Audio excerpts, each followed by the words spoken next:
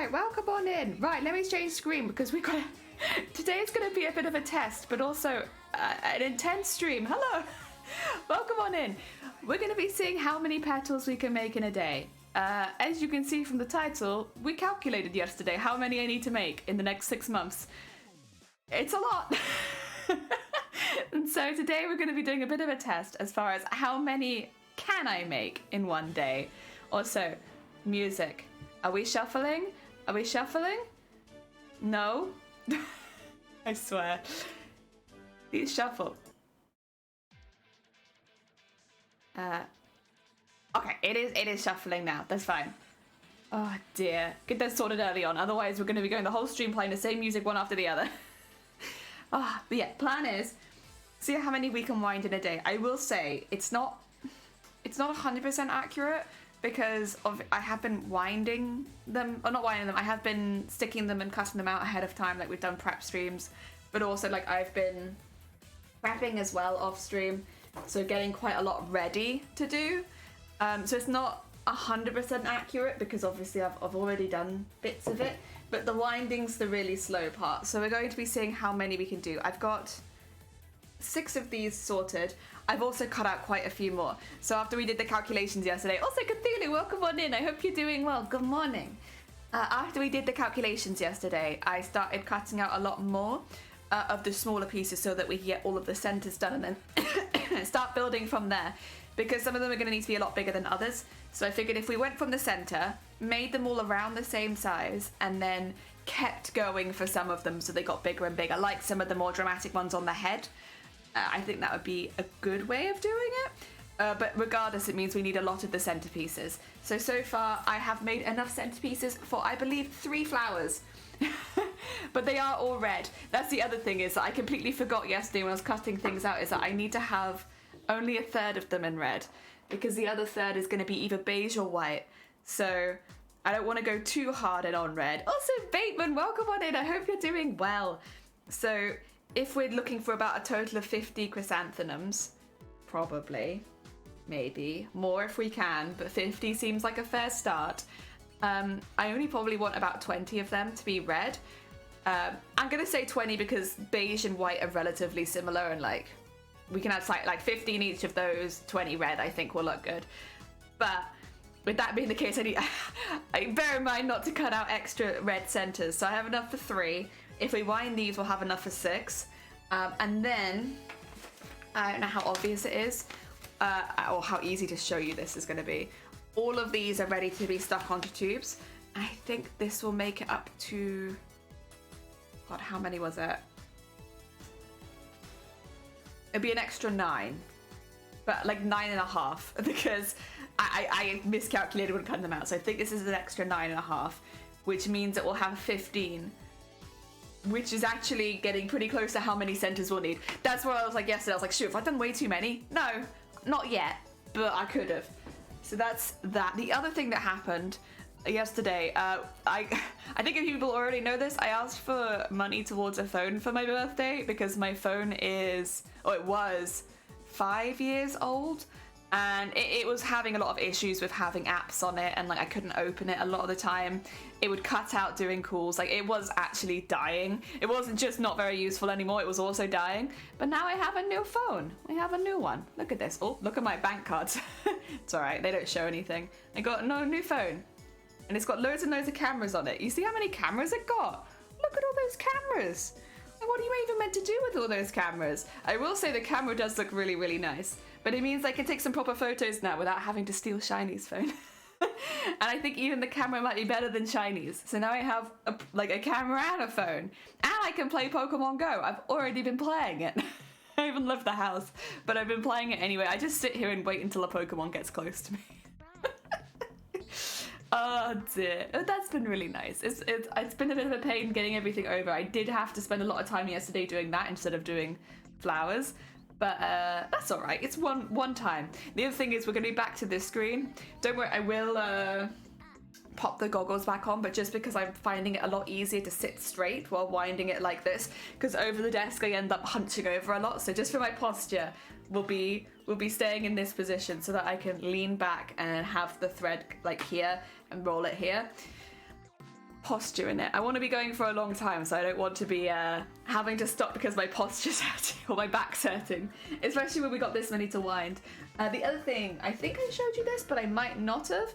I've got like so this is the one I've been using, that I will continue using for the very center of the flowers, but I don't want to do any of the larger petals like that because I wanted to use slightly pinkier colors and slightly darker colors. So even though chrysanthemums, like red chrysanthemums, are quite bright, just taking into account that this is from a horror game and it is generally a slightly muted, darker color palette, I just wanted slightly pinkier and like desaturated reds. This is a very, you can see on camera, this is a very red, whereas these are just a little bit darker and a little bit less saturated, and like that's kind of what I wanted. Just that, and it means that this can be on the larger one, so I've got an extra one of this as well, so that when we get to the bigger petals, we can go into the darker one, so it kind of looks like they're withering on the outside. I don't know that they are, but you know, I like the idea of the effect. Horror game, I feel like I can justify it. I might just get started, but when I do start, I'll start in a few minutes actually, because I'm going to be keeping an eye on the time. So if I start like 10 minutes in, it's easy to work out how long I've been going for, because that means after stream today, I'm not going to be specifically like speed running or anything like that. Sorry, there is a piece of hair that is like directly in front of my eye. Stop, you. Go under my headset. There you go. Oh, actually, it doesn't matter anyway, because I'm going to need my goggles, aren't I? But yeah, basically I'm still going to be streaming. I'm not going to be speed running. I'm going to be chatting. We're going to be getting distracted and doing other things and all that kind of majazz. But I want to know how quick I'm making them while streaming, because in likelihood I'll be making them a bit quicker when I'm not streaming, but that's okay, that's fine. It's just getting an idea. So like, for instance, if I come into stream and I'm like, I'm going to be streaming 5 hours today, we'll cut the first half hour for chatting and catch up. How many petals can I make in the remaining 4.5 hours? Also, the music feels a bit quiet now because I think that because these goggles are too big for my face, I'm pushing my headset away from my ears. I want to hear the music too. I guess I could turn it up a bit, but then it'll also be loud for you guys. There is no wind, but I want to hear it. There you go. Just a little bit louder. Just a little teeny tiny bit louder. I do need the blanket today, actually. It is pretty chilly. I think it's like 6 degrees here. We're getting cold. We're getting cold. Soon I'll be winding with gloves on. All right, what time is it? All right. Holding off on my right. Time, soon. Oh, dear. Yeah, no, then we'll see how many I can make. I think I'll be... So Vile calculated it for us yesterday very kindly, and they said I needed to be doing 6 per hour to be on target.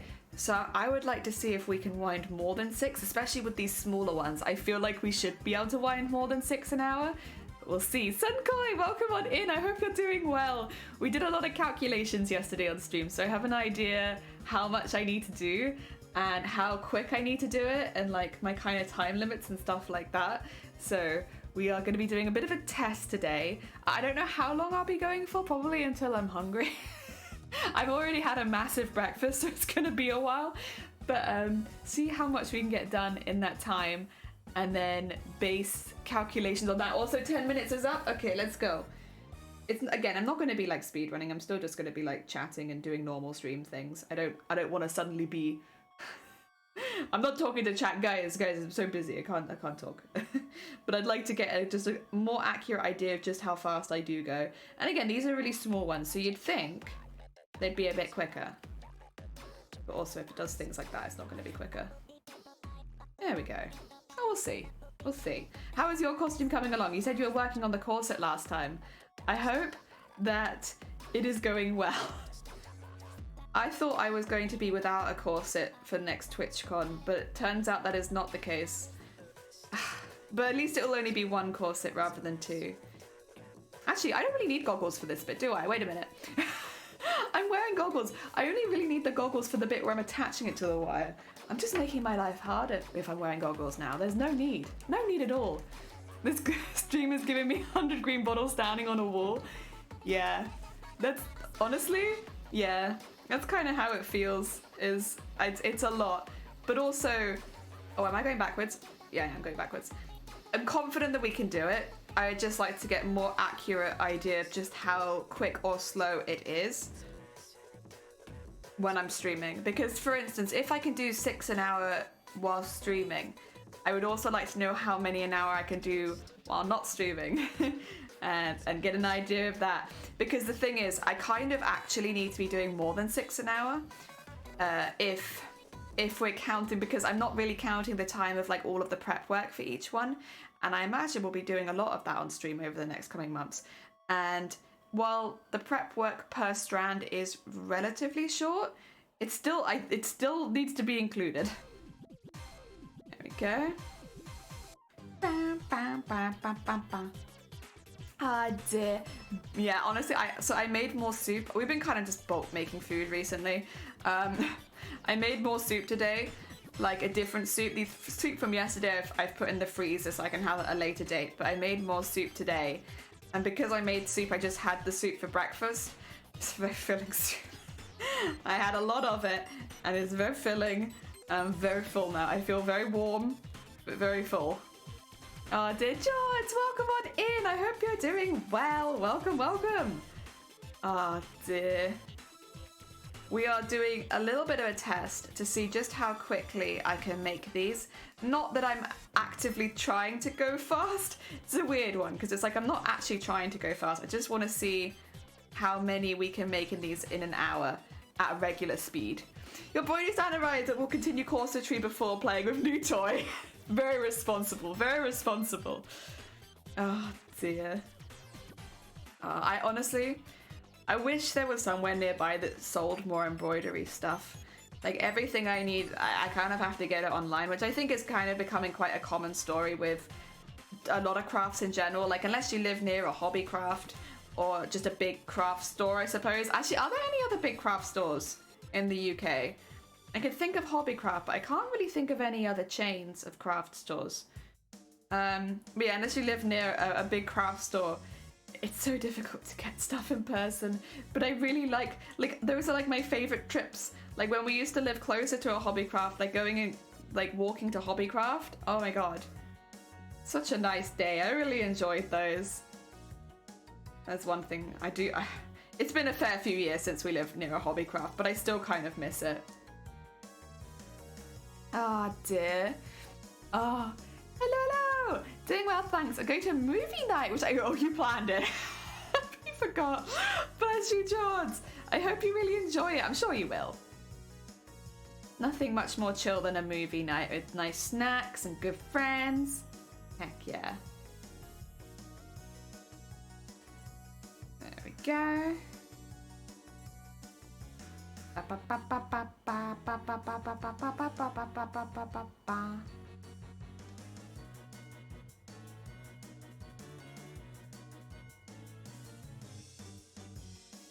Go.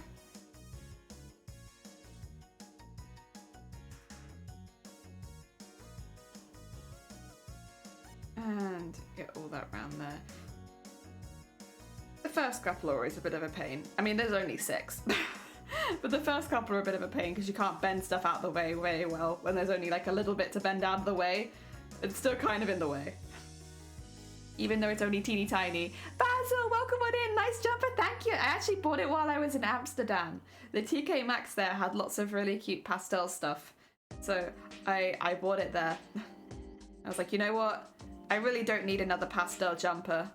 But, but I will take it, thank you. Maybe the range, they tend to have a fair few crafty things. A range? I don't know if I live in one of those either. I haven't seen one of those for a while, actually. They definitely have them in Wales. I think they just tend to be more in industrial estates.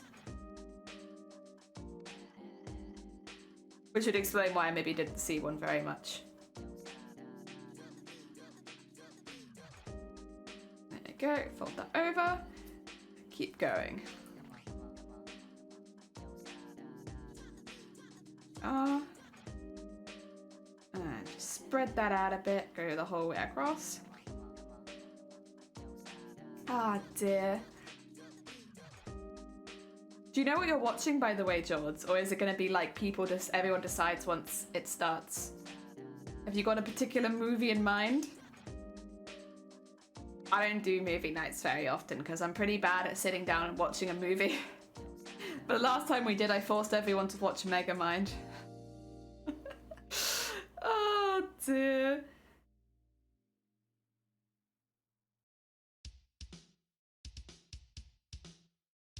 Wow.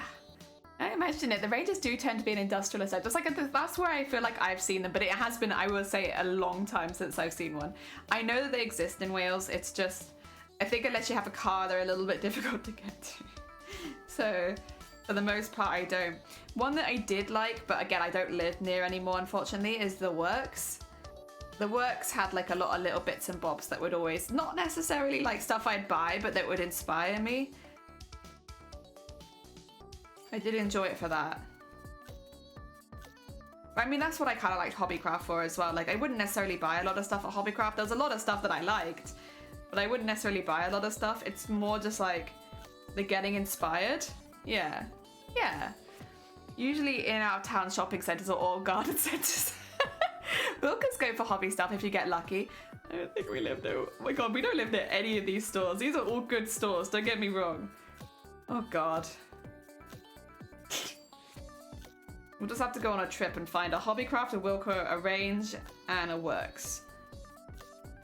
I really like Wilko's storage stuff because they have the big storage boxes, like the plastic ones. I know there's not necessarily like a craft material, but that is like what I always get for Wilko. I'm like, more storage boxes. Like, I need another storage box now because if I'm making all these flowers, I need somewhere to put them all because we're not going to be, you know, attaching every flower once it's finished. We're going to be putting them all in a box ready to attach at a later date, right?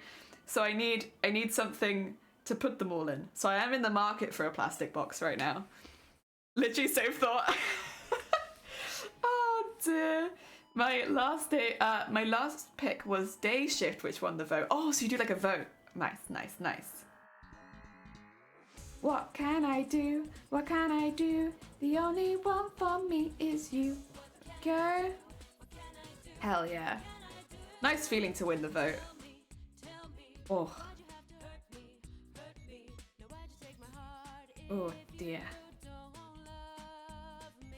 Also, I would like to say this week we're 5 for 5. Actually, technically we're 6 for 5. I've done 6 streams this week so far. We're getting there. We're creeping up on 25 days of streaming. My numbers are starting to go up. We're getting, because I average at like 15 or 16 days a month normally, because of the 4 days a week. So it's starting to creep up now. And honestly, touch wood, I've had 2 migraines this week, but they've been short. So we've actually been pretty lucky. I mean, I will say most of the time crafting doesn't really give me migraines. There are very few crafts that I do that I have to be a bit more careful with. Stuff like this, you know, drawing on paper, cutting out paper, sticking stuff to wires. It's not heavy enough to trigger migraines in me. So and it doesn't include lots of lights and stuff like that. So for the most part, it's fine. So yeah, so far, touch wood, we're on a bit of a roll. The plan is as well, I don't know when, but I probably will be streaming this weekend. I don't know if I'll be streaming both days. The thing is, we have builders over, so it will be loud, but there's nothing I can really do to help because it's like I can't saw up ceiling beams. I also can't lay the initial floorboards. There's stuff that I can help with, but it's like not yet. Like we need people like who are professionals to be doing the work at the moment, and then like we can come in later and like after stream I can probably help with cleaning up, but like I won't really be very useful throughout the day. So with that being the case, it's like it might be a little loud every now and again in the background when they are using the saws because of weather. Most of it has to be done inside now.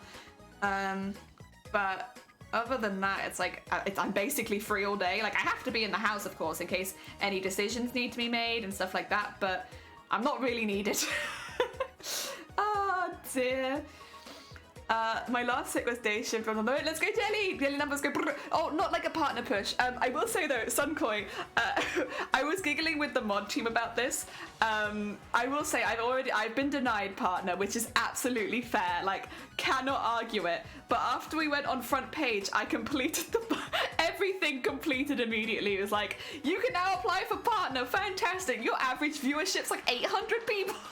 It's like, okay. So I did apply.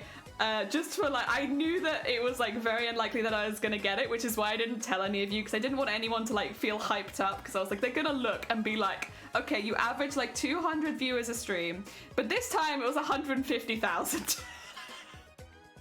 They're gonna be like, but I did do it then, because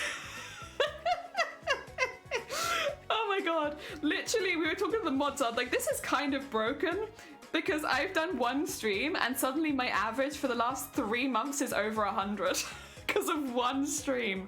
Like, that's broken, but it's also very funny. But obviously, like, it's actually reviewed by people, because like if it was a bot they might have let me sneak through, but I got a reply that was like, yeah, we are looking for consistently over 75, not just one really high stream. Like, there. Oh dear. Also, Tomic, thank you for the lurk. I hope your cosplay bits and bobs are going well. Oh dear. But yeah. Oh. No, my average, I will say, from last month, ignoring what happened on Tuesday, was still a lot higher than usual though, which was really nice. Like, I thought October was going to be a really, really bad month. And, you know, if that had been the case, that would have been absolutely fair, because I had to take a week and a half off, and then even when I did come back, it was pretty, like, it wasn't consistent like I normally like to try to be. So I kind of figured I'd take a really big dip in numbers.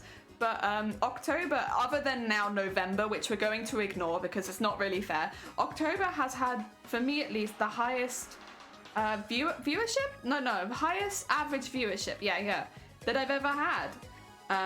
Obviously that's not true anymore because of what happened the first day of November, but like I would like to still ignore that and say that, like, I very much appreciate it. Like, October I thought was going to be a really rough month. Normally Twitch, not Twitch the company, but like streaming on Twitch in general, very much punishes you for taking time off, and like it wasn't honestly really the forefront of mind given everything that had happened, but like I did kind of just expect when I checked my numbers at the end of the month that it'd be much lower than usual, and like, which is like, yeah, that's what you expect on Twitch, but it wasn't, and it was really nice. So thank you everyone for turning up in October. I really appreciate it. You're making the foam armor? Ooh, that's actually kind of exciting. Good luck. I hope it's going well. That's a fun bit. Obviously, it's still a lot of hard work and lots of patterning and lots of priming and all that, but good luck. Heck yeah. Oh dear. Wow. One day we'll push for partner properly. I'd love to, this month as well specifically, we're not streaming a lot to push for partner. We're streaming a lot so I can get the achievement where it says you stream for 25 days in a month. I really want that achievement. It's been staring me at the face for a long time, where it's like, come on, you can get the 25 days in a month, and I'm like, you damn right I can. This month I'm getting 25 days in a month. How many petals till you finish? Well, I've made 18. And the total amount of petals I need to make is 5,400. So, it's too early in the morning for maths, but it's whatever 5,400 minus 18 is. although I am about to finish another set of petals. It's 21. 5,400 minus 21, please. So you need help? I can't ask for help, unfortunately, but I will take any company while I'm doing this. If anyone wants to come keep me company while I make 5,000 petals, I would very, very much appreciate it.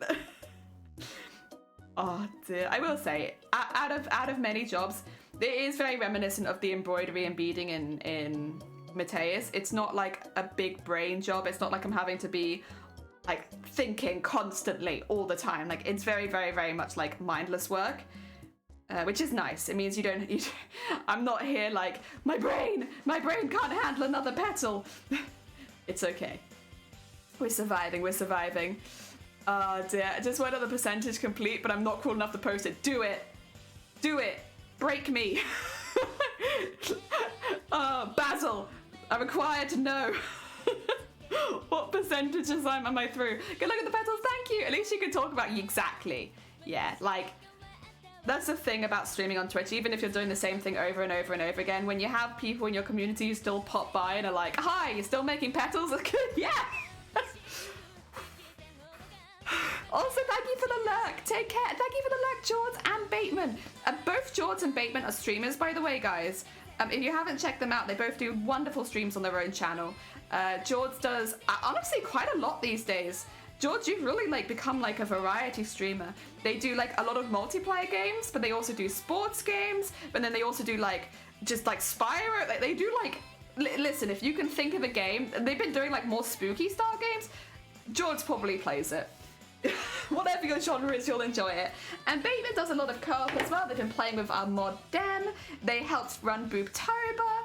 They do Phasmo. They have like a very set schedule, so you can definitely check it out and see if there's anything you enjoy. They're very regular. Oh dear. No free time till it's finished. Yeah, but honestly, and you're right, there'll be no free time on this until it's finished, but I think I thrive under those conditions. Like, I know for some people that's going to be really, really horrible and they're not going to like it at all. Excuse me 2 seconds. Okay. Yeah, some people are going to really hate that. But for me, I kind of thrive under that. That's what I enjoy. I think because I have a lot of free time. That's probably why I enjoy it so much. It's like, I got the time, woo! Oh dear. If I live near, that would be really cute.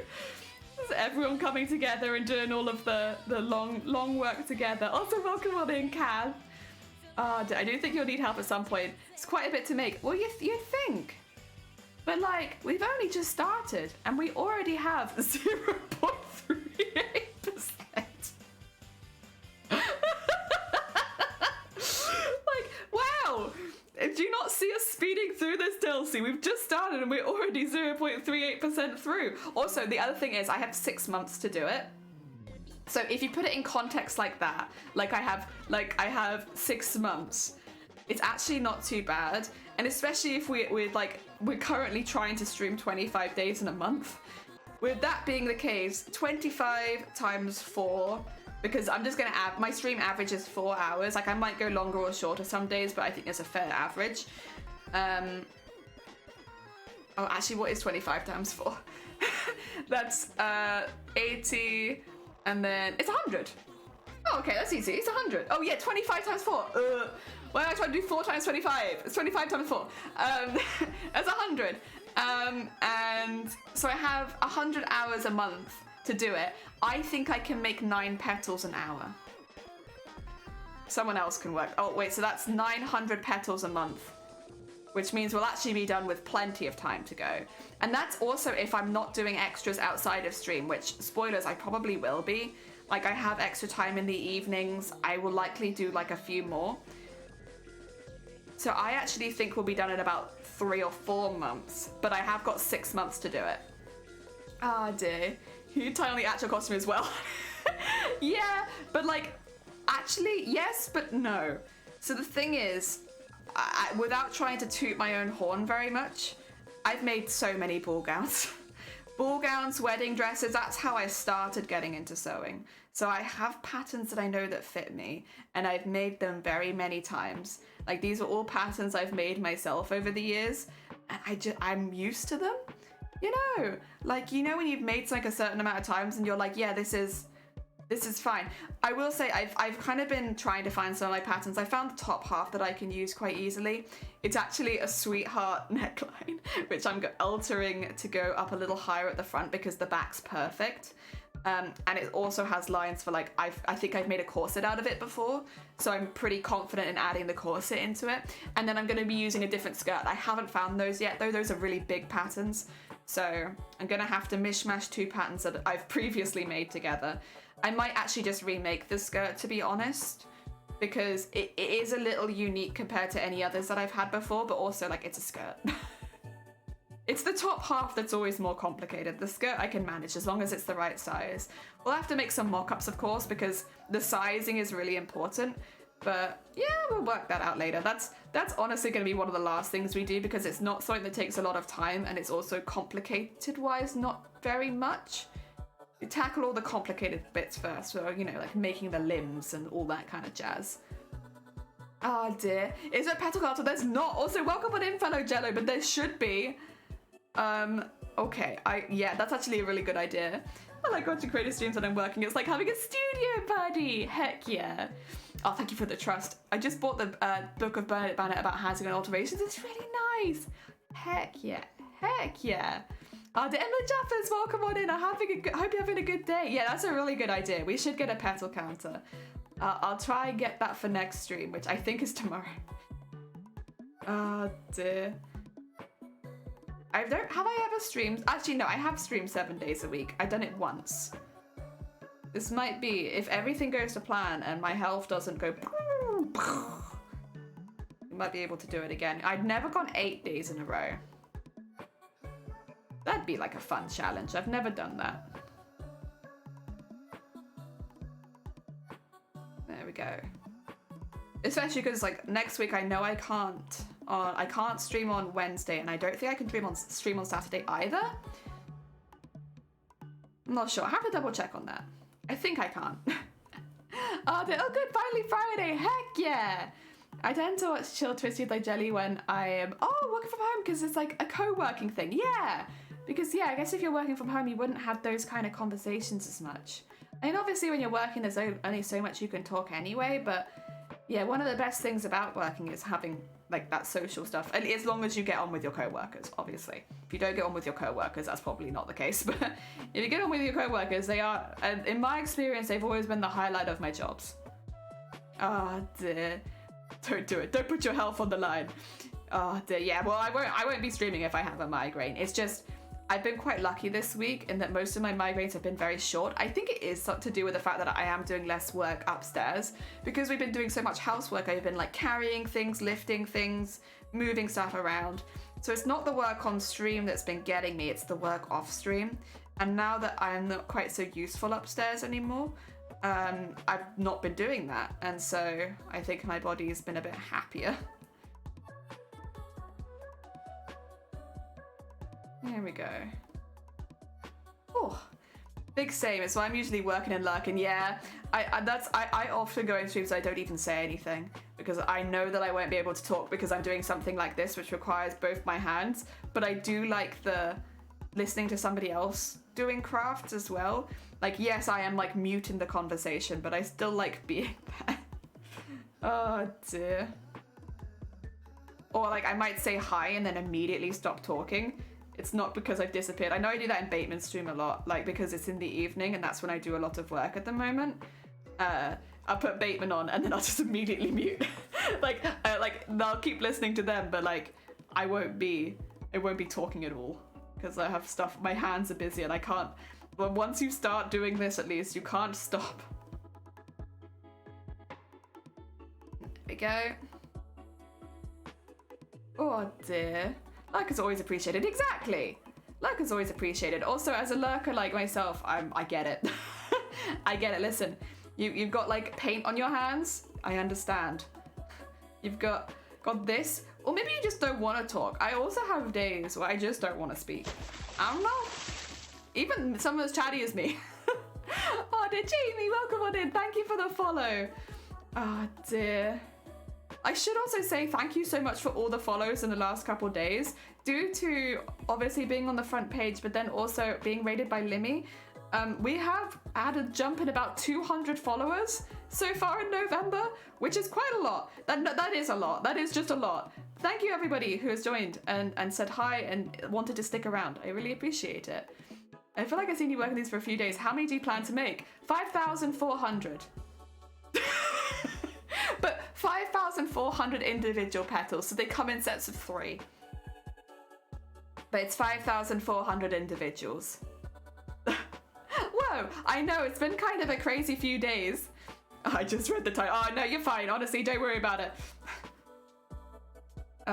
Yeah, it's a lot. I will get a petal counter so that because honestly, Jelly, that's a great idea. Not me, other Jelly. That's a great idea. And Yeah, that would really help people know about how far we are in. The only thing would be, of course, like there probably will be sudden stops where we don't add as many petals. Like, for instance, when we've done all of the red petals, we might make more petals than we need to. So, like, if, for instance, we start them all out at about, like, 10 layers, but then we want to add 12, like 2 extra layers to some of them. So the number might go up from that, but the number might also go down. It depends how full these end up looking. Wow. Oh dear, oof. I stopped streaming in January due to an injury on my back, and but I'm still getting new followers. Aww, that's sweet. Do you share your work on different platforms still? Because maybe they see you on Instagram, but then they're like, I'm mainly on Twitch, so I'll follow on Twitch and Instagram kind of thing. Oh, I didn't fold it, that's why. Oh dear, make my own life harder for myself. It's alright, these ones are very small, so it's not quite so bad. Oh dear. Here we go. Yeah, I'm still posting on Instagram and TikTok now. There we are. So maybe they find you on those. TikTok especially, I know a lot of people come across from TikTok. Not for me, but for other people. Although now I do actually have a phone that can handle having TikTok, so who knows? Maybe I'll start trying to make posts. It will be so much flower winding though. It's gonna be like, what is this page where they just have hundreds of videos of winding flowers? What is this? Excuse me. Oh dear. But I do have a camera now, and I can video. I can actually maybe make something. That'd be nice. It'd be a nice change of pace to give that a go, to be honest. I have a sewing machine back on my camera. I can't wait to use it for creative streams. Heck yeah. Oh dear. There we go.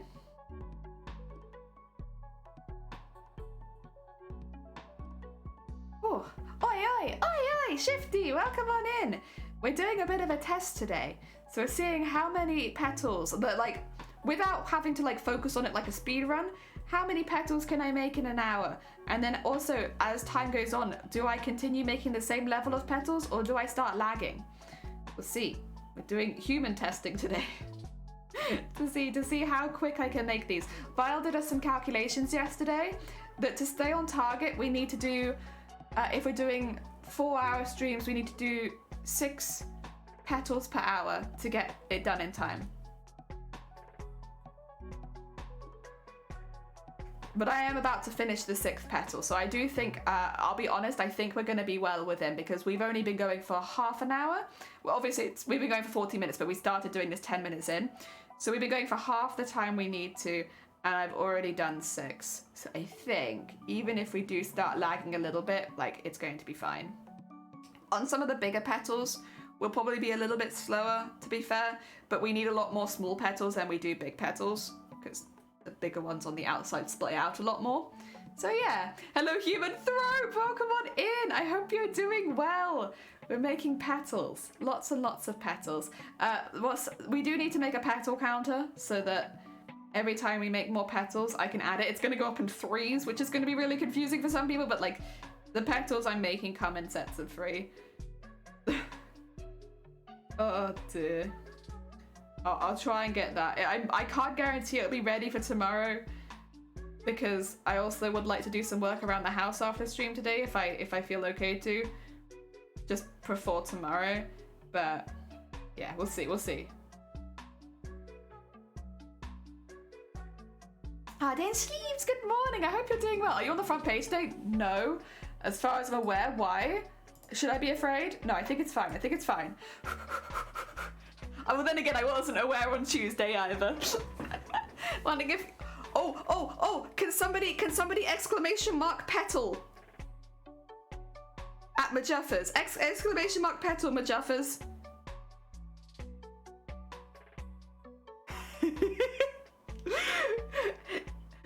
Basically, every single stream since we've had started doing this, somebody has recommended that I use a drill or a Dremel or something like that, and it doesn't work.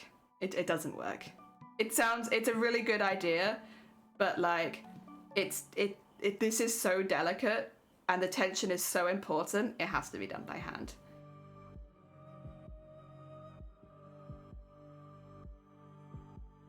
There we are. Wow. Is that wire you're using? Yeah, it's just jewellery wire. Just jewellery wire, but in red, because I'm only using the red wire for the really small petals, but because the bends are more intense on those petals, just in case any of the wire shows through, as well as using red paper, I'm also using red wire. I think on the larger petals, it's not going to be such a big issue because the bends are a lot smaller and more subtle, but on these small ones, we use red wire. There you go. Ah, dear. Also, Lena, welcome on in. I don't think I welcomed you yet. Ah, dear. It's paper. It looks so stiff. Yeah, it's paper. But it's paper which has been, like, backed with double-sided sticky tape, so it does definitely have a bit of stiffness to it, especially with it being wrapped around a wire. But it is, at the end of the day, still just a little itty-bitty piece of paper. Just a weak little piece of paper, trying its best. Oh, dear. Can't you teach it to some of your friends? Feed them tea and scones? No. So, Delcy, I'm entering this into TwitchCon. Basically, TwitchCon is a solo entry kind of one. It means you can't receive help. Not when it comes to making elements. The only help you can normally take is for like safety or like, for instance, duct taping yourself. Maybe someone will help you with the back kind of thing. That's about it. Most professional cosplay competitions have those kind of rules. Like, I could have somebody hold wood while I saw it, stuff like that, but not make things for the costume. That'd be taking it too far. That's okay. Also, I love my friends, and I feel like subjecting them to this would be like friend cruelty. Cruelty against friends. Because I can guarantee a couple of them would absolutely help me if I asked. They're very sweet beans and they love crafts, but I love my friends and I'm not doing that to them. I love them too much to do that to them, you know? Oh, dear. Also, that's 6. Got you, yeah. So 6 in 35 minutes. It's not bad, not bad. Oh, dear. I think we can report back to Vile happily that I can very easily make the amount necessary in the hour to finish on time. Hell yeah. I have no idea how Vile ran that calculation so quickly as well. I'll have to ask how they did that. Oh dear. Although I will say I feel a little bit more focused than I did the other day. With the mental issues I often cope with, I find it's best to have friends staring at me and asking why rather than helping. Yeah, that's very fair. Oh dear. I have never really had the opportunity to craft with friends. I've done art with friends before, but even with that, it's been like so long. I used to really enjoy that kind of stuff, but obviously, like, first of all, it's finding friends who enjoy crafts, which I'm very lucky that I have several friends who enjoy crafts in my life now, which is really nice. But then also it's having the space and like making sure everyone has a space to do their own thing, and yeah, it's a little bit, and of course with work and stuff like that, making sure that everyone's free to do stuff. I really enjoy it. It was always a really fun time. I will say I got a lot less work done doing those kind of things, but like it was worth it for the nice time. But that's why I want like a proper sewing studio, right? Where I can invite friends around to use the equipment whenever, because that works great, because you know I can't leave the house very easily, but it means I have a reason for people to want to come here, and like that's lovely. It means people can come use my art stuff if they want. And also it means I get rid of more art stuff because like I have way too much. But if you need help to start, thank you. Dear Bargains, welcome on in. Good morning everyone, hope you're doing well. Hope you're having a great day. I am, I hope you're having a lovely day too. We're back to winding petals, but we are kind of like timing ourselves today. It's like casual, we're not speed running, but it's just to see on average about how many petals we can make in an hour. And then based on that, calculate how many hours it will take to get all of the petals done. I am only timing the winding part though, because every other part is a lot quicker and you kind of do it in bulk, so it's difficult to say per petal how quick it is, but it is also like the quicker part. Oh dear. Oh dear. Come my friends, wine and snacks and lots of talk. Yeah, that's kind of what we did. This new content is not going to be in beating hell heaven together anymore. No! Wait, no, we will be still. So I'm sorry. We will be a little bit, but not as much as I will be, but not as much as you. You will be in beating hell for a while longer than me, because I will still be adding a lot of beads and all that kind of stuff, but it'll be underneath as like veins on the base of the dress. So since they're all going in the same kind of direction, it's just beading directly up the dress, so that there's something shiny and sparkly underneath the flowers. Yeah. At the end of the day, I want the dress to look wet, so having like streaks going up it. But yeah, definitely not as much as I was going to be. I don't have any real life crafty type friends anymore. I wish I did, because I'd love to host crafty parties. Yeah, see, I don't really know anyone who does the same kind of crafts as me, but like a couple of my friends are into making cards, and then a couple of them are still kind of deciding what crafts they enjoy. So like when we did do craft meetups, they'd be doing like different things every week. But I think that's really nice as well. Like doing a bit of an experimentation and seeing like what you enjoy. I think that's lovely. Ah, dear. Wow, wow. It's a live video game, hell yeah. It's okay, you won't be alone. We have a lot of beading planned. Heck yeah. Oh, it'd be so cool to see so many beaded outfits at TwitchCon. That'd be really nice. More appreciation for people that do beading and embroidery. Heck yeah. Beading pals! Jenny's the craftiest person I know. That's in my name. Oh dear. I really enjoy crafts, so I mean, I am definitely a cosplayer at heart, but like, it's even nice to go out of my comfort zone and try other things sometimes for other reasons. But like, deep down, I'm a cosplayer. Just can't hide it. The Snow Queen must glitter! I mean, you're not wrong. You're absolutely not wrong. Ah, dear. There we go. Like, snow is such a good chance to use beads as well. Oh, hell yeah. Yeah, luckily I have a lot of like semi-see-through beads or predominantly see-through beads, so I'll be using a lot of those to just look, because I don't want to look cold, I want to look wet. It's a little different, but like it's kind of the same vein of like, I suppose, mimicking that kind of shininess, but snow a lot more is shiny than water. There we go. It's almost like there's some kind of crafty jellyfish. I have no idea. Crafty sky dog wibbly wobbly. Oh dear. I remember Shiny told me the actual name for jellyfish, and it wasn't nearly as exciting as wibbly wobbly. Oh, I always forget it. Well, then again, it's also not when I ask that often. Oh dear. There we go.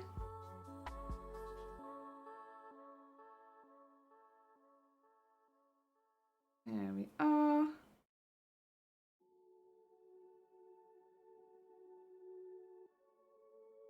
Wow. Neat. Very nice. Okay. How are we doing? We are, okay. So at 10 past, well, I guess it wouldn't be 10 past in actual time. 10 past, like 10, when we've been streaming for an hour and 10 minutes, that'll be 1 hour. That'll be 1 hour of crafts at least, to get an idea of how many we can make during that time. Although I am pretty confident because we're already on the third set, which means we're already overachievers, according to Vile. Like, we're doing great. Like, we didn't need to make this many, but we've done it. But again, that's good, because when we get to the larger petals, I can still be pretty confident we can do them in the time frame. Oh dear. I couldn't believe Welsh for Jelly is wibbly wobbly based on Pop-T Pig. But isn't it microdon? I could be wrong. Like Popty Ping is what Russell Howard said, but isn't it microdon? Like megalodon, but microdon. I'm sure Shifty Shifty is resident Welsh. Pop tipping is an urban myth. Yeah, that's kind of what I thought. I thought it was microdon, which also sounds really cool, by the way, and definitely doesn't get enough love. Microdon's correct. Pop tipping is slang and it's not really said. Yeah, microdon, like megalodon, the microdon. Honestly, I feel like you could get like a lot more cool art of microdon. It sounds like a teeny tiny dinosaur shark. Which is definitely charming in its own way. You have the megalodon and you have the microdon. Oh dear. My flatmates lied to me. I know. I've seen it on Instagram a lot. Like with a few people have been messaging me Welsh slang stuff, and I'm like, I'm pretty sure it's this. I'm not Welsh, but like when I listen to, because I'm in a reasonably fortunate situation in that obviously Shiny speaks Welsh, but also their whole family speaks Welsh a lot. So I can just be like, help. help. Oh dear. It's nice. Oh, you can like for a bit, Delcy, have a lovely look. Oh dear. I think it's the same with Wibbly Wobbly if memory serves. Wibbly Wobbly, not really. There is a word for jellyfish and I cannot remember what it is. Oh dear. I'll have to ask Shiny on break or something. Be like, can you repeat jellyfish for me? Again. I've forgotten. Again. Oh dear.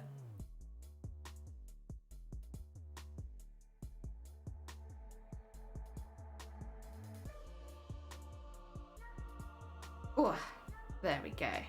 Wind all the way around here.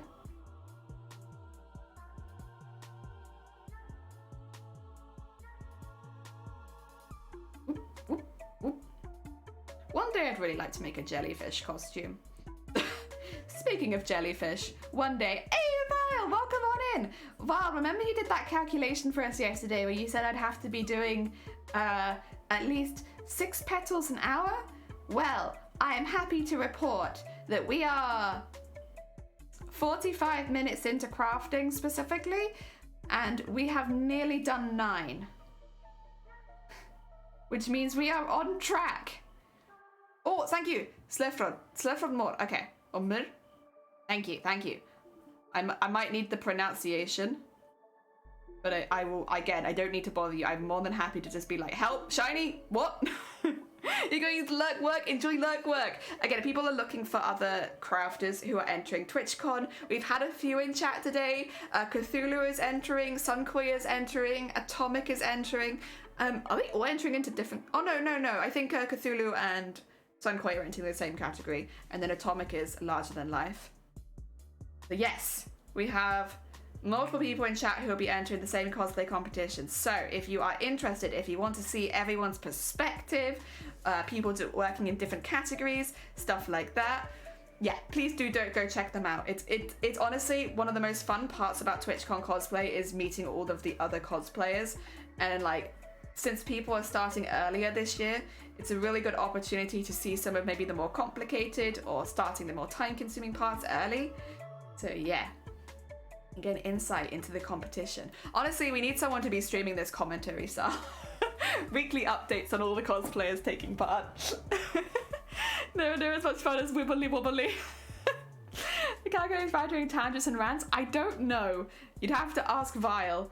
I don't think that it did. I think it was as if I was just crafting.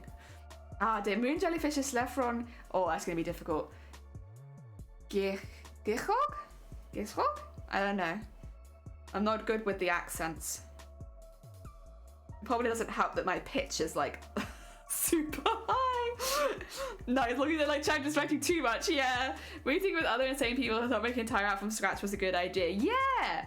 It's honestly, it's a really good opportunity, especially like if you have an interest in cosplay in general, like just seeing how other people approach cosplays, because like if you've been here a while, you know how I approach cosplays. It's the same every time.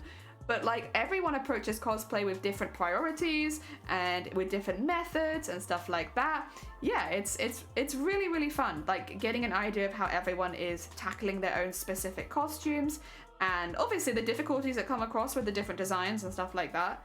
It's really, really cool. So yeah, I still need to make the document of everyone, but like if you haven't, go check at least those 3 out. Meeting all the other insane people. Yeah, I didn't factor in the tangents and rants. That means I need to definitely be doing a few more than 6, just in case I have a tangent or rant, so that I can like make up for lost time, right? Oh dear. You're taking part in TwitchCon. Are you actually, Shifty? I can't tell if I'm getting Shifty 96 jested. But dude, if you are, first of all, very hype. If you need any help, just ask. I mean, obviously I can't physically help you make the costume, but you can come over and use my equipment. Even if we haven't gone over to the larger sewing room yet, you're welcome to. Yeah, not this year, but maybe someday. Heck yeah! I want to get in, but I did have to warn my partner that it's an unlikely situation they win my category of the contest and we'll need to go to yeah, you need to go to America too, just in case. Yeah. Make sure that you keep the first week of October off. Oh dear. Heck yeah. But if you're not doing it this year, then by the time that you are doing it, I'll probably have the craft room ready for other people easily. Oh dear, what do you think you'd specialize in? You're looking at sewing, SFX. Would you make a really big costume? Would you do armor making? What do you think? What do you think? What sounds exciting to you? I mean, honestly, all of it's exciting. But oh dear. Potentially sewing, I don't know, I have a lot to learn. If that's the case, sewing might be a good start. I mean, I am obviously very biased, but if you needed help, you would have someone nearby who knows a fair amount about sewing and might be able to help you. And that's always handy. I also have the most equipment for that kind of costume. That being said, I do have Dremels and sanders and all that kind of stuff, so if you did do armor, you'd probably have to do it in the shed because it's very dusty work and I don't want it around the fabric, but I have the stuff. Ah, dear.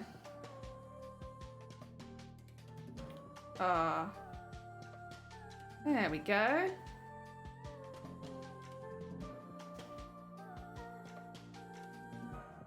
Wow.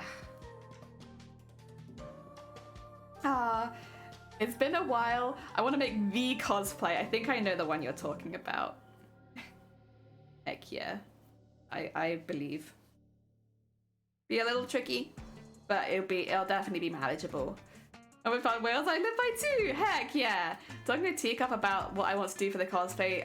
We're both going to be hitting the gym for the next year so I can bulk up, and she wasn't complaining. Oh dear.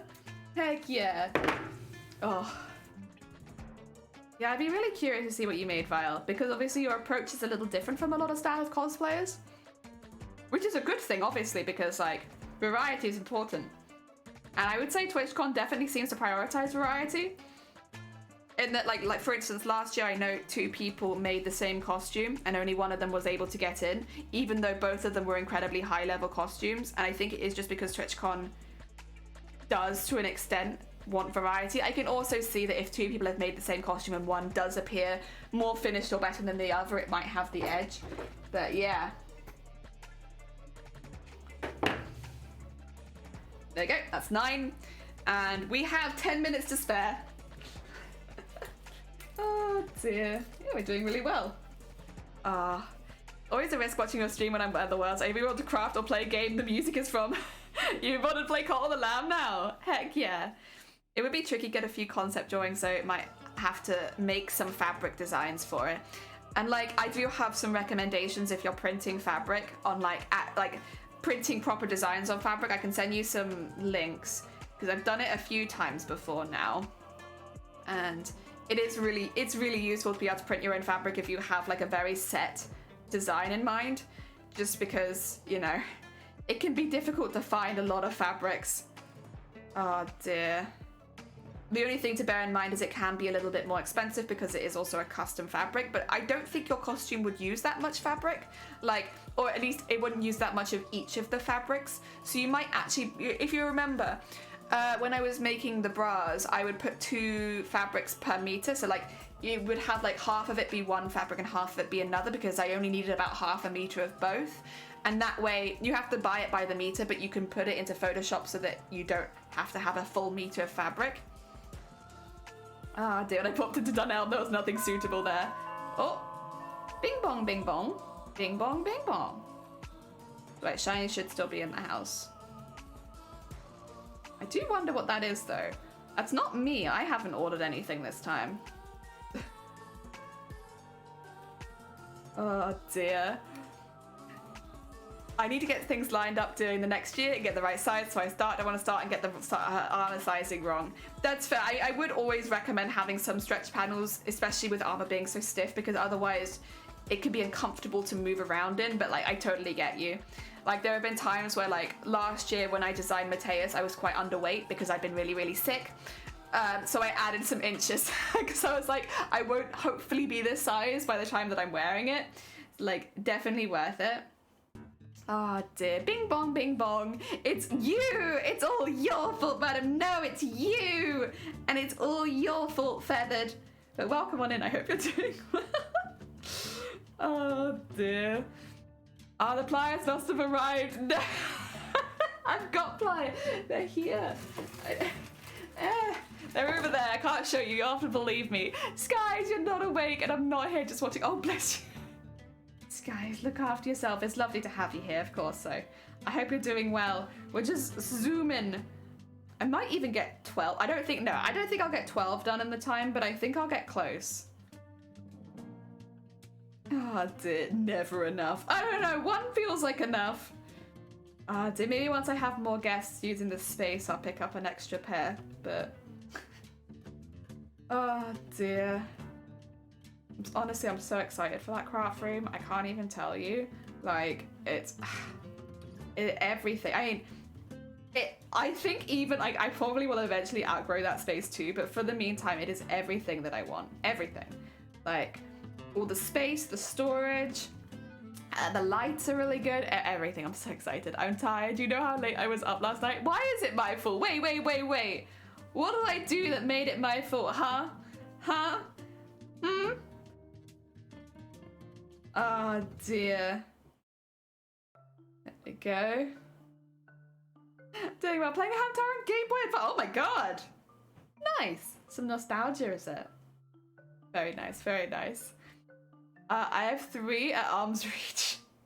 Alright, Mr. Pliers. Alright. I do own more than 1 set. I found one and I've stopped. I know that there is like a couple of others. They've got like slightly different ends because they're jewelry pliers.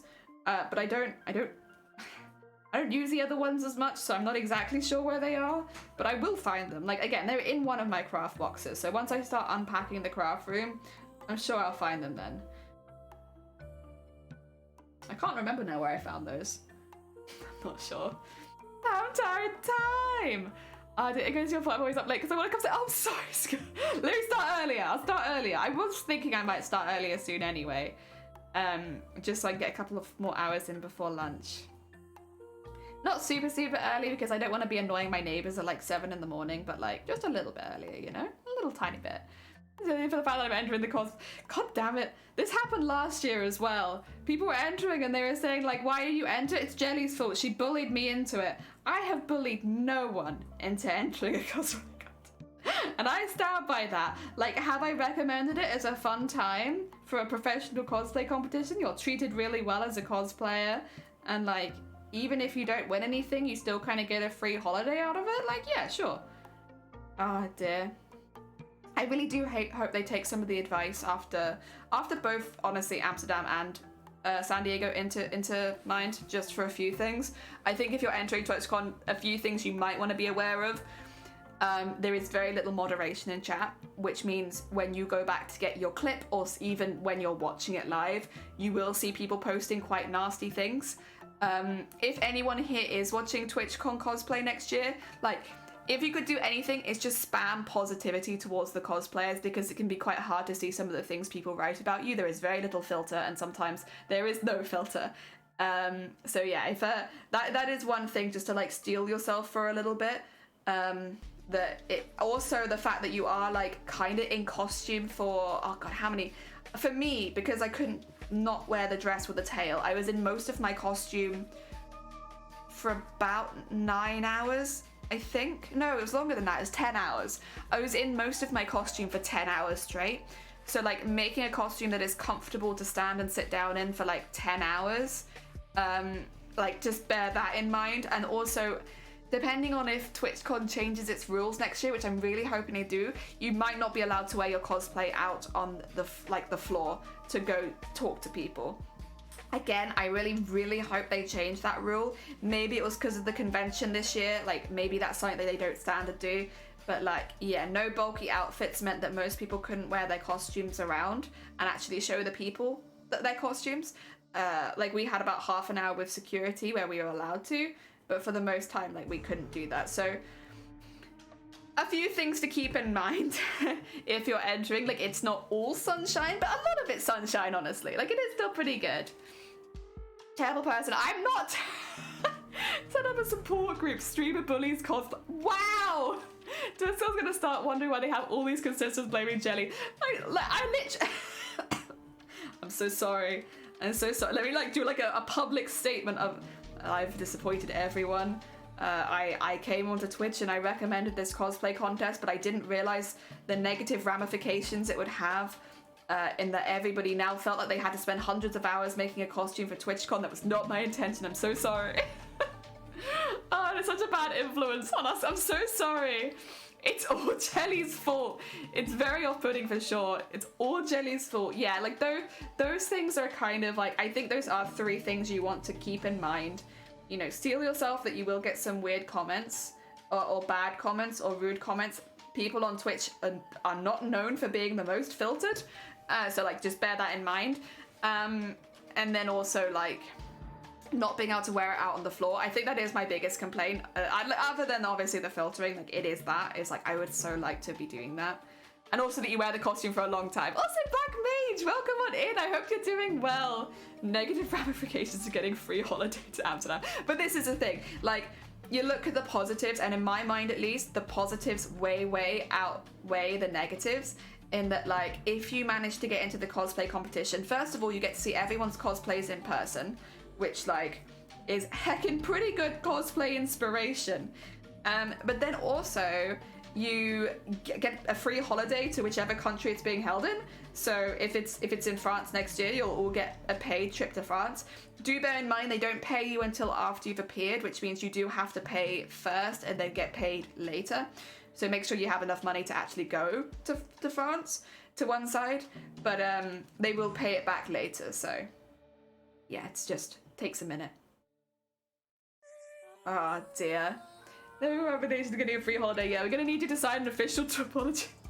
I'll do like a twit longer.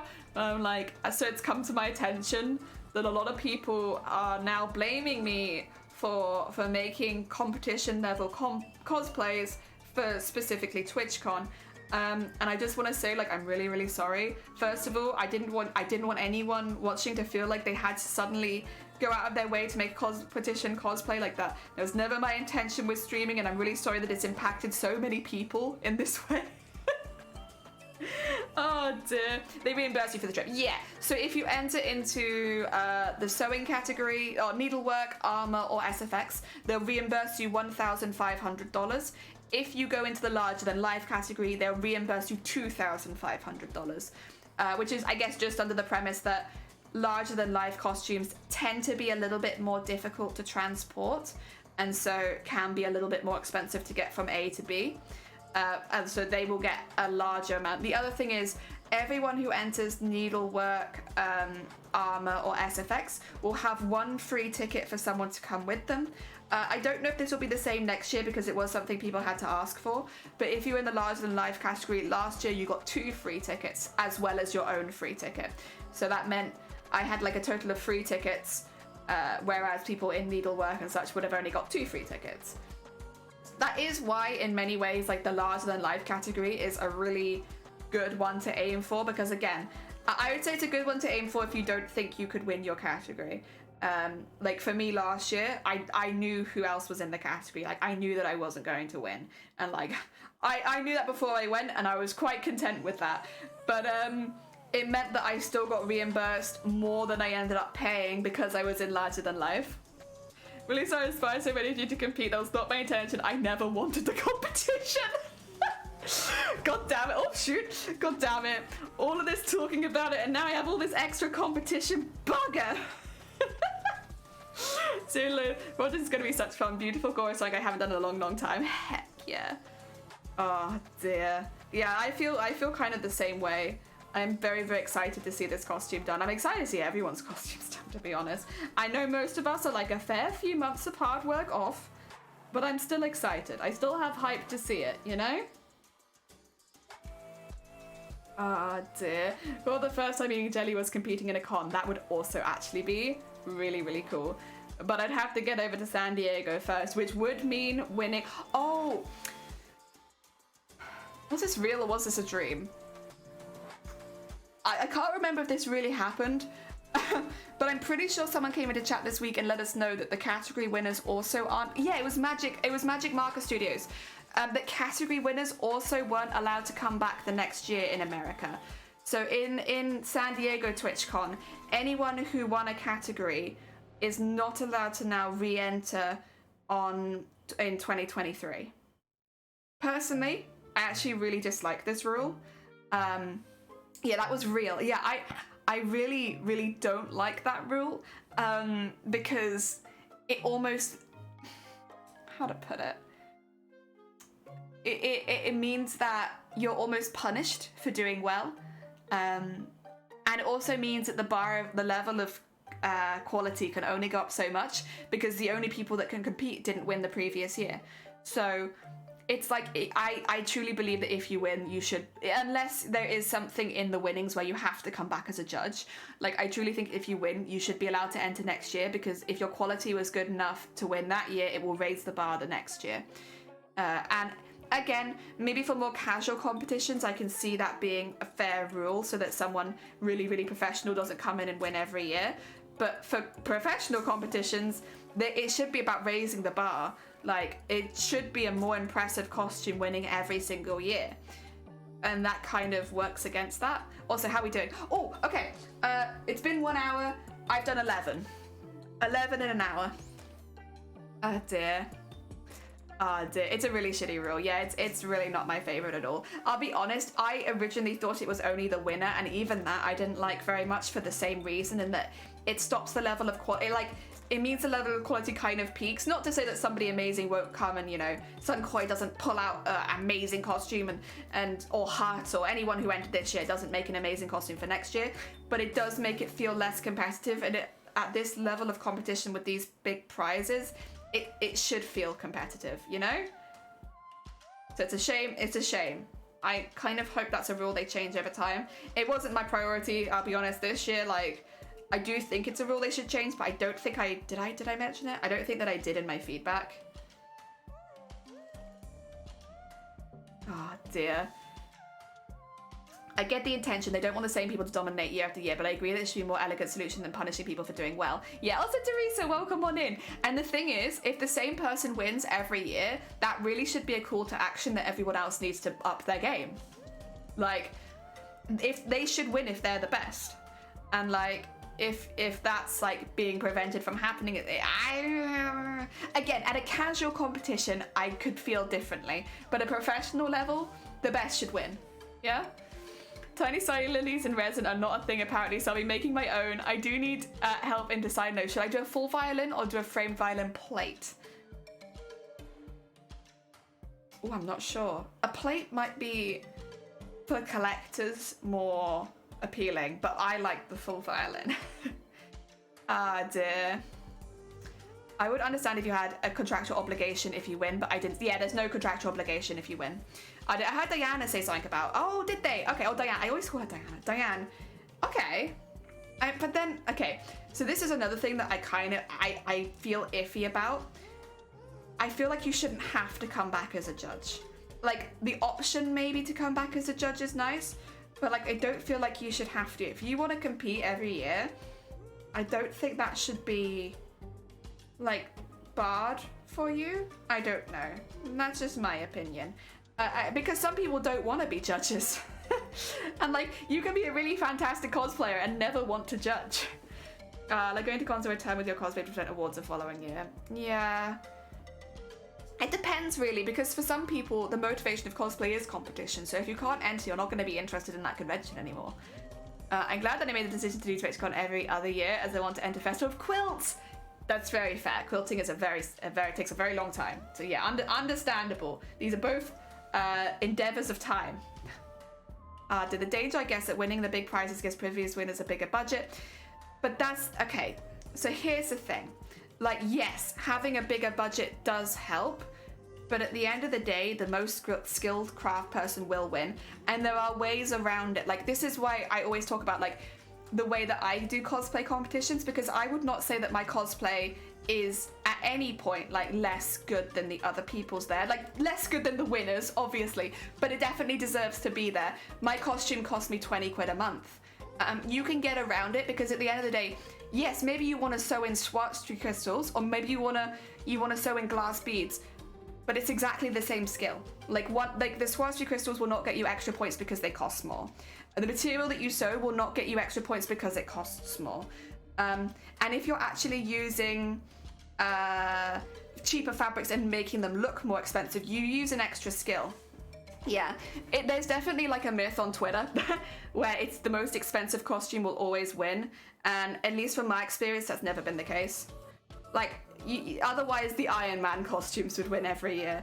Like, yes, having an extra budget can definitely help, but it's not gonna automatically give you the win. If that extra budget means that you use less skills, it actually might work against you. Yeah. Oh dear. The other thing is you can't just bar wealthy people from entering like cosplay competitions. Oh dear. Oh dear. He makes models. He always wins because models are good. Sometimes he doesn't want to enter his models because he wants others to have a highest chance to win. He made RTDT from scratch. Oh my god, amazing. Coming back as a judge would be an issue too if you've never judged before. True. It requires experience. I agree with you. It's a rubbish rule. I'm just trying to understand the logic they might be applying. I don't think it has to do with the budget, if I had to be honest. Because at the end of the day, like, every cosplayer will always have a different budget.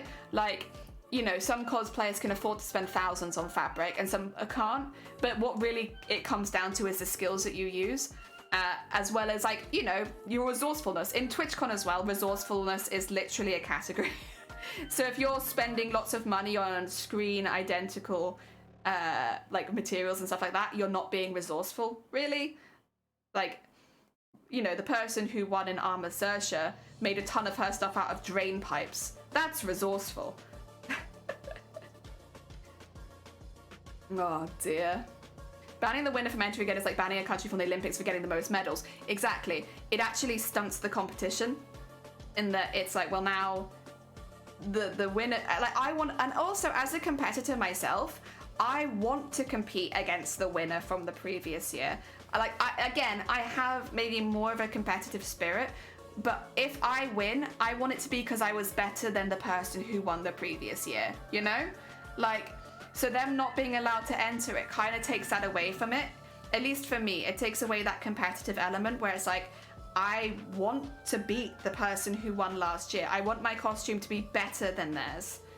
And since we both have the same time frame of like 1 year, that's my goal now. But since I can't compete against them, it's like, oh, okay. Oh dear. Yeah, I did. However, I can't decide whether to do a full paint violin or do a framed plate. Think about it. Oh, thank you. I can't look at it right this second, but I will be there in just a moment. I have to hold my threads. Like, we're holding everything in place right now by a thread. A winner is never going to be guaranteed to win in subsequent wins. Exactly. Also, Solo, welcome on in. The thing is, when a winner comes back to try to defend their title, like, people are going to rise to the challenge. Like, it's not to say they can't win 2 or 3 years in a row, but, like, when people see someone who's doing well in a competitive competition, they're going to want to beat them. They become like the standard that you want to beat, you know? And like that's not a bad thing. Like that's not a bad thing at all. Like that's a good thing. It increases the competitiveness. And again, like I am specifically talking about more professional level cosplay competitions. I don't want it to come across that I'm talking about like your standard family fun ones. Like these are for people who want to be the best in the world. And like if in these high level cosplay competitions, why the hell would you not have the previous winner? And also from a Twitch perspective, like just from like a commentary and Twitch perspective, having the reigning champion come back as a goal to beat, that's hype, right? Like from a viewer's perspective, seeing like the person who won the year before come back and is like, and here is last year's winner. Last year, here is an image of the costume they made, and here is what they are sporting this year. Like you could have like a proper hype arc about trying to beat the previous winner. And like, I don't know, just from a Twitch point of view, I feel like that would be like really exciting. Maybe not, maybe not. Oh dear, sorry Usain Bolt, you won the 100 meters last time, so you're banned from the Olympics. Yeah, like could you imagine? Oh dear, do bees have sticky hair because they use honeycomb? Oh god damn it. You're right. Oh dear. Welcome on in, Taki, though. I hope you're doing well. Yeah, I will say, it's not something that I think I complained about or like gave feedback about, because there were things that were a little bit more important that I felt to give, you know, a little bit of feedback about. But it is one of those rules that I'm just a bit, it's not my favorite. Yeah. And like, again, you've seen non-cosplayers talk about this sort of thing in high cosplay competitions where they're like, oh, they're sandbagging, they're just going around and winning everything. If they are the best like the best competitor, they should win. And if no one else can get up to that standard, that then becomes the standard to beat, you know? Again, we're not talking about people going around to like, you know, the little local cons and like fun smaller conventions and winning all of those. We're talking about people winning worlds and then winning the cosplay league and stuff like that. So it's like, if they are the best, they should be winning. Well, it's just my opinion, of course. Gives people someone to root for, or not if they'd rather support the underdogs. Well, this is what I'm saying. Like, wouldn't it be fun to have a reigning champion? Wouldn't it be fun to have, like, you know, the hype building up of like, this is the person who won last year? And like, if they won 2 years in a row, wouldn't it be hype to be like, they have one of the longest leaders of the cosplay scene coming back again to defend their title? Like, that's such a hype thing to promote your event. So like purposefully not only having the winner not be able to take part, the overall winner, but the category winners as well. It's like, why? Why? Oh dear. Only way I can see banning a winner from entering a future year is making sense that they somehow cheated or have an unfair advantage. Exactly. If they cheat, unfair, lie about something, then yeah, they deserve to be at least banned for the year. Depending on what they do, they could just be banned from that competition, and like, absolutely, that's fair enough. But like, it shouldn't have anything to do with just them doing well. Some people get shirty and feel it's a fix if the same person or people keep winning. But like, I don't think that they've ever been to a cosplay competition where that feels like the case. I mean, yeah, people like non-cosplayers and non-people that will see it will sometimes be like, I think this person should have won, they were so much better. But you weren't there. You didn't see the cosplayers up personal, the judges did. And like, for the most part, in most competitions that I've seen, every single winner has deserved to win. Like, and like, that's like, I won't win, but when I see the person who did, I'm like, yeah, they deserve to win because they did A, B, and C, you know? Unfair advantage of being the most skilled. Oh dear. They can say, give someone else a chance, or like, yeah, and there will be people like that. And you know what? This is what I mean about hype. They'll support the underdogs. So you'll have like a very hyped up Twitch chat of people that want to support the reigning champion, people that want to support, you know, people who have just come into the competition for the first time, giving a backstory to it. Like, this is their first year competing. They only started cosplaying a couple of years ago, but they're already at this high level. They're really a riser through the ranks and stuff like that. And like, you give someone to cheer on, and then you bring in the reigning champion. Like, I think personally, as far as commentating over the competition, you could make it really hype and exciting. Like honestly, I think a really good comparison would be look at League of Legends, like, and the way that they do it, where they'll have teams that people support. They'll have people that are like, yeah, this is the team I've been supporting since day one. You know, they've been building, they've been doing good. They won last year and they're back to defend their title, and I'm there to support them. And like, obviously, it's a little different in that it is very much for the ones that I enter an individual sport, but like having like, you know, the country they come from, having like a background on them, how long they've been cosplaying, whether they've ever won anything impressive, stuff like that. Come onto screen, like hype these cosplayers up so that people have someone to support. I don't know. And again, taking away champions, taking away people who have previously won, it's like, I don't see the point. And especially because like of these people who have won previously, you have like clips and images of the cosplays they used to win. Like for instance, if Diane came out on stage, having entered again this year, they could be like, and here we have the previous winner of the needlework category. Let's get a quick screenshot of what they did last year. There they were, before we see them in their new costume. Let's see if they can not only win their category this year, but win the whole competition. And then you could have them come out in their new cosplay. And imagine the hype that would build up from like having someone who had previously won, seeing the costume that they previously won in, and then seeing them a year later. Like, I listen, Twitch, if you need someone to come in and help, I have a lot of free time. Listen, to be honest, I would, oh wait, have I finished? Oh no, there's one. I would even not enter next year just to maybe get it so that this competition was a little bit more hype. Like, I would be happy to forgo entering for a year so that we could get this like up to standard. Not that I would say any of the commentators or judges did badly this year, and it definitely wouldn't be their fault. Like the commentators were fantastic, the judges are really, really good, very highly skilled cosplayers, but like it would be really, really cool to just get some hype building up. Like, get it so that things are being hyped up weeks before. Like, get social media posts happening, follow the cosplayers that have managed to get in, maybe announce them one by one even, like, or even maybe category by category. Like, get things hyped up, because you can do that with cosplay. Like, you absolutely can. I think it should be a real testament that the millions of people that tune into these kind of things, you can absolutely do that with cosplay. It has a wide reach. People like cosplay already. It's not like you're bringing in a new sport suddenly. Like, people already like this. Ah, dear. And the other thing is a benefit for Twitch. Can you imagine the cosplayers that might come across and start streaming on Twitch if you hype them up like that? Like, imagine some really big world-class cosplayers would see that and be like, I want to take part in that. Oh dear. It would get yourself on the map to an audience outside of Twitch really, really well. Ah, dear. That's what I want. Handlers need to communicate it like the sport. Yeah, and like you can. You absolutely can.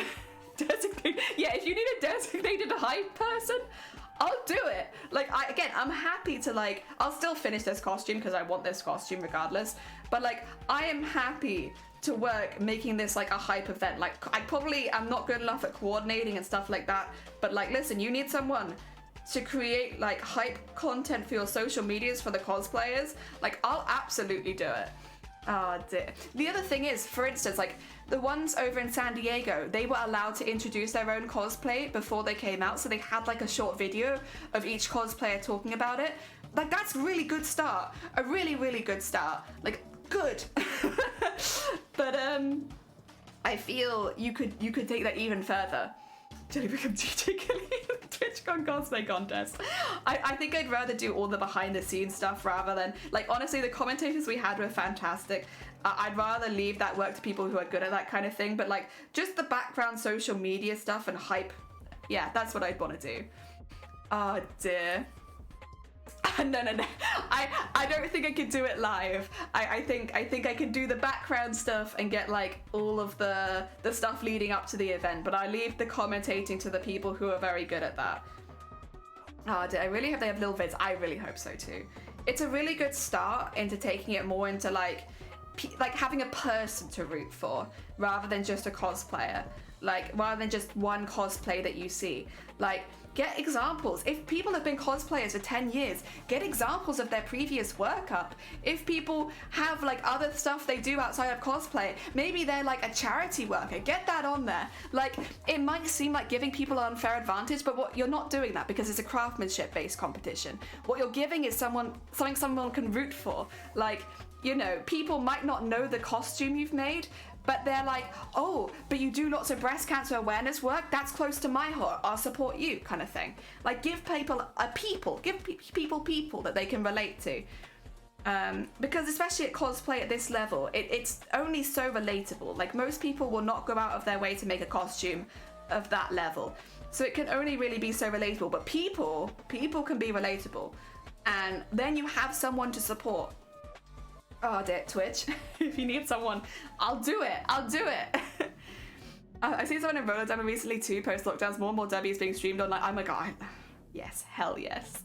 This is make a really, really big difference. Yeah, the vids are great. The vids got me pumped during the competition. Yeah, like that kind of thing. It's a really good, like, let people introduce themselves. And like, yeah, I think that kind of thing, that was a really good move by Twitch. I really, really hope they bring that to Europe as well, because it was really good. The other thing is, I don't want to sound like I'm bashing the events team that coordinated us for TwitchCon Amsterdam. They were very, very good. They kept us aware every step of the way of what we needed to do. They're really, really good. On the day, we were very, very looked after as well. So I don't want this to sound like I'm dissing those people. They were fantastic. The people that did do TwitchCon Amsterdam were fantastic. I think my suggestion would be the direction in which you take it more than the people that are doing it. Like, you keep the same commentators, keep the same judges if you want, keep the same everything else, but pretend it's sports. Like, pretend it's sports that you're trying, because a lot of people with the cosplayers may not have heard of a single cosplayer taking part. Like, when you have that many people watching, the likelihood of everyone knowing everyone, it's not going to happen. But give them a country to root for. Give them a passion to root for. Give them something someone does to root for. Maybe even it could be the costume itself, but like, give people options. Maybe someone watches that knows nothing about costume, barely plays video games, but they see someone entering from Wales and they're Welsh. Give them someone to connect to and they're like, I'll support the Welsh one, you know? Like, it's that kind of thing, right? Where it's like, if you treat it like sports, people may still have their favorites outside of those things, but like, it gives people a reason to root for the cosplayers. I think it would also help with the chat a little bit more, because you'd get less targeted attacks on the cosplayers and more people cheering on the ones that they like. Like, you know, you might see more of, not this one, because people are cheering on different people, but it won't be quite so targeted as far as like slurs, as far as stuff like that. It'll be people, you know, cheering on their team, which is better. Also, Scott, sorry, thank you for the egg. Welcome on in. I hope you're doing well. Yeah, I think something like that would be really, really good. I don't know how well it would work in America, but I guess you could do state by state. Over here, though, lots of countries enter. Get people hyped seeing their country entering these competitions. Like, why not? Ah, the egg. Thank you for egg. I can't really imagine that happening too well, to be honest. Like, I don't imagine someone going to the effort to doing it. But I would really like to see it. It's that, in my heart, that is what I would like. That's what I wanna see cosplay. You know, it doesn't need that every cosplay competition or even every large cosplay competition is like that, but to have one would be really fun. And I think Twitch would be such a good platform to do that on. Also, welcome back, Atomic. I hope the work is going well. Oh dear. I just think that'd be so fun. So fun. And it would benefit not only the cosplayers taking part, who like would have more advertisement for their own channel streams or whatever they tend to be on Instagram, TikTok, whatever.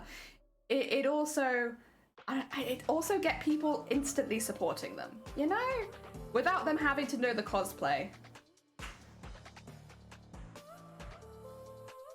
Oh dear. I got something in my eye. Oh.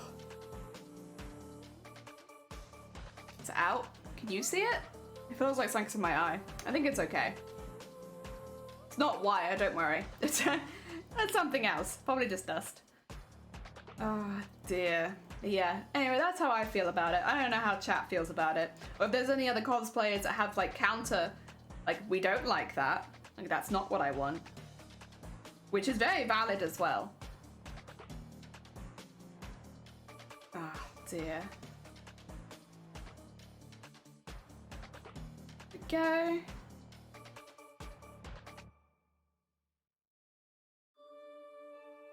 It just feels like a little bit of a missed opportunity, honestly, but it would also be a lot of work. And again, the team that were sorting it in Amsterdam, you have to bear in mind it was the first time they'd ever done the cosplay competition over here in Europe. So like, again, I don't want to give them too much like, you could have done more kind of stuff. It's like, considering this was the first time they ever run the event, it was incredibly smooth. Things went very, very well. And, you know, it went, like, the cosplayers were treated well. We all knew what we needed to do. Like, it was very well organized, and I don't want it to sound like I'm slamming them, because that's not fair, especially when they worked so hard and did such a good job.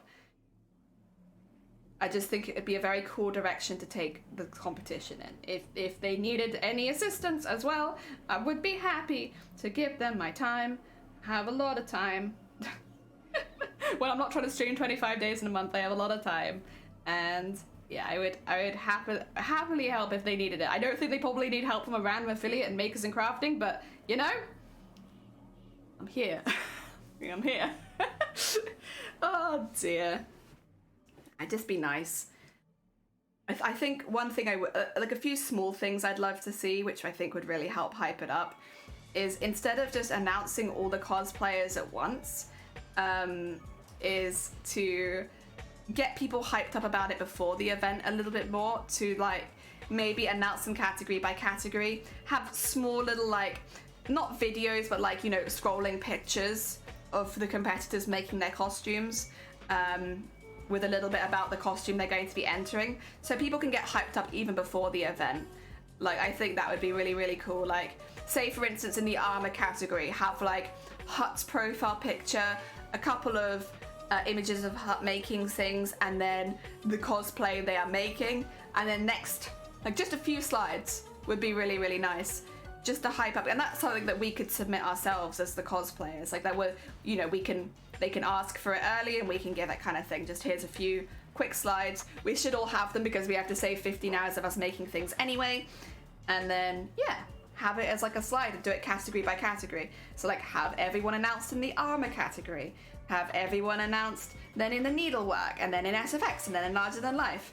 And that way it helps, I guess, get people hyped about every category,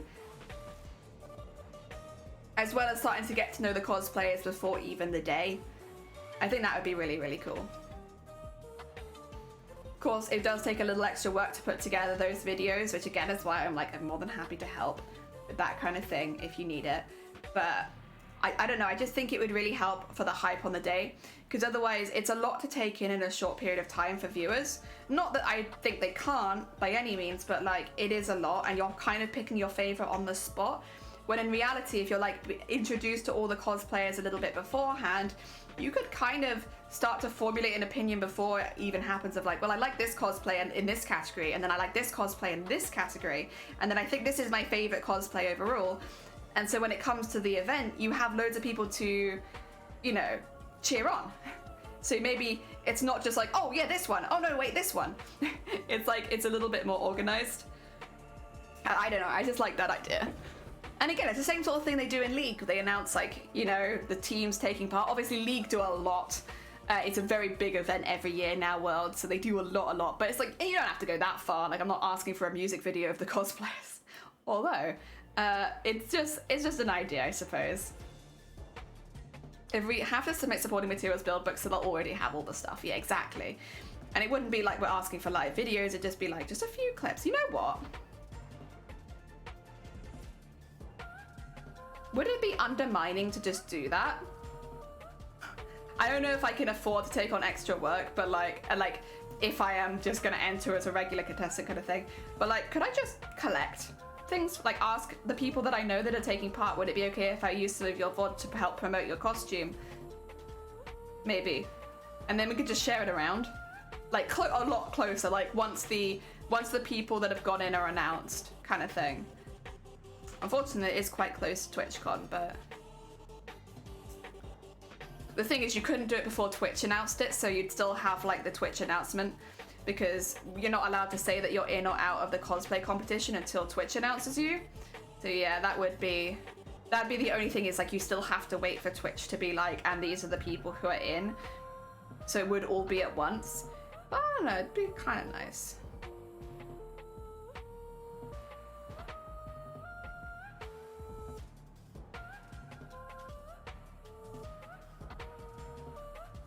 Just be little things, just little things. Cosplay Hype Squad, yeah!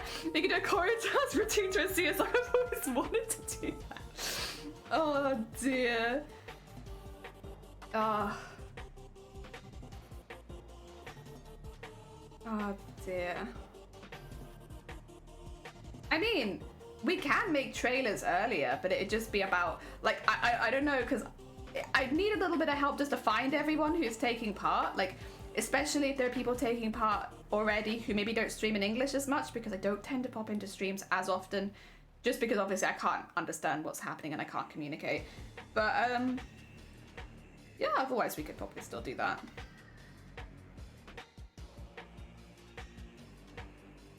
Go. Oh, I'm really gutted that, like, Diane and stuff as well. Like, because with Lena, I kind of already knew that there was a fair possibility that they wouldn't be able to compete again next year, which I still think is a shame. But it's really a shame for Diane and Saoirse, because don't get me wrong, it's really impressive to win the categories, but like they should still have, I feel like, the chance to win overall next year. Like, it seems such a shame. Like, now, I originally thought winning the category was like the best possible scenario, but now it kind of almost feels like the worst possible scenario, where you win your category and then can't do anything the next year. Like, it feels like it's gone from like the best to the worst. You get done on the down low before things are officially announced. True. In the in-between weeks, yeah, where everyone's talking in codes.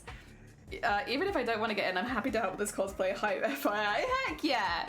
As cool as my idea is, I feel like suggesting it to Twitch is giving Twitch more credit than it deserves for realizing the sheer potential of cosplay. Yeah, that's why I'm wondering, and like, could we just do it ourselves? The thing is, I am not a massive streamer. We'd need some, like, if we wanted to really spread it around, we'd have to get some bigger streamers involved, I think, who have like a little bit more reach.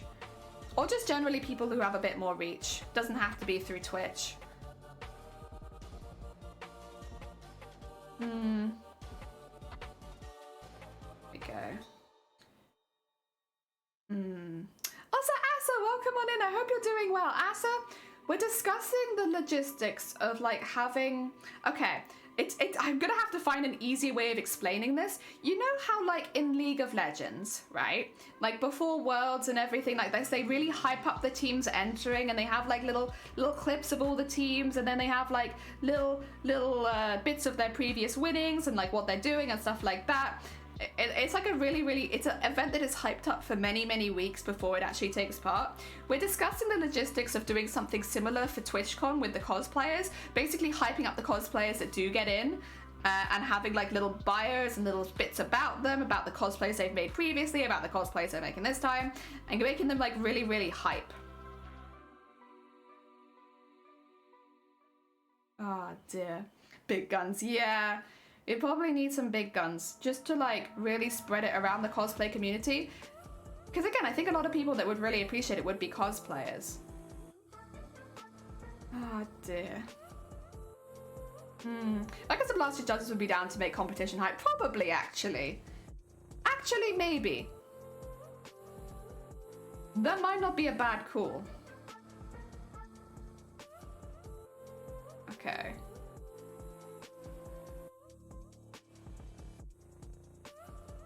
There we go. Have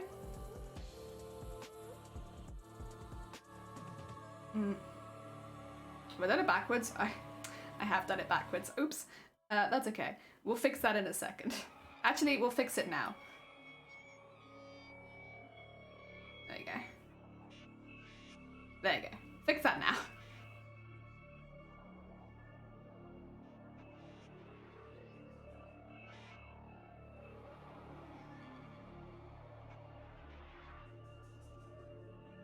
go. Roll that the whole way up.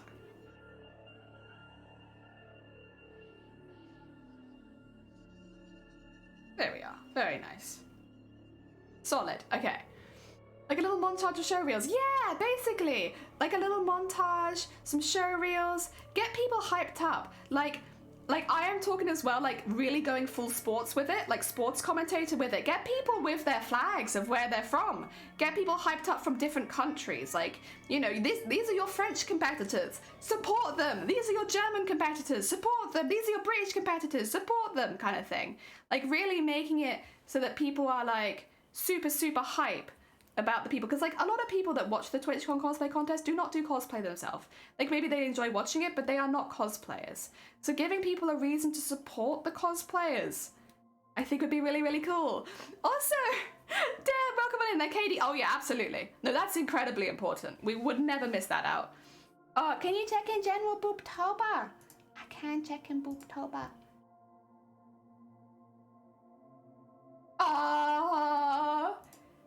Oh, very heckin' cute. Thank you. That's really cool.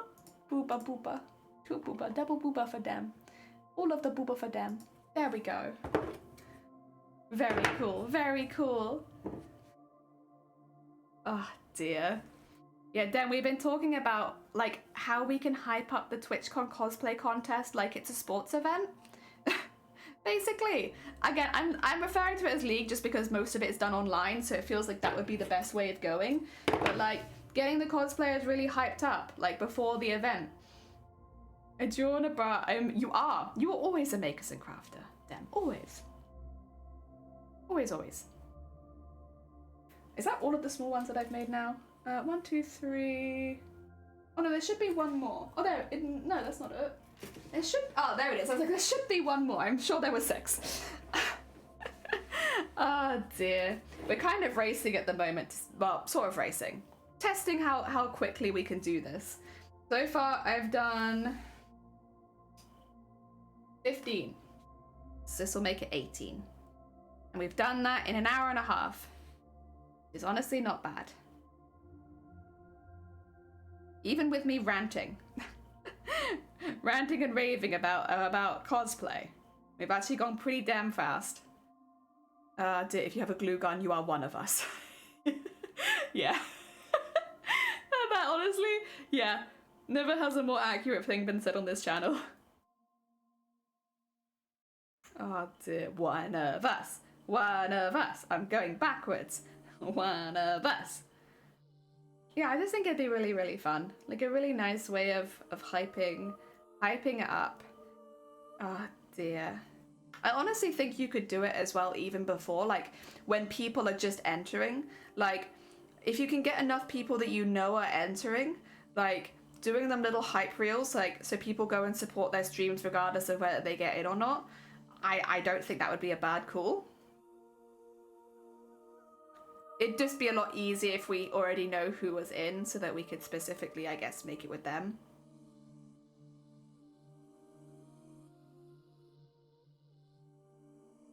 There we go.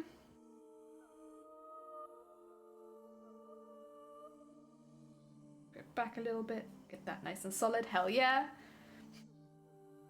I don't know, I just really like the idea. I was something that I was thinking about back when I was entering before, like I'd really like it if it was more hype and stuff like that. And obviously I felt hyped the whole time, but like it'd be really cool if there were things out hyping everybody. And also it'd really help find all the other cosplays if there were things out there, which was like listing all the other ones. Because there were a couple people entering that I didn't realize until like the document thingy was spread. And like, yeah, it'd have been really, really cool if we just had that ahead of time. We'd known. Just so we could chat and hang out in their streams, you know? Dear poor doodle making the mistake of what it do during last stream. Me, well, I can answer, but it will create more questions. Doodle, what it mean? Well, I'm trying to fit pumpkins in a bra. Oh no. Oh dear.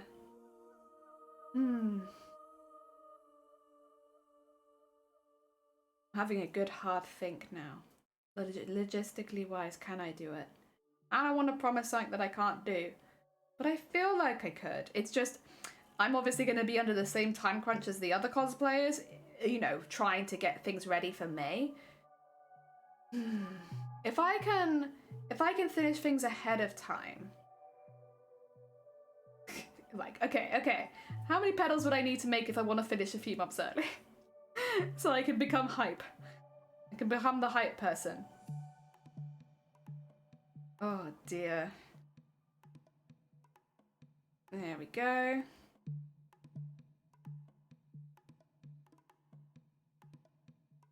Ugh.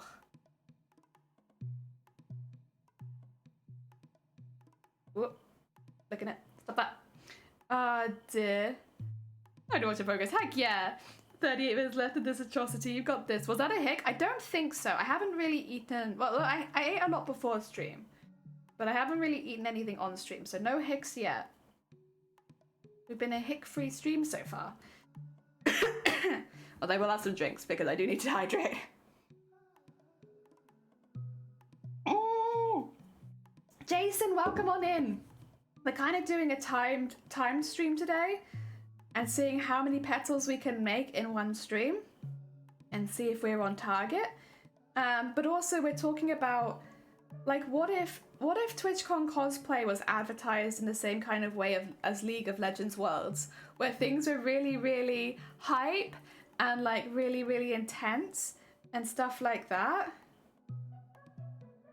Oh. Yeah, that's kind of cool. Thank you for the horn. Welcome on in, Zay. Like, there were like introduction videos for the cosplayers, kind of like what they had in San Diego, but maybe so like you could share before the convention. Like, you can always redo them at the convention for those who haven't seen, but like to hype people up for the cosplayers and having someone to support, because if you don't know many of the characters and stuff like that, you might not really go into it supporting someone. And that's kind of like one of the most fun bits of cosplay competitions, is running in and supporting someone blindly. So like, why not have it where they have their nationalities on stream, so that if you maybe, first of all, it helps because if you do stream predominantly in not English, the Twitch does not say that. So, like, you know, you could find them and then realize you can't understand anything they say. Or if you predominantly don't speak English, maybe you're French and you speak French predominantly, you could find someone who is a French streamer and be like, perfect. I wanna follow someone who's speaking in the language that I most use. And that would be really good. Help you find people easier. But it also gives people who maybe are not as sure about cosplay, they could just support their team. Hell yeah, like in sports. Oh dear. Okay, Starlight Restart asked how I heard about the mention you. They personally said they remembered you because you're excited. Yay! Hell yeah. Oh, I'm glad. Yeah, I did ask. I asked some of the people taking part if it was okay if I spread that around with a few people I thought might be interested. And they were like, yeah, you're all good. Just, you know, send them this link and tell them to join the Discord. And I was like, perfect. Yep, I can do all of that. It's just because every year I do Starlight, people are like, damn, I kind of wish I'd taken part in this. And I'm like, yeah, honestly, it's a really, really good one. So this time you have the opportunity. Ah, dear. It's a very fun team event. It's also a huge team. A team with like thousands of people. Oh dear, bold of you to understand cosplay, even if it is in English. Heck yeah. Ah dear, localization for community is crazy. I know, right? But it's just kind of the idea of like, you know, a lot of the people who entered do stream predominantly in French. And there'll be a French audience who might not have known that. And then obviously an audience who don't speak French that also might not have known that. So like, when it comes to then coming and watching their Twitch streams, like I know like Diane obviously speaks in English as well, but like you come in and they're speaking predominantly French, you're like, oh, I wish I'd known this ahead of time. And like for the French people that might then overlook those cosplayers because they don't think they're going to be streaming in French, it'd be really good that they knew. Oh dear. I don't know. I just think it'd be, and also it does add like the fun competitiveness, right? Of like, you know, supporting your own country. And also maybe you see the next year and your country hasn't entered. You'll maybe then have the drive to enter yourself so that somebody is there to represent your community. I think there's a lot of benefits that could come of it. I think it'd be really fun. Not only in highlighting that other streamers do stream in not English, actually. Like that does exist. But that also you can go find them. You can go watch them, and here they are, because we're highlighting the fact that they do that. dear. I don't know, it just sounds, you know, maybe it's just me, maybe crazy, but like sounds like a fair idea.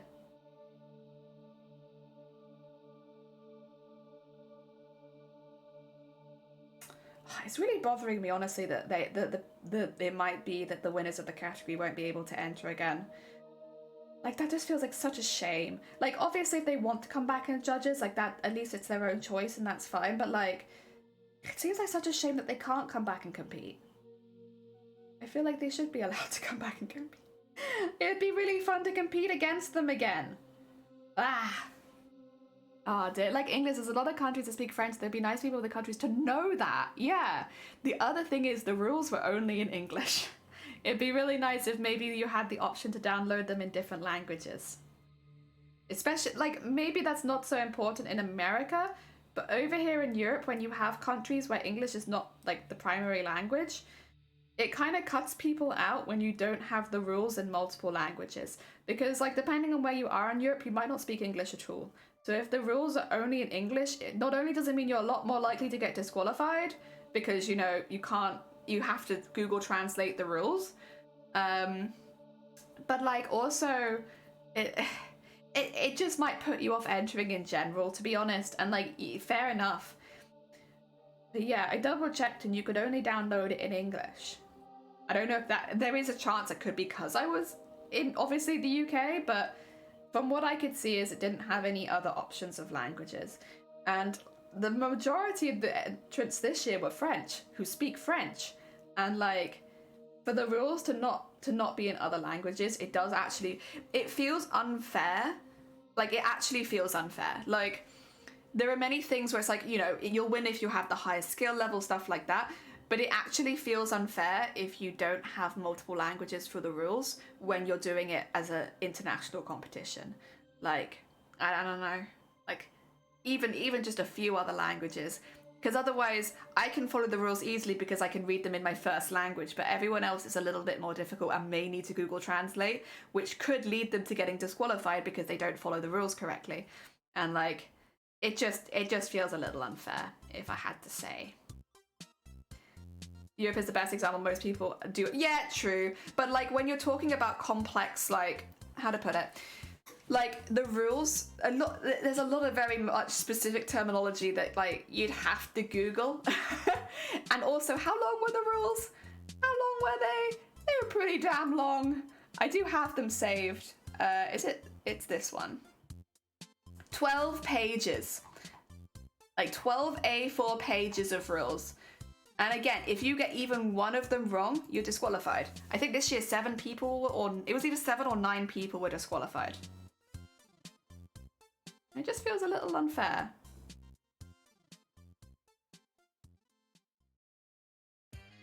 Oh dear. 12 pages of rules, 12 pages of rules. It's a long document. Oh, it's you did something. Oh, would you mind sharing it when you're happy, a bit more completed with it? Oh dear. I'd love to see it as well. Oh dear. Just because everyone speaks English doesn't mean everyone wants to speak English. Yeah, and again, it's also like, what language are you most comfortable in? Because there were French entrants who were not comfortable speaking English. Like last year, there were people who could speak English but were not confident with the majority of the terminology they had to use, you know? And with that, and again, like, it just feels unfair. It just feels like I am at an advantage because I don't have to translate any of the rules, which means I'm less likely to get disqualified because I can read them all. Doesn't mean I won't get disqualified. Doesn't mean I will read them all, but I have the option. If you look at general Bitover, I'll put a little second there. Okay, you're gonna have to give me a second, Dem, but I will. Oh dear. There we go. Oh, it's the same thing. Okay, that's fine, it's fine. Whew. There we go. Go. Me also. Unless they need a hype man, in which case, you know, listen, I know when my true calling is. It's in hyping up every other cosplayer. I'm okay with that. I would actually be pretty okay with that.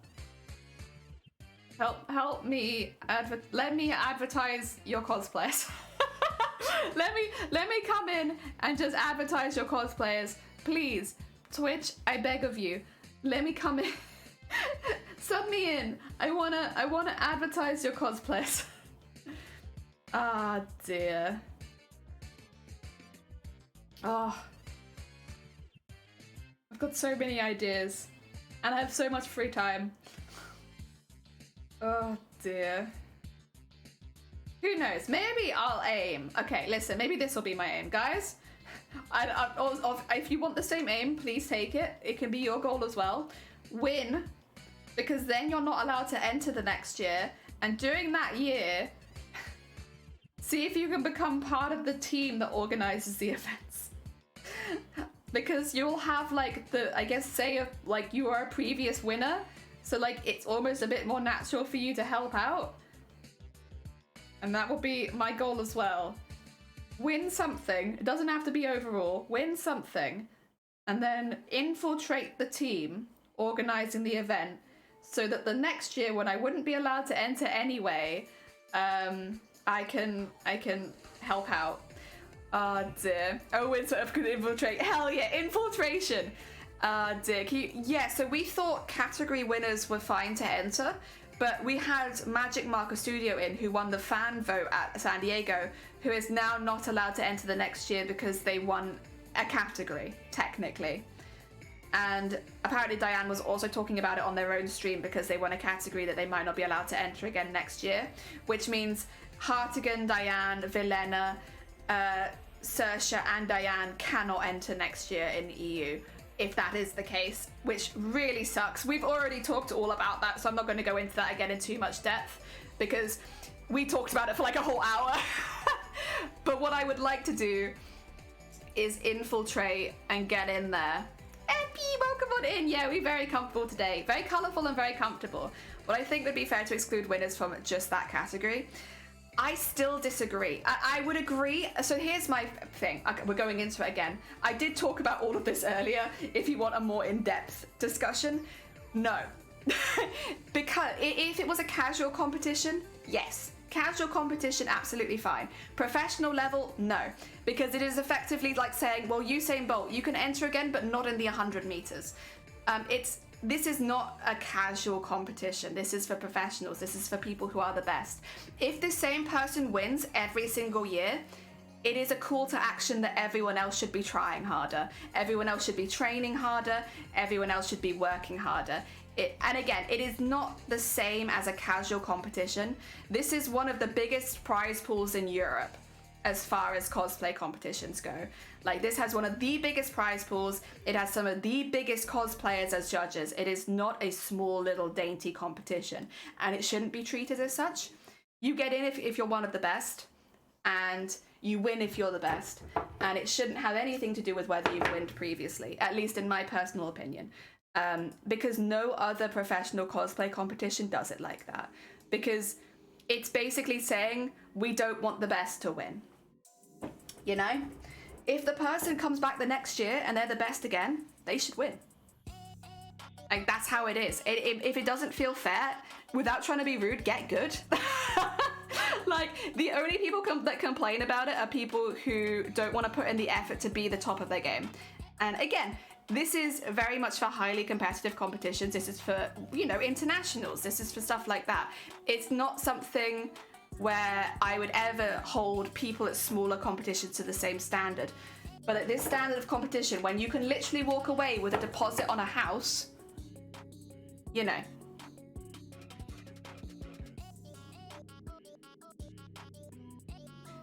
Oh dear. Oh, bless you. Oh dear. What I find crazy about it is if they're already struggling to get enough competitors, yeah, they are. Well, the thing is as well, from a competition standpoint, what makes competition fun is going up against the winners. When you compete, you want to be against the best because that is the best way to get better yourself, and also it is the biggest affirmation if you do win. Like, this is again, compare it to the Olympics. Would you really want to be up against people who never win because the winners can't come back? Like, no, you want to beat the person who won last year. Like, when you're running against Usain Bolt, you want to be the person who beats Usain Bolt. Like, again, there's a very high level of competitiveness from the people that enter these kind of competitions normally.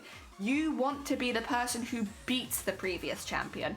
You want to be the person who wins against the person in your category that won last year, you know? And having them excluded means that you don't get that level of competitiveness, which from a lot of people who do world-class cosplay will put them off, because where's the competitiveness? Oh dear. More proofs Twitch overlords don't care unless it involves more making more money, yeah. Oh dear.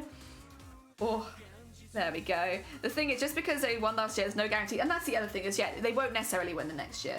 It's a pretty, like, it's art. Things will be popular different years, different skills being shown. Someone coming in with a completely new skill set will always be interesting. Level of practice skill shows a medium of this competition are an unfair advantage. You're banned.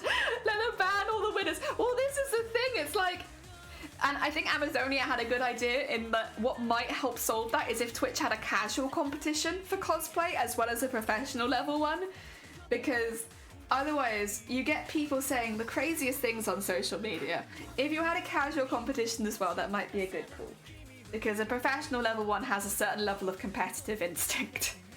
Dear. I think banning the winners also says any new competitors couldn't beat the old competitors, so they're banned. Yeah, like I feel like I am being looked down on as a competitor because they don't think I could beat, like, because Velena was in my category, right, last year. They don't think I could possibly beat Velena, so don't bring her back. But I want to try to beat Velena, and if she entered again this year, that would be my goal, and that would be like one of the driving forces behind the cosplay, is to beat the person that beat me last year. But they haven't given that option. None of the people entering next year will have won anything, and it's like, it's nothing against the cosplayers that didn't win anything. I'm one of those cosplayers, but like, I feel like I should be allowed to compete against them if they want to enter. Obviously, it does come down to whether they want to enter as well. They should alter the rule time to 2 years. A winner's supposed to take the year off. That's another very good point. That's another very good point. Like, are the winners just supposed to take a year off? Also, I'm going to put my goggles on quickly because I'm going to be working with wires for a second. Like, I guess so, but it seems kind of unfair. Sorry, that was a hic. Ah, dear. I thought it's more fun competing against defending champion. It makes you work harder. Exactly. Like, if you know, like, I was talking about this the other day. Amazonia might not be entering TwitchCon anymore, which is absolutely fair enough. They're going to have a very busy schedule probably over the next year, and it's not a priority, so I completely understand. But if she was entering, I want to be in her category because I want a chance to go up against the world champion. And I know that I'm not the only person who feels like that. You want to be in a category of someone who has that kind of renown, because then it's a challenge. Like, you have a challenge within the competition. I want to beat that person. Oh dear, goggles, it's goggle time. Thank you for the hic. Oh dear. Steve. It's very Steve. Both sides are something for them. Refusing winners to participate in that category for the year can prevent the same person to win over and over, which makes people lose interest in the competition. On the other hand, like you said, it does take out some of the competitiveness. The thing is, again, I want to just clarify, it's not like Twitch is setting a precedent here. Well, they are, because they're the only professional cosplay competition that I know that doesn't allow the winners to come back. And the reason that I know that this works is because there are many other world competitions where the winners come back and they don't win. It's very, very rare for the same person to win 2 years in a row. They might win again down the line, and people have won multiple times, but consecutive years, they don't. They don't, because that's not what the cosplay community is like. Not competitive cosplayers, at least. They will not let the same person win 2 years in a row. It would be surprising if the same person placed 2 years in a row. And it's not because this person's lost all their skills or been lazy. It's because they're a target. They're the one that everyone wants to be. You'd be like, okay, they have these skills. Let me display those same skills and more. Like, you know, they become a target. Oh dear. So it's very rare for the same person to win 2 times in a row. Not that they won't win again, but twice in a row, probably not. Because again, you're underestimating the cosplay competitive community. We're rabid. We're absolutely rabid. Oh dear. To qualify with Amazonia would be incredible. Yeah, this is the thing. Being able to go up against the world champion, that's so much hype. Oh dear. I used to do full contact martial arts. I joined to win and I won to defend the title and trophy the next year. Yeah. And like that's the thing. You would come back to defend the trophy and that's hype. But how often, like, it's pretty uncommon for someone to win, at least in cosplay, year after year after year, just because people know what skills you're good at, people know what you can do, and they're going to actively work against you. And with that being the case, again, it's very competitive. Listen, I like to keep things sweet bean and chill, but like, I'm a very competitive person, but I am not nearly as competitive as some other cosplayers. Like, there are many, many cosplayers who have a lot more competitiveness than me. And this is just from me of saying I want to go up against world champion. But there will be people who will be even more intense than that. I will analyze the world champion. I will look into their skills. I will beat them not only at their own skills, but at a host of other skills as well. It's like... And again, like, Twitch is the only person who has this rule in, like, this kind of competition, because you don't see the same person winning over and over. Like, it's not like that. It's no. Oh dear. Also, as Dem said, extending it to 2 years would probably be a good call if you are going to cut people out. Dear. Personally, I'd only introduce this rule if it becomes clear you have the same winner over and over. But then, yeah. Then fair enough. But I would be surprised. Just especially, maybe not so much in America. Maybe I could see it there. In Europe, TwitchCon has one of the biggest prize pools, which makes it very, very attractive to cosplayers. Oh dear. Also, the Counting Monte Cristo, welcome. Oh, is that Montefisto? Montefisto, welcome on in. Oh dear, don't leave that to get a crowbar on a next rival. Well, I wouldn't cheat. I don't want to win through cheating, because that's no win in my mind. Winning through cheating is not a good win. But I would do my best. Hey y'all, welcome on in, I hope you're doing well. Are you ready to go paintballing? It's because we're working with these wires and they're very flicky, and people get nervous if I don't wear my goggles in case they flick into my eye. So, here we are. Oh dear. Oh, Cthulhu, oh, Posh Steakhouse, oh, lovely. Enjoy your heckin' lunch, thank you for the lurk. Ah dear, banger name. It is a Count of Montefisto, heck yeah. Oh dear. It's only cheating if you're caught. Yeah, but like, again, it's from a competitiveness standpoint. It wouldn't feel good to win knowing that you had an advantage over other people. Like, because you were cheating or something like that. That doesn't feel like a fun win to me. When I win something, I want to feel like I've won because I'm the best there and that nobody physically could beat me on that day. Like, I want to win because I'm the best, not because I cheated and became the best, you know? Like, a pride thing, I suppose, but yeah, if I win, I want it to be because I'm the best. And if I'm not the best, I don't want to win. Oh, dear. There you go. Oh, dear. Hey, that looks very interesting. Thank you. We're making flowers. You want to see some petals? These are all the little ones we've been making today. Really tiny petals for chrysanthemums. I bought shinies! Heck yeah. We love some extra shinies. I used to work on building sites more safety conscious than I am. None of the builders I've met have been very safety conscious. Like, Jesus Christ, guys. Look after yourselves. Heck. Oh dear. Even if they don't have the biggest prize pool, it's still significant. People might choose to go for a slightly smaller competition for all kinds of reasons. Oh, for sure. Oh dear. There's many reasons as well. Like, I think one of the big ones is the judging criteria. So the judging criteria of Twitch is a little unusual in that it doesn't have an accuracy rating, which is pretty common in high-level cosplay competitions to have accuracy. It instead has, rather than accuracy, it has like an aesthetics one, basically, of like how much wow factor does your cosplay have, which I think works well for Twitch specifically, because obviously they broadcast the whole thing and that's the whole point, but it is an unusual one. Oh dear. Only cheat single player games. No fun to cheat at others. Exactly. Oh dear. How are you feeling? Oh, Shees. How are you feeling? Oh dear. That's why I'm just too strong. They couldn't stop me. You should always have PvP. It's important to your health and nobody wants metal in your eye. You're true. I don't want metal in my eye. You couldn't have put it better. That's exactly what I don't want. It's more like mod the game make easier. If anything, you're using your brain. You're using big brain to beat the game. Oh god. Ruler, please. So all the wire is getting caught in my jumper because my jumper is fluffy. So I'm just having to move it out the way a little bit so it's not getting caught on me anymore. Oh dear, how are we doing? Okay, we're two hours in, and I've made 18. But then I've started doing this now, so I think I'll say that I can make in 2 hours 18, which that's more than I need, so I think that's fine. I think in 2 hours I'm meant to be making 12, so to make 18, that's fine. We're doing good. Neb, welcome on in, I hope you're doing well. Imagine if Jennifer Hale, she can't be nominated for a performance. She did a video game, because she won the previous year. Yeah. I really cheat to make it easier, more for quality of life. Oh yeah, that's fair, that's fair. It is 9 an hour, yeah, 9 an hour, which I think is faster than you said I needed to be, right? So I can effectively take an hour off now, doing something else, like this, and then I can come back to it and keep going and it'll be fine. So making good time, basically. Yeah, thank you. Husband, oh, that's very kind of you. I hope he likes them. You're 50% faster than needed. Heck yeah. Oh, we have high productivity on stream today. Oh dear, the only colour I've done was a dress at a door for a games day for a workshop. The beard was real though, and the weather was horrible. Oh god.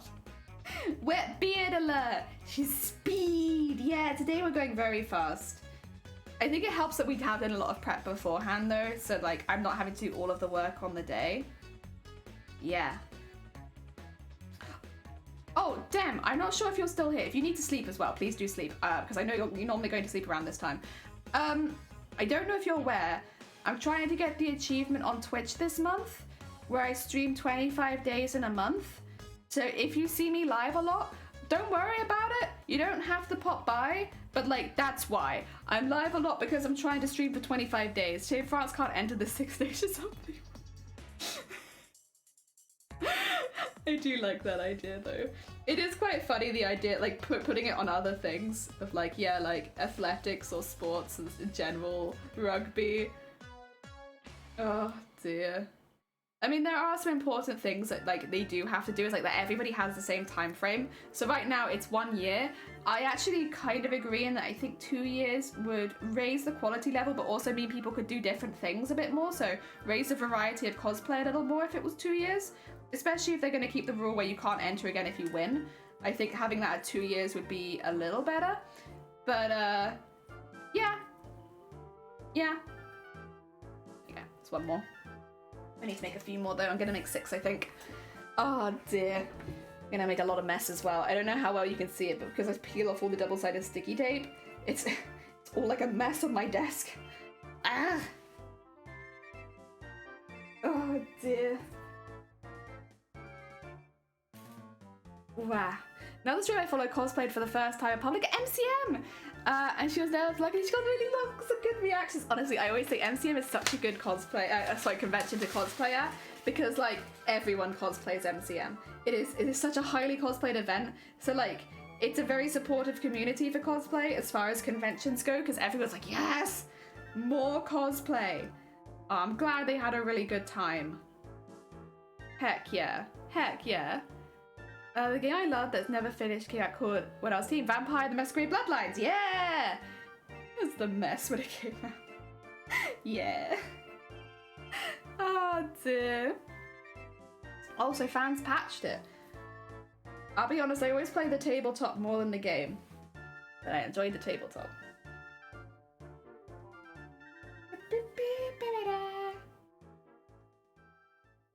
Wow. There. Ooh, too far, too far. There we go.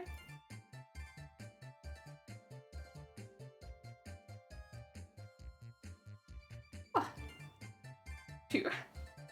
That's just a fan patch, not really a mod. I guess. All those that haven't seen it yet in the Discord, check memes and fun stuff. What have you done? Vile, what have you done? Ah, dear.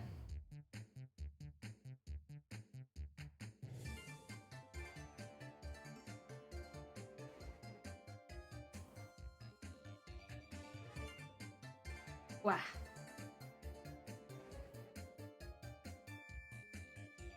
Wow. There we go. 3. Nothing. Mm-hmm. It's such a cute emote though. It's such a cute emote though. What am I looking for? What am I looking for? Damn. There it is again. Honestly. Oh yeah, I was gonna look at something crafts as well from Teresa. Ah! Oh my god, that's so cool! Oh, it's so detailed as well. Heck yeah! Bam, bam, bam. Oh dear. I think I did tabletop when I was younger and I couldn't find people to play with. That is the hardest bit with tabletop. And then as an adult, you might find people to play with, but trying to find a day where everyone's free, it's like, ugh. Tabletop is difficult. It is very difficult, but it is really fun if you can find a team to play with regularly. Heck yeah. You're proud of the meme? Hell yeah, as you should be. In telling a child whose parents spend nothing less than excellent, they can't have a award for perfect grades because they got one the year before. Oh dear. Oh. I think, again, I would feel differently if it was more of a casual competition because you don't want a professional cosplayer coming in and sandbagging casual competitions. That's not fun for anyone. I will say it's not a rule, but it is kind of like an unwritten rule of cosplay that if you are someone who competes at like a higher level, that you probably don't enter the local conventions anymore, just because, you know, you can, there's no rule against you entering, but just out of like politeness, most of the time you won't enter smaller competitions, just because, yeah, it's meant to be for fun. And obviously if you compete professionally, if it's your job as a competitor, if your job is competing in cosplay competitions, like, you probably will win, but it's also meant to be casual and fun. And so, you know, maybe go be a judge. don't enter. But like, it's not actually a rule of the competition. It's more just like a friendliness thing a lot of cosplayers will do. Like, if they have, say, won a big international cosplay competition, they'll go back and judge their local convention, but they won't enter it, you know? No rule against it, but just politeness, really. Oh dear. Imagine playing tabletop. Imagine having a tabletop. Also, Danny, welcome on in. I hope you're doing well. We're just creating some wire things to thread onto for a bit. It's very difficult to drink tea with this on. I don't know if you can see, but my mug hits my goggles.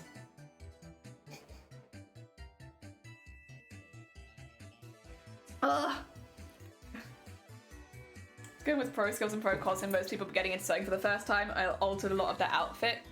If anything, you make a bit of a fool on yourself with the gap. Yeah, it's just like a politeness thing, as well as like, a lot of those conventions really get people into cosplay, and like a lot of those competitions get people into like taking part in competitions. So you don't really, it's like, you know, entering a beginner level cosplay competition as a professional, like, well, there's nothing against it and you can win, but it's more fun to watch people start cosplay and like enjoy cosplay and like, you know, get inspired to maybe then take it further than it is to just come in and dominate.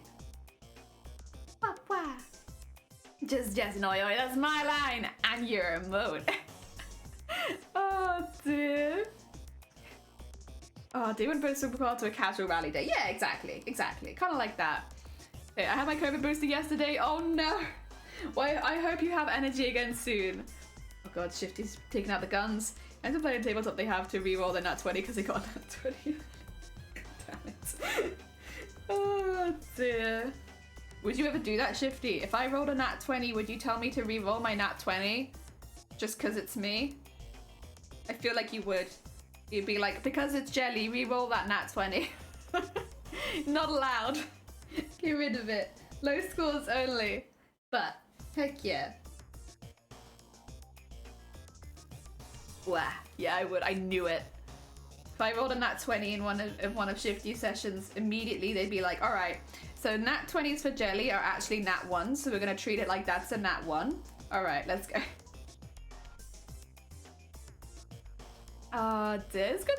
Looks good so far, so not too bad. Heck yeah. Oh dear. Dun dun dun dun dun. Wow. In a minute, I will double check how many we've got. I think this should be enough for another 3 centers. I have enough for 6. That'd be 9. I need to double that. And add a couple extra and then we should be good. Okay, we're doing pretty good. I would tell you if you're trying to just introduce a new variable that requires another roll. Oh dear. Did he want the last encounter so they're banned from fighting? No! No, actually, you know what? Good. I don't want to fight the goblins. In fact, if anything, I'm teaming up with the goblins. I'm on the goblin side. I don't know what they're doing, but they're my teammates. They're my comrades. I go and help the goblins. Thank you, Shifty. You know what? That's very in character. That's exactly what I would do. This time on Dungeons and TwitchCons. Oh dear. I rolled a nat 20, which means I actually rolled a nat 1, and that means I'm gonna go help the goblins. But psych, that's actually what I wanted to do the whole time. They dissed sewing. Oh, that does make it difficult. They dissed sewing. Did they say why? Did they say why they dissed sewing? Was there a reason? Oh dear, I'm looking at Dungeons and TwitchCons. Heck yeah. I mean, I've read so many books this year and I'm reading for my first fantasy and I'm really enjoying it. Heck yeah. Oh dear. Like, because they couldn't thread the needles. Maybe that's what it is. If it's something like that, then you know what? I will descend to the goblins and I will thread their needles and I will make them pretty goblin clothing and I will open a shop in their goblin town where I make goblin clothes and they can have like fancy threads and stuff like that. And hell yeah. The fanciest goblin threads you ever did see. And you know what? I don't think I'd do anything else. I just stay there. Like adventuring? Nah. You know what? I think I'm done. This is just where I want to be. Ah dear. I just want to be here making clothing for goblins for the rest of my life. And honestly, that sounds pretty good. Maybe I'll also make clothing for dogs sometimes. More than that one trying to find the entrance of the cosplay. Ended up in another world. That's the start of my anime. Yeah. I was trying to find the other cosplayers at the convention, but then I rolled in that one and I ended up in another world. Someone copyright that. Oh. There we go. And became a seamstress for goblins. Oh dear. That's a light novel title, that's what I was thinking. I was looking for the cosplay contest, but I fell through a hole in the world and I ended up in another world and now I'm a seamstress for goblins. The light novel. The fanciest goblins and all of that. Honestly, I would just stay there. I would just stay there making clothing for goblins. I'm quite happy doing that. Oh dear.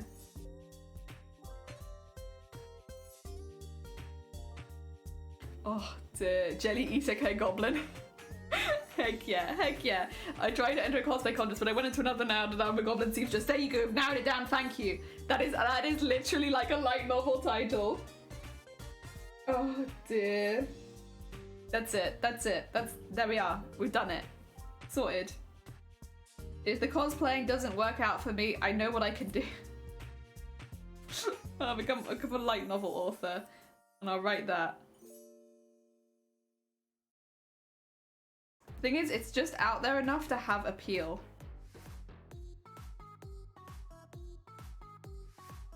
Oh dear. Seamstress for goblins sounds like a sweet fantasy metal band. Hell yeah. Someone patent it. Someone patent it. I need it. Or someone make it. I would also read it. Oh dear. Heck yeah. Obviously this just sounds like a metal song as well. It kind of does. I really like it though. That's what I want. I want to be that. I want to be that person. I like isekais where the main character ends up as some monster, but by episode 12 they find ways to make themselves look like a human. Yeah. Oh, I will say I really like the slime isekai. Oh, there's many slime isekais now, isn't there? That time I was reincarnated as slime. That one was pretty damn good, but they do the same thing, but like that one was pretty good. And yeah. Oh dear. There we go. Blah. Was that just a couple more wires to do now? Heck yeah. Felitas! So extended my face. New lipstick? Yeah, that's it. I'm wearing lipstick. I never normally wear lipstick, but here I am wearing lipstick. Heck yeah. There we go. Oh, thank you for Hick. Find the slime reincarnated as a slime challenge impossible. Oh dear. Speaking of D&D and so many, there's some pretty cool items in D&D that you can make if you have sufficient skill and mover still. Hell there we go. That's just the path I'll have to go down. I have so many of these to make. Oh my god. I'll just make 6. I think. That is 5 and then 6 and then 2 more. Because that's a collection of 3 petals per side. And I think I have all the stuff for that. Oh, thank you for the egg. So many hicks. Oh my god. I honestly didn't realize I hiccuped that much. I think I like having a number by it. It's like, Jesus Christ. When do I hiccup that much? I feel like it's not that much. The Weird AI movie is free on Roku channel at the moment. We did impromptu movie. Oh, nice. Okay, why are we diving?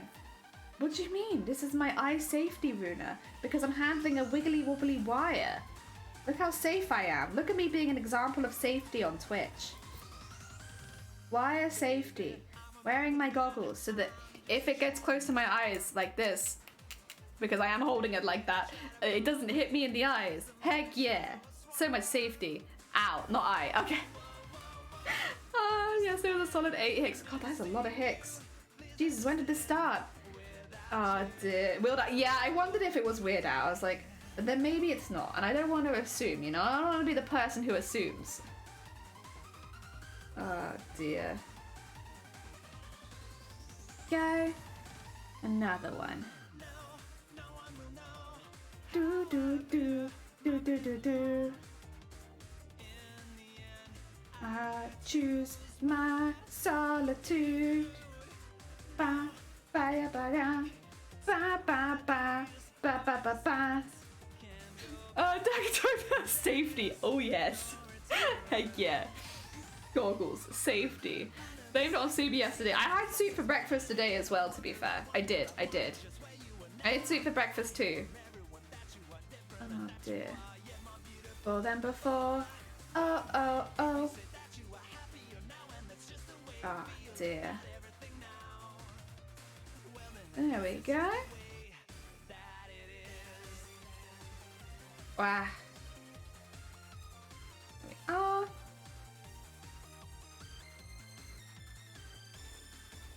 Wow. I think I have one more to do after this and then we can go back to wrapping. And that's good actually because all of this only took like half an hour, which means I get an extra half an hour in and I don't actually get behind on the wrapping part of it. Heck yeah, I make up that time instantly. Very nice. Soup is a drink? Yeah, it can be. I think it really depends on how chunky your soup is. If it's really, really chunky, maybe not. Maybe don't drink it. That sounds like a choking hazard. If it's not chunky, if it's smooth, hell yeah, you could drink that. Also on how thick it is, I suppose. But then people drink smoothies and milkshakes and they're pretty thick. I think it mainly has to do with the chunk level. How chunky? How chunky we talking? Like a minestrone, it's pretty chunky. Pretty big piece of thing. What about French onion soup? That's got like a whole piece of bread in it. Like I wouldn't wanna drink the bread. It's dangerous. Oh, Saquina, hello. I think the real reason is simply cooking onions soup off frame. Yeah, I want none of those onions in my eyes. Also, welcome on in. I hope you're doing well. We're preparing a couple more to do in just a second. We've wrapped 6. No. We've wrapped more than 6. I can't remember how many I said, but we've wrapped a few. We will get... Oh. There you go, it's fine. Yeah, 6. We will get a counter at some point so that we have how many petals we've completed out of the approximation of 5,400. We'll get that. You got the OLED! Heck yeah, so you can play games with friend. Also, welcome on in, Gromit. Ah dear, Snut. A Dutch pea soup is so thick you can eat it with a fork. Ah dear. Can't call that a drink. Yeah, I guess if it's that thick, you couldn't do that.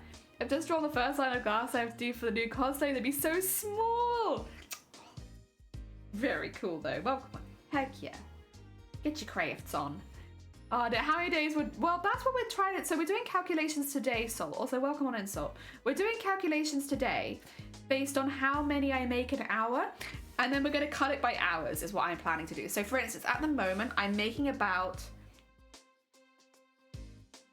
How many was I making? Okay, in the first 2 hours, I made this many. And this is... 1, 2, 3, 4, 5, 6, 7, 8, 9, 10, 11, 12, 13, 14, 15. I made 18 in the first 2 hours. So that is about 9 an hour. Yeah, 9 per hour. Thank you, thank you. So with that being the case, it's going to be splitting it into how many hours that's going to take. It's a gift friend, I remember. And then you can play games together. So 600 hours. Yeah, I'd say probably that sounds right. Yeah, 600 hours sounds good.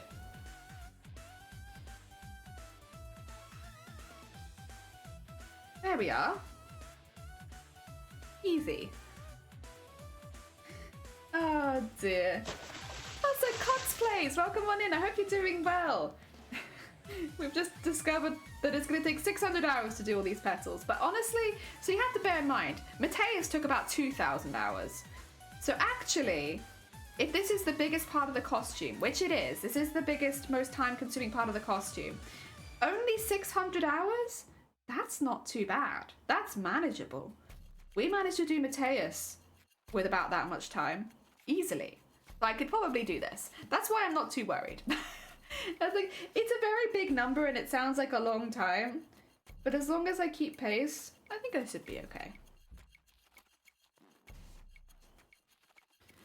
There we go.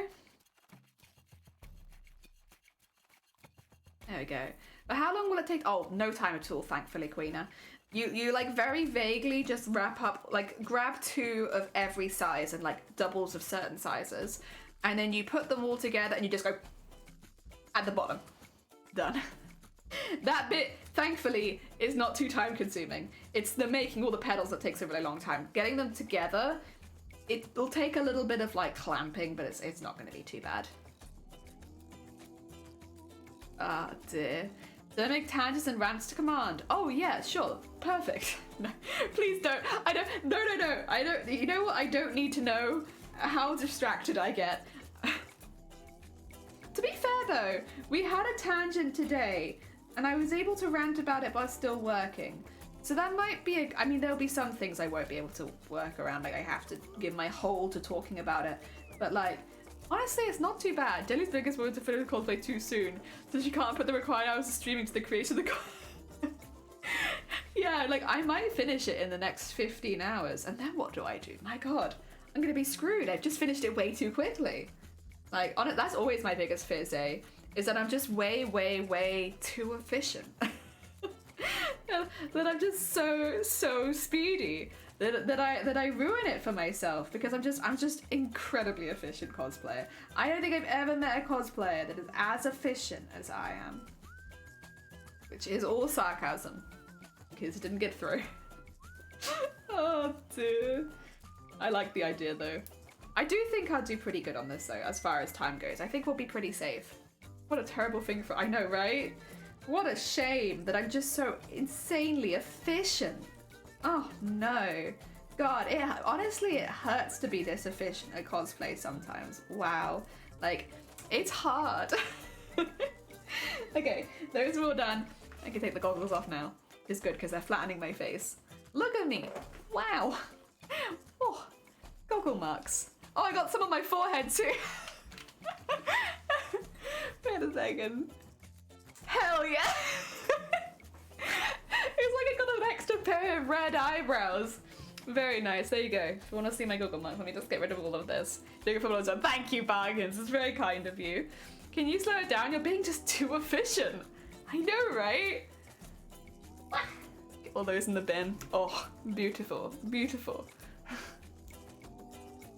Right, I do want to have a bit of a drink. I am going to take just a small snack break because it's been a couple hours. For some tea and a caramel Freddo, because that's what I have. Still have loads of Halloween chocolate. Hell yeah. Ah, dear. Yeah, take that break. I will take that break. You know, I'm just so efficient that I can just afford to take breaks whenever I like.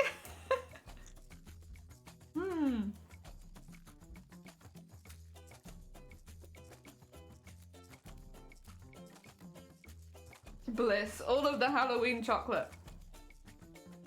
Mmm.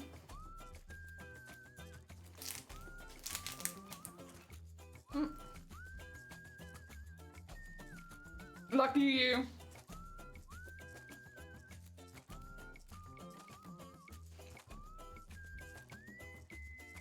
Oh.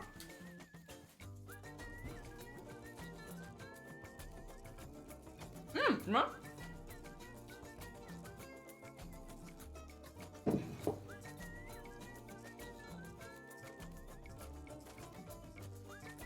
Right you are. Mmm. Mmm. Coffee and chocolate is a good combo. Yeah, Shifty, I didn't have to give away my last crunchy bar. My last full-size crunchy bar. We still have loads of packs of Maltesers downstairs as well. Oh my god. So much, there's just so much.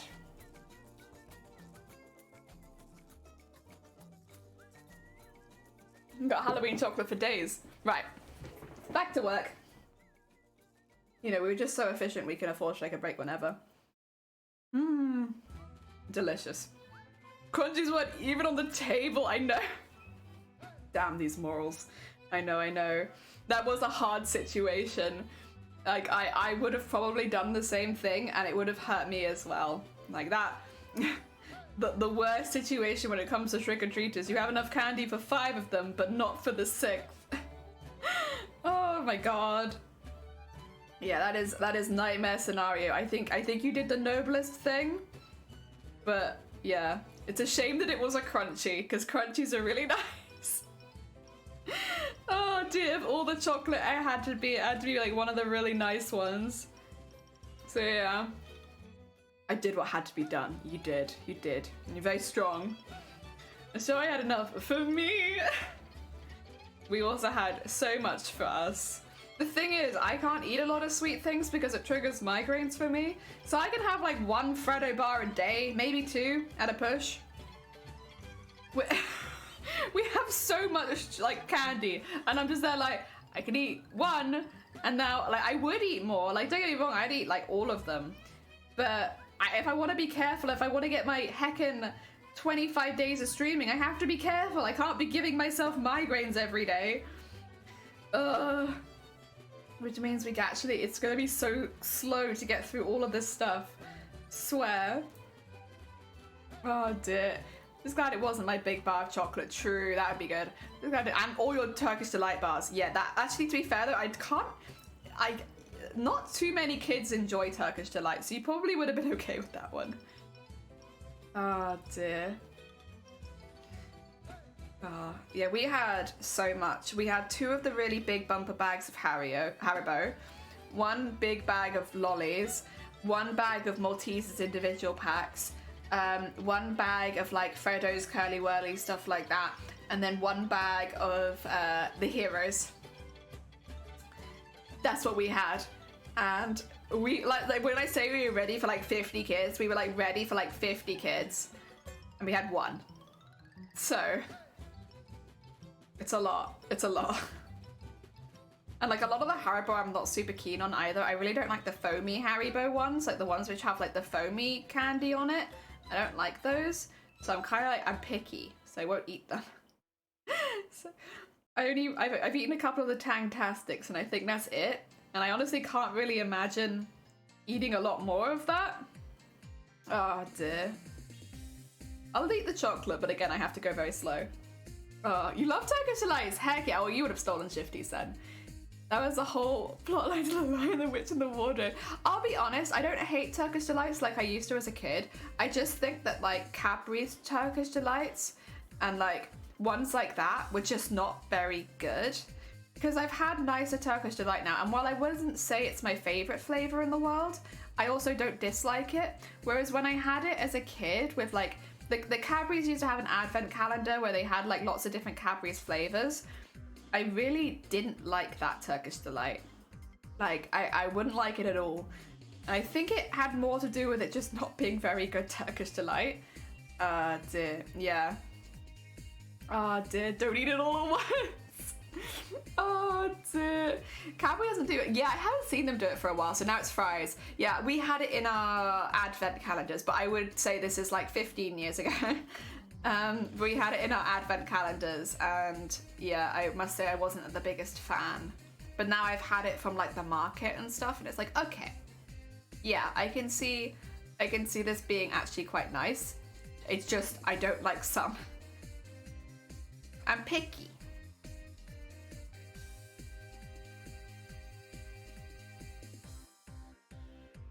Go. Fries is a classic band. I like fries, but I really do like traditional authentic. Yeah, it's like I am just gonna be a snob and be like, I only like the ones that are like from the market. That's it. I'll eat those ones, but anything else, I'm not keen. I just like those ones. I don't like the taste of it with chocolate. I think that's the other thing, is I like the ones where you can just buy like, I don't know what you call them, like the chunks of it. Yeah, that's nice. But I don't like it covered in chocolate. Yeah, I don't know, the two flavors together are not my favorite.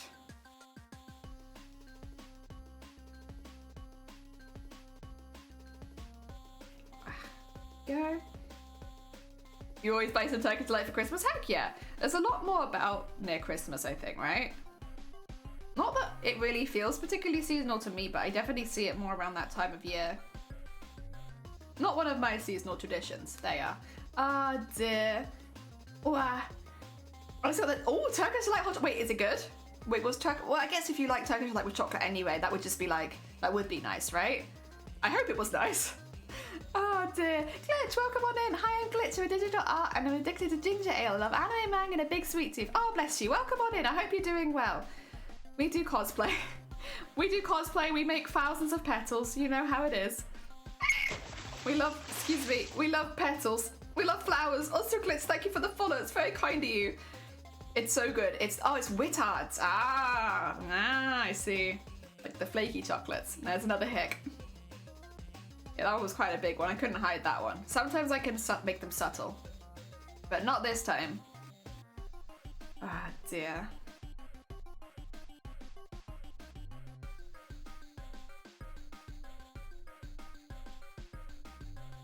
Oh, that hick happened at a really good time with the smash, did it? Heck yeah. Oh god, I'm not getting into it. Hey, if you already do art, you're most of the way there. Cosplay is one of those things where it incorporates a lot of different skills from a lot of different like types of arts and crafts. So even if you've only ever done Bob Ross style paintings, you will probably actually be pretty damn good at cosplay. Like it incorporates so many different skills from so many different sort of like paths of arts and crafts that you can really tailor it around the skills that you already have and the things that you're already good at. So yeah, there's no reason not to give it a go. Like, if you're already a really good artist, your cosplay designs will probably be fantastic. Also, if you have a lot more digital art experience, you'll be good at printing your own fabrics. You'll probably also be pretty good at painting. If you do digital art, I can imagine you being able to paint on fabrics and stuff like that to give them extra texture or put designs into it. Yeah, honestly, that's a nice thing about cosplay. You can really tailor it around the things that you're already good at and then add skills as you go. So you don't have to initially be like a fantastic seamstress or a fantastic armor crafter. Like, take what you already are good at and then put it in cosplay. Maybe you're really good at cake decorating, so you already have like a lot of like precision painting. Well, maybe remove the icing and change it to puffy paint and you'll be able to do all those kind of designs in 3D on clothing. Yeah, stuff like that. It's very easy to transfer skills across to cosplay. Wow. I'm good at doing nothing. Zay, I don't believe you. Your emote usage is top tier. Oh dear, you clearly have an eye for the opportunity. And like using your emotes at the right time. Oh dear. I don't recognize. Oh, don't worry, not surprising. So Silent Hill has recently announced a new game called Silent Hill F. They're also remaking 2, which is very exciting. But I am specifically making the girl in the trailer from Silent Hill F, so it's actually not a released game yet. Did you hit? Queena, I'm gonna need some people. Actually, wait a second. No! No! That's probably my favorite out of the whole tin. What are they doing? Who thought that was a good idea? Wait, I'm looking at news articles about celebration. Oh my god! Wait! What? A limited supply of no bounty tubs will go on sale at 40 Tesco stores. It comes after the brand lets shoppers return unwanted bounties. What? Like, actually? Oh my god. Oh, wait, you dark times, man. Like, when they remove the bounty from tubs, that's like my favorite one. Maybe other than Milky Way. I do really like Milky Way. I forgot that that might be in there. But I like Milky Way. I like Bounty. What the heck? Oh my god. I have so many good memories of eating bounties with people. Like, what the heck? Because like the full Bounty bars are good because they're like automatically split in two so you can share them. And I just, oh my god. No. No. Oh, you love Silent Hill, but I hate this act. That's fair. That's fair. You don't have to play the remake, but they are making a new game. And that's this one. That's this one. Only in certain times. Bounty. I don't know if I can see this bounty distaste in my chat. My chat needs to be a safe place for me. Oh my god. How could you? Bounty's delicious. Like coconut and chocolate. What are you talking about? This is a... What the hell? This is the best thing they've ever done my ass. This is a mistake. This is a big mistake. Bounty is good. Bounty is great. I don't condone kill your spouse. I thought you were talking to her, so I was like, wait a minute, no. Not that kind of bounty. Oh dear. Bounties are delicious. I will not see the bounty hate in my chat today. My god. How? Oh my god. Poor Bounty. Bounty for me is to bleh.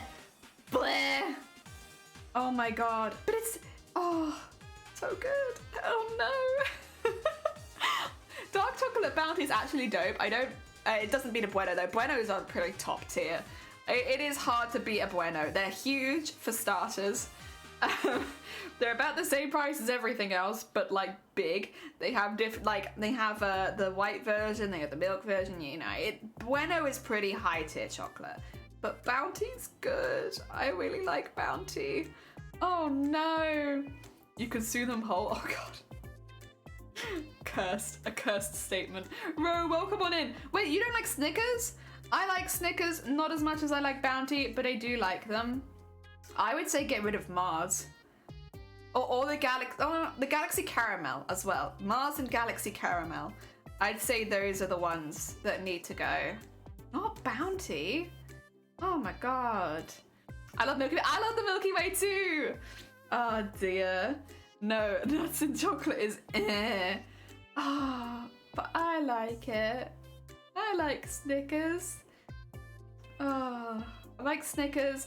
I think Mars is just a bit meh. Like, it's not bad. It's just the Milky Way I think is better than Mars, and they're kind of like the same sort of thing. So I think Mars is a bit underwhelming. And then I think, yeah, Galaxy Caramel is just not my favorite. I don't mind standard Galaxy, but Galaxy Caramel is a lot. And then I'm not so keen, honestly. Oh dear. Caramac used to be a favorite, but like, oh, I love Caramac. Caramac's really good. Caramac's very addictive. Glass of my chocolate. Wait, that came out weird. No, it came out truthful and honest, and we appreciate your honesty, Vile. You always have a safe place to be honest here about your tastes in chocolate and nuts. Oh dear. Galaxy Caramel is way better than Galaxy. No. No. No, it's not. Oh my god, no, Galaxy Caramel is way too much. I liked it as a child, and then my tastes matured, and I was like, yeah, this is way too much. Oh my god. Only people with baby palates like Galaxy Caramel. Oh dear. Oh, Maltesers is top tier. Maltesers is good. I'm not gonna lie about that one. Mars is fine. A lot of people favor Bounty and Milky Way. That was like my favorite. No. Oh dear. Oh, it's fine. 5,400 petals sounds like a nice afternoon. It is a nice afternoon. I'm having a great time. I'm not going to manage 5,000 probably today, but if I can get like 20 something, that's a good chip away. We started at what? What did we start at? 0.38%, if we can get up from that. So it's supposed to eat curry pizza sardine spines. I don't eat the sardine spines. I leave them to one side because they're not as edible. Yes. Because they have baby palate. Yes.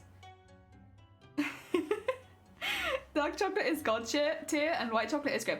I like white chocolate and I like dark chocolate. But I am a little picky with all chocolate, to be honest. There are some chocolates that I'm just not as keen on. Like, I will say 99% chocolate, I didn't like that. I don't know if you're meant to like that. Like, it really made my mouth feel numb after eating just a couple pieces. So I don't know exactly what that's about. But generally, I like dark chocolate. When you miss a login in Elder Scrolls. Oh no. Oh dear. Bounty is very specific taste, so Celebrations is more general. I guess, but I like it. And potato pizza. Potato pizza is fantastic. And I will not hear potato pizza slander. It's very, very good. It's also traditional. Oh dear. That's it. I'm doing a tier list. Do it. I can do it. At least I know Bounty will be on there. At least I know there's no Bounty slander on that particular tier list. Oh dear. Oh, I need to switch over to make my life easier. Those chocolate haters, all chocolate needs to be devoured. Yeah, it's like, I like all chocolate, which is kind of a pain as someone who has migraines. Because I will say it's not the worst trigger for me, but if I have too much chocolate, I definitely, or anything sweet, honestly, I do notice. But yeah, I do like chocolate. I like all chocolate. The only chocolate I've had that I've really, really disliked is actually disliked, and it's not just been not my favorite, is the,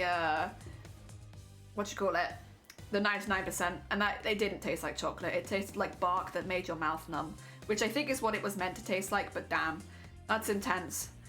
Oh dear. Well, lots of people hating it should be good for you. You know, you get all of them. Yeah, that is true. Except I live in a house of people who actually like Bounty, so it's never quite as interesting. One thing we don't like, I think it's in the Heroes pack, is the Eclair, is that what it's called? It's the one with like the caramel with the chocolate in the middle. We're not as keen on that one. I wonder if it's because we all have fillings and it just makes us anxious. But like, yeah, the Eclairs are always left over at the end of the tub. Like, nobody wants to eat them because we all got anxiety. Oh, no, I found I want to have like savory. So, oh, I do like spicy bump. Yeah, you know what? That is also good. Listen, I like that too. I like it both ways. I like savory and I like sweet. People who eat chocolate have bad baby palates. I prefer to eat cocoa beans raw. You know what? True. What Shifty said. Yeah, that. I like the dramaticness of it. I'm not a fan of licorice, but I had some good chocolate licorice in Iceland. I am up and down on licorice. I actually really like the flavor of licorice, but I've also had some like kind of nasty licorice before, so I'm like, I like licorice, but I am wary because I have had icky licorice before. Excuse me. Really sad I missed the Telvastones. Oh no. Oh dear. Purple Quality Street. Green triangle. Green triangle. Not purple, green triangle. Yeah. Nougat. Yeah. I thought like the porridge was raw or something. Yeah. Listen, don't worry about it. Don't worry about it. No one think about it too much. If Rasputin can survive poison, so can I. That's just...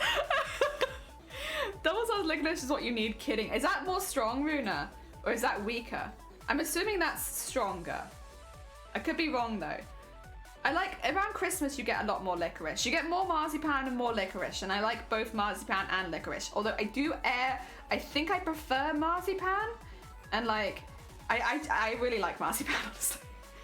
I wish I could get it more outside of Christmas, and you can, it's just not super common, whereas at Christmas it's everywhere.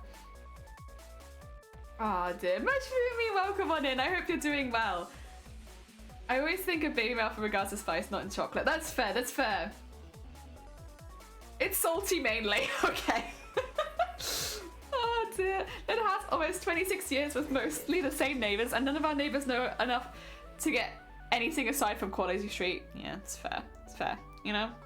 I feel like you always get, like, there's a few things. Do you get, like, the biscuit tin every year? We get the biscuit tin. Like, we always get one biscuit tin from someone at least. One year, I know we had, like, 3, and, like, there's only 2 of us living in this house, so 3 biscuit tins is quite a lot.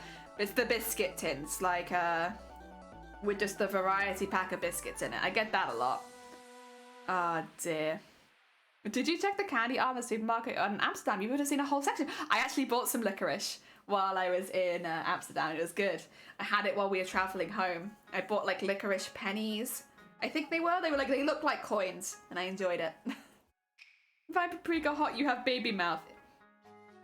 Yeah, that's fair, I suppose. I could see that. But I don't know. I think I do it more in, maybe it's like probably a different thing based on how you grew up, right? But like, I guess to me, baby mouth is someone who won't try new things.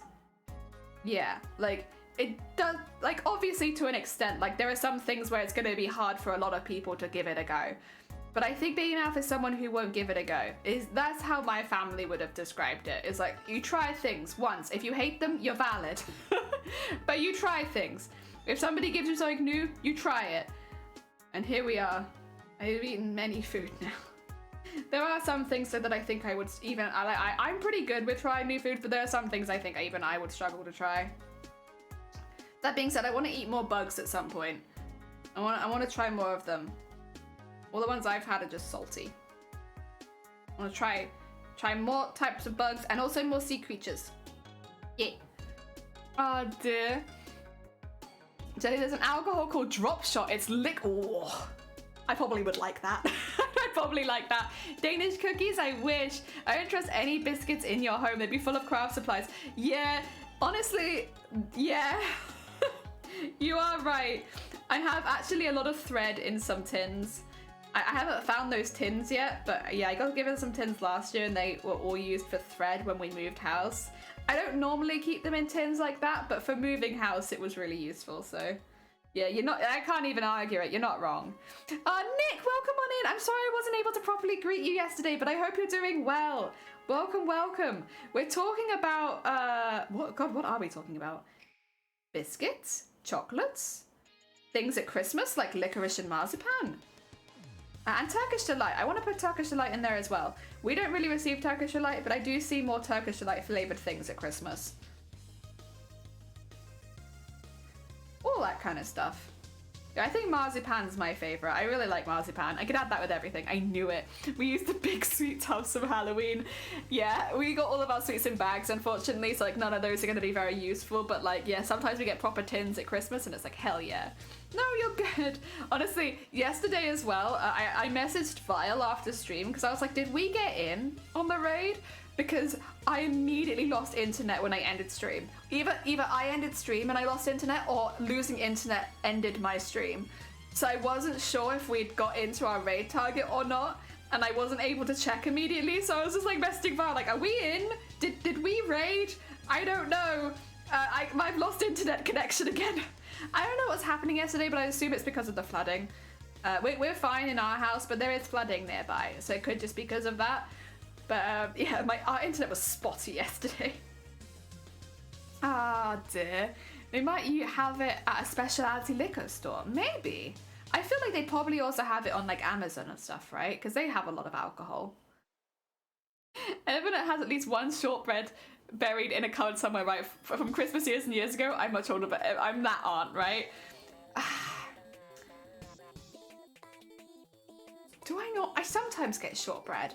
I'll be honest, I normally get the same one every year, and I don't know what it's called, but it's a blue tin, and it's like rectangle with rounded edges, and we normally get that same biscuit tin every year. And you know what? The biscuits in it are actually pretty good.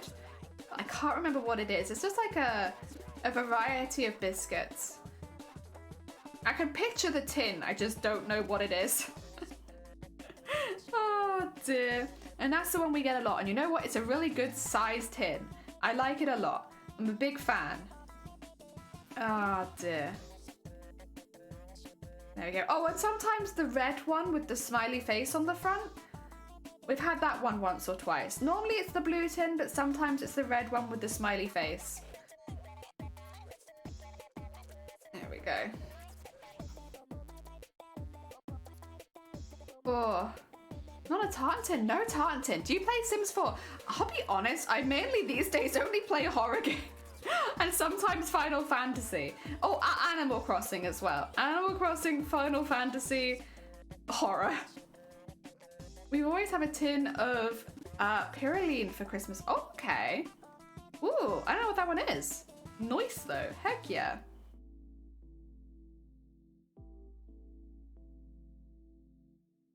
There we are. Wah. Wah. And back over the slug. Oh dear, it's French and it sells in Canada at Costco. Ooh, okay, sounds nice. Anyway, yeah, what are the petals? There's a lot of wrapping, yeah. They end up looking like this. They're pretty aesthetic. They've got lots of fluff on them for some reason. I must have put them into something, but if you ignore the fluff, they end up looking like this. Yeah, and then we're gonna at some point go and paint all of the edges so that all of the tips are like blackened. But yeah, this is what they end up like. 5,400 of those. Yes. Yes. We've calculated that it'll take about 600 hours based at the rate that I'm going at the moment, which may speed up or slow down. It'll probably speed up a bit as I get more used to doing it, but then it will also slow down because the petals will get bigger. So I can expect it to be maybe like a little bit longer or a little bit shorter depending, but about 600 hours I expect, which is honestly not too bad. We've done worse. Out of all the cosplay stuff we've made, 600 hours is honestly not too bad. Very manageable. Oh dear. 5,400 of those. That's a commitment. It is a commitment, but like last year for Mateus, we spent 2,000 hours on that costume. It is only going to take us 600 hours to do all the petals, and that's the big part of the costume done. So it sounds bad, but when you put it against the cosplay we just finished, it's actually quicker. Yeah, for like the main part of the costume, it's quicker. That's not too bad. It's not too bad. It sounds bad. It's clearly your main hobby. It is my main. This is mainly what I do. Most days, every day. I don't leave the house. I'm unfit for work at the moment, and I'm not really allowed to go into work. But even if I was, I would actually still be probably unfit for work. So I have a lot of free time right now, and I will do until I go through treatment, which hopefully soon. They've told me that they've referred me and that I am good for it and everything like that. We just have to wait for it to start. And then hopefully after that, I can get a job again. and maybe then I'll do something else with my life. But right now, this is my main everything. Ah, dear. I have a lot of free time for it. But it keeps me really happy, honestly. Like, it sounds dark, but it's honestly, it makes me really happy. It's nice to have something to come back to like that. Mainly, making that many, I try to do like a jig to automate it. So, has anyone got the ! petals command?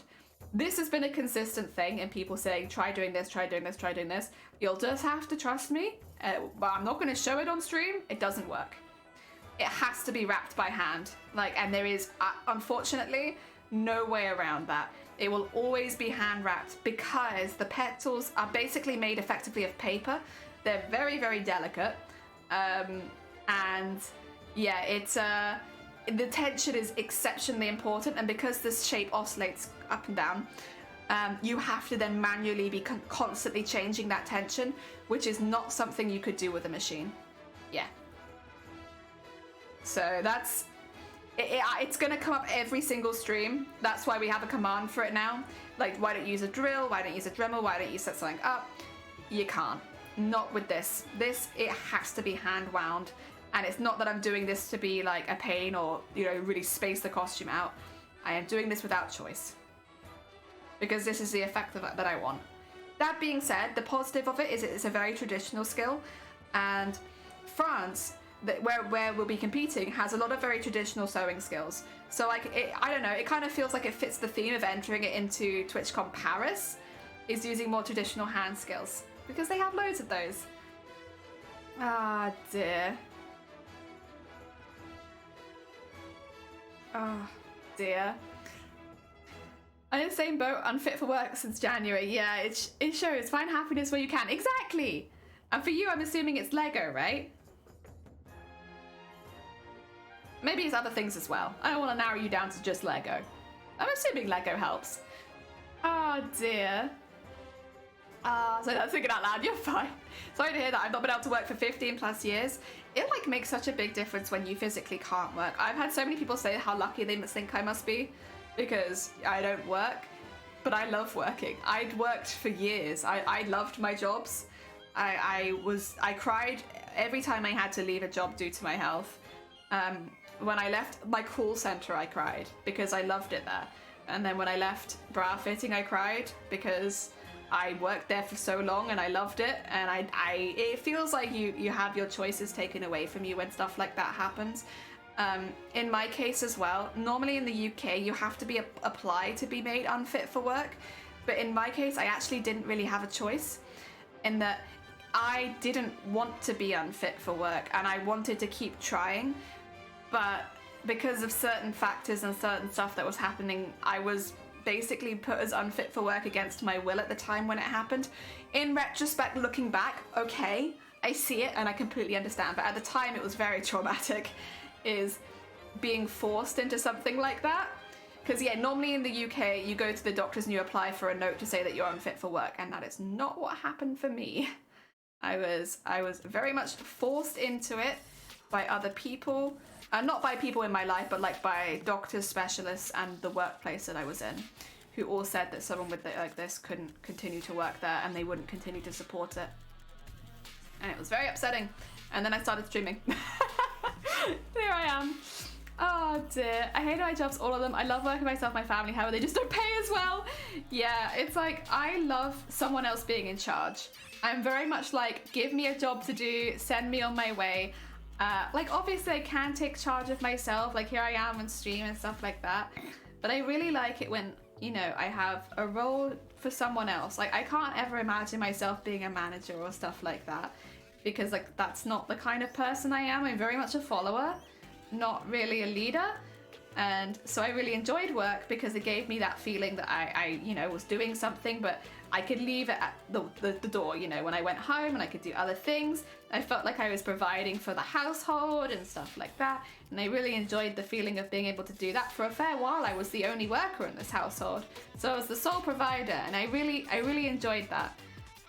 But obviously that's not something that I can do right now, and I think having had a taste of it and then not being able to do it probably doesn't help either. It's like, I know what that's like, and I know that I like it. No, I can't do it. Ah dear, heck yeah, Lego for life. Nice. I'm a forte of it. It's all my whole life for me. Yeah, physical and mental scars. Like, yeah, it's one of those things. It still makes me a little unhappy to think about, even though I don't want it to sound like I'm not happy here on Twitch. I'm very happy. Twitch has been a really positive thing for me, and it's kept me busy, and it's given me a lot of drive and motivation, and it's been like a really positive, and it's got me socializing with people, which is difficult to do when you're not well. So yeah, I have a lot to thank Twitch for, and like I'm really happy here. I don't want it to come across that I'm not. Like, I love streaming and I love chatting with everyone and I like making costumes and all that, but I guess my ideal world would be that I could also work. Yeah. The whole process switching from short-term disability to long-term was sort of seamless. I felt so lost, but yeah, in retrospect it was all good. Yeah. I love leading. Just felt like what companies, what if the leaders went against. Yeah, this is the thing. It's like different kinds of people. Some people who are really good at working for themselves, I think a lot of them are like more natural leaders. I can lead, but mainly it's like I prefer following other people. You know, I'm a follower. I'm a sheep. I like doing that.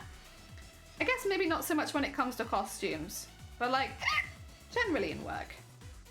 Yeah. Teach me what to do and I'll do it till the end of the earth kind of worker. Ah dear. Yeah, all the petals making hitting some Zen autopilot thing. Yeah, that's kind of, it is kind of like that. It's very relaxing. Like I can still chat with all of you guys, and like I don't have to worry about the quality of work dipping because it's not super complicated. And I feel like every session we do this, I get like a little bit faster, but it's completely subconscious. And I'm really not thinking about it that much. It's just because I've done this so many times now. I'm getting pretty good at it. But I guess that's the same with any skill, isn't it? You do it enough and you end up getting a bit better at it. Thank you for the hick. Twitch is a huge part of my social life and helps my mental health so much. Yeah, it's been really nice. Honestly, just chatting with people about cosplay and meeting... that's the other thing, is meeting other people who also do cosplay. That's damn near impossible.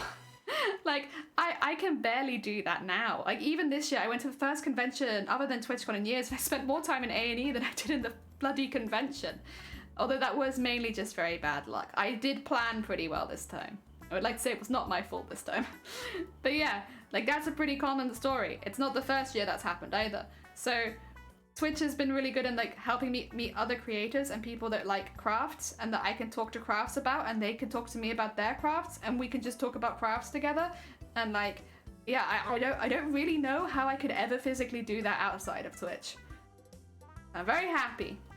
And also, I've said this before, but like in my mind, a streamer, the representative of that streamer will always be the community, and I do feel genuinely very, very lucky that the people that have found my stream have been as nice and wholesome and chill and funny as they have, because yeah, it's like without that, streaming would be a lot less fun. For sure, for sure. Whoop.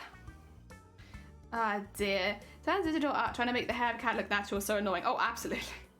Hair is awful. Who needs hair? No one needs hair. Pain in the arse it is. Gets everywhere. Honestly, the amount of hairs in my costumes, disgusting. Often the least well suited to it. Maybe. I've had some really good managers, and then I've had some iffy ones. I've had both sides. Good ones and bad ones. There we go. Wah! Save for Lego. I never met anyone IRL that loves Lego as much as I do. Heck yeah! Loves community is why I'm glad I started in the first place, for sure. Oh, I'm lost. There we go. I can't see where my things are anymore. There we go. Spin that up.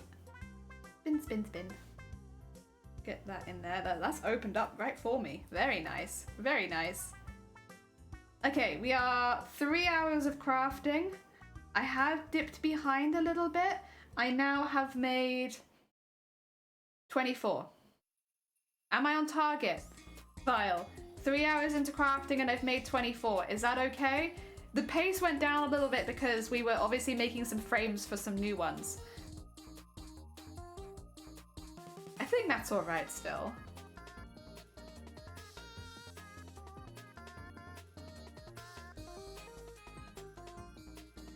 There we go. Go all the way back. That's 8 now. Oh no. We dropped one. We dropped one. We'll have to make it back up again. Oh dear. Still above 6 though. Oh dear. I did by 1 since I made the frame. Shh. Damn it. But again, I think I can work that. I can make that back. Ugh. Difficult, isn't it? Difficult to balance. When you shed hair, all of a sudden the hair's covered in it. Oh, the music. I love the music from the game. Yeah, Friday Night Funkin'. Friday Night Funkin' has a fantastic soundtrack. Really, really good. Very nice for crafting too as well because it's got like a good beat. There's like a name for music and I don't... Cough, cough, was a musician. What's it called? The music that people used to weave to. Like weaving music. It might have a different name in different cultures would be the only thing I suppose. But it's like music with a good beat that you can weave to because it keeps you in time with everybody else. It's like that, where it's like it's got a good beat so it keeps you in time with yourself. But I don't remember what that music is called. I just know that it is a genre. It's like a folk genre here in the UK, where like people again like would weave to it. So it'd be weaving music, but it'd have like a really good strong beat, and people would sing along as they were weaving to help them all keep in time with each other because it was a group activity. And also thank you for the hydrate. Yes, it is good. Coffee time for me and tea time for me. Very much like a rowing drum, except they were like full songs. Like people would sing them with each other while weaving to keep them in time. But yeah, very much like a rowing drum, just with a bit more going on. I'll have to look it up after stream. I remember like researching them a little bit when I was in school, but that was so long ago now. Oh dear. Yeah, like weaving songs. And there's like quite a few weaving songs. But that's kind of how I feel about some of the songs on these playlists. I'm like, yeah, they're really good weaving songs. Like, they keep you in time and help you maintain the same tension and stuff like that because you're doing it all in time with the music. And I think Friday Night Funkin' specifically is a really, really good one because like the beat is very like obvious, but like and easy to follow. Like they're not super, super fast or anything like that.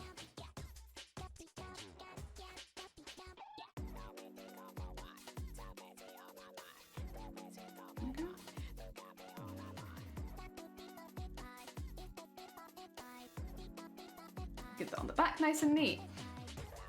New canvas wave. Oh dear. You know how many people like the after? I think a lot of people like the OST. I don't know how many people also enjoy the game, but I think the OST is pretty loved. Maybe it's just in the crafting community though. Everyone in the crafting community is like, this is perfect work music, let's go. Okay.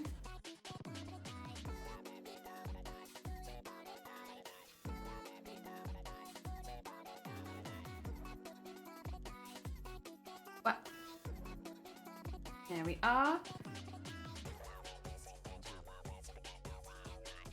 And around there. Nice.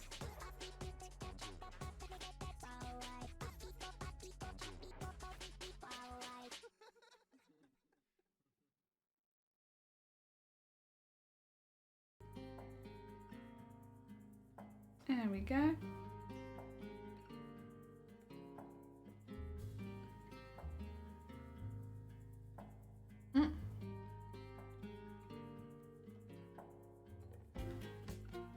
Right, that's one more. Let's just get that a bit further along. The next bit's a bit moved around a little bit. I think it'll be okay, but let's wrap it up a little bit. There you go. And then whoop, whoop. Good stuff. Oh, that bit was complicated. Sometimes it's just really difficult. Like, it comes out of nowhere and you're like, shoot, why is this being so hard? Why can I not wrap this? Oh, there we go. We get it, we get it. It just takes a bit of convincing that it wants to be wrapped in threads. It does want to be wrapped in threads. Refuse to hear otherwise. If you're working with me on this costume, you wish to be wrapped in threads. Let's get it down there. Yeah, like that. Nice. And then get that all the way to the edge, and then wrap that back up. And all the way across there. Oh. And all the way around there. There we go. Yeah, basically one of the bits of the paper is flicked up. So it's like when it's wrapping it over the lump in the paper. It's not terrible, and it won't be very visible at the end, but like it does make it a little bit difficult to wrap the thread around. It's happened once or twice so far, so honestly not very much. And I'm getting a little, like I'm finding it a little bit easier to handle it now than I was, where I just panic. But like, it's still a bit of a pain when it happens. Fortunately, in this particular case, it's happened down by the base, so when I'm attaching the wires together, you won't see it anyway. Ah, dear. Okay, so I was talking with Teacup out here in the gym, said she got... She did Shiva? Oh my god. Hell yeah. Oh, that'd be a really cool costume. A really nice bold costume as well. I like that. I like that. Easy to recognize. Bold. A lot of people know them. Very nice. Very nice. Good picks. And of course, with Teacup being as tall as they are, that'll suit them really well. Very nice. Very nice.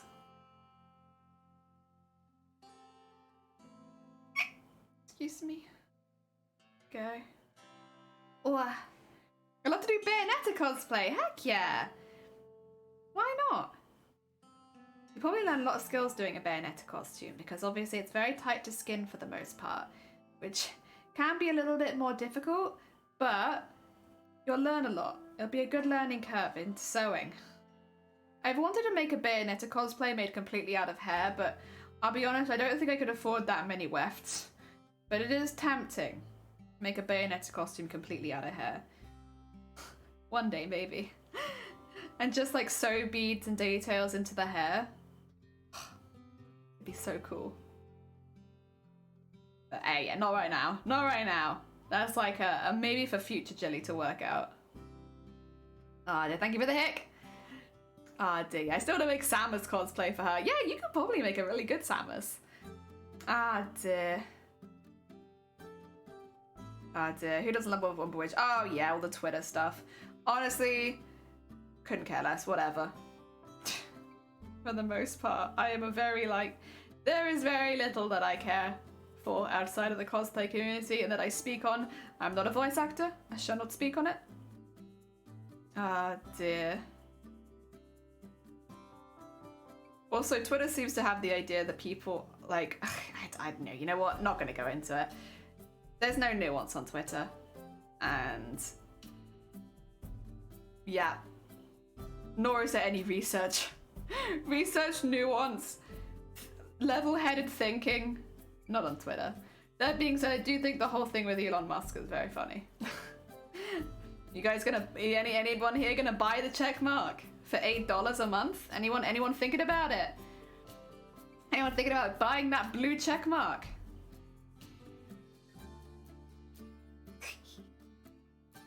I don't think I've heard anybody talk positively about it. Like, yeah, actually, I'll spend $8 a month buying a check mark so that I look verified, even though everyone else could literally do the same thing.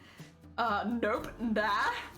Yeah, it's like, who in their right, like, it's completely the opposite of what verification is for, and like, you know, what it's meant to protect. And I think it's very funny to have got it quite so wrong. But nope, they're not budging. It's $8 a month. $8 a month. Heck yeah. Oh dear. Go. I do find that bit very funny. Mainly because it's just very silly. It's the silly stuff I find funny. Oh dear. I killed my Twitter as soon as I heard he was buying it. Honestly, fair. Like, you know, fair. Oh dear. Yeah, I mean, I use Twitter predominantly just for like the threads for cosplay making. I like looking at other people's threads, but obviously I do make my own as well sometimes. Only done it once before, but I'll probably do it again if I make another big costume like this one. I like seeing the work in progress threads, and that's about it. I'd sometimes post final shots, but predominantly it's for the whip threads. Oh dear. There we go. It's also nice to be able to link someone for the whole work in progress. I do like that. I do like that. I don't really use mine. All my other socials just funnel to my Twitter. Yeah, that's fair. That's fair. Again, I use it for the thread for like cosplay because it's a really nice way of getting all of your work in progress pictures together into one page. But yeah, that's all. I use it for images predominantly. There we go. Oh, and for thanking people in streams sometimes, like either for raids or for just chilling and hanging out, or to celebrate something that we've done on stream. But then I also post the same thing normally, like to the Discord. So it's like, it's just what I've posted in the Discord, copy pasted to Twitter, just so that the people that aren't in the Discord can see it. Yeah. Normally that's how it goes.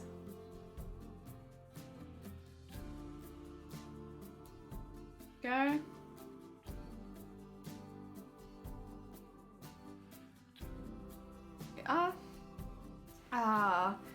So it's because of amazing fan art. Yeah, I don't really use Twitter. The only thing I do like is memes and art. Support my friends on block turfs when there's a trend, which is like every single week. Like every single week. Oh dear.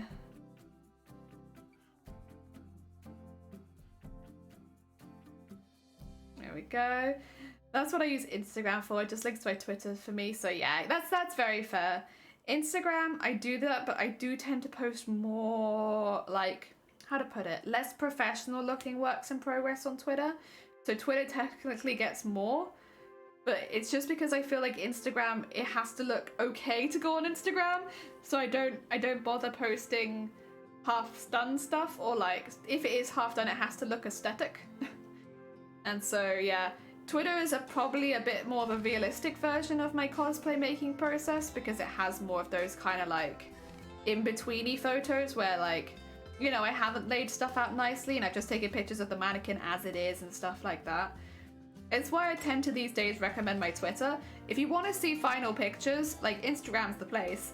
But if you want to see more works in progress stuff, or like have an idea when streams are happening, and or if we're doing any special streams, my Twitter is the one. There we go.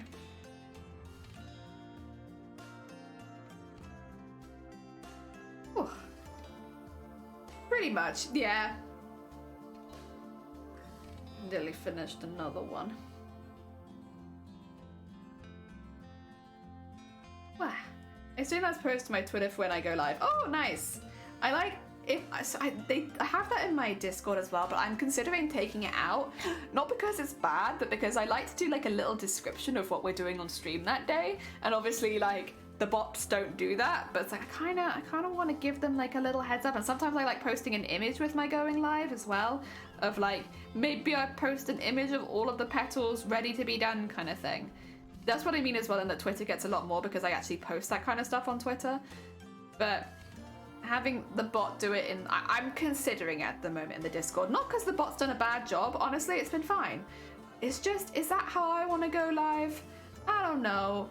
I think I would rather go live with like a little picture and then like the link and then like a little description of what we're doing. It's because some people are more interested in some parts of the costume than others. And they go, I want you to know what you're in for today. Like if you're in for more petals, let me tell you you're in for more petals. But if it's like a special design stream or something, I kind of want people to know that it's a special design stream so they can turn up if they want. Like yesterday's.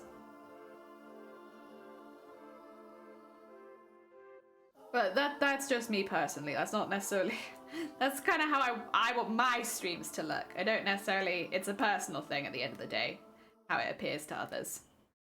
Oh dear. You have a Discord? Exclamation mark Discord if you would like the Discord. We don't have the link underneath the channel because people take advantage. You don't even know, I just copy paste. That's fair, that's fair. No, you're fine. At the end of the day as well, it's like what works for you. Like what do you like to do? Thing is, making a picture every stream is hard. Yeah, for sure. I mean, for me, because that's what I mean is like, this is personally what I like to do as someone who makes things constantly. It's like, it's nice to be able to show the works in progress of the things that I'm doing, which makes sense for me personally. But what it doesn't necessarily make sense to every other streamer. Streamers who focus more on games, for instance, like, you could do it, but you don't have to. It wouldn't make maybe as much sense. Oh, dearie. And also, like, there shouldn't be any pressure to do it. But personally, that's what I like to do. Oh, dear. There we go. You should have something to show your work if you get raided or end up on the front page first. That never happens to me. That never happens to me. So I think it'll be fine, right, Gromit?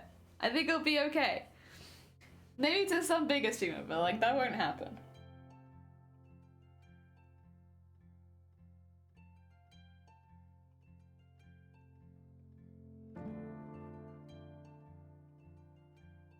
Is there string in my tea?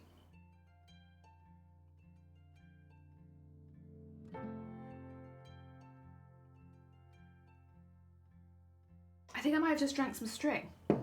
I don't even know how that got in there. It's fine. You know what? I don't think one piece of string will kill me. I'm just a little surprised about how it got in there. I guess I have been trimming them, but like not really that close. Oh. Ooh. It's weird. Oh well, it's not the first time I've eaten string. It won't be the last time either. Oh dear. I didn't notice anyone caring or bringing any extra attention for what I was working on. Yeah, so I think it has to be something that you do for yourself if you're doing that kind of thing. And for me, it's good because it helps me when so for instance, all of these images will end up going into a build book. It makes me take extra photos, which is then really positive for me because when it comes to building my build book, I have more photos. So it's like a very much a win-win. Like, it's a little bit of extra work now, but it will really help me down the line when I'm trying to put together my costume pictures. But like, again, it's a personal thing. Is it gonna actually be a positive thing for you and your stream and your stuff that you're doing? If not, I don't feel like there's any reason you should feel like you have to. But for someone who's trying to build a compilation of pictures to prove that they made their own costume at every step, it's pretty useful. Maybe, Vile, when you do end up entering TwitchCon, it'll be something that you adopt just so that you have that. Oh dear. Hello, I'm on my lunch break. Oh, Echo, thank you for popping by. I'm good. I think I just ate string. I hope you're doing well, though. That was the first time I drank string, and it won't be the last, too. Oh dear. Like, ugh. Yeah, that's a good idea. I think starting taking more when I'm actually needing them should be posting more on Instagram, Discord. I just kind of stopped the past year. Well, also, like, you have to do what you're happy with and what you're comfortable with. Excuse me, that's a string burp. But, yeah. Like, it is useful for people that are building books based on their progress. So, yeah. Very handy for me. Not so handy, even for, like, other makers and crafters who are making costumes. If you don't have to take pictures of your costume at every step of the way, like, there's really no motivation to do so, unless you're someone who likes sharing tutorials and stuff like that. But if you're making a build book, it's very handy. It's very handy just to get started early. So I should really be doing more even now. Ah, dear, a string burp, a burp, because I drank string, you know?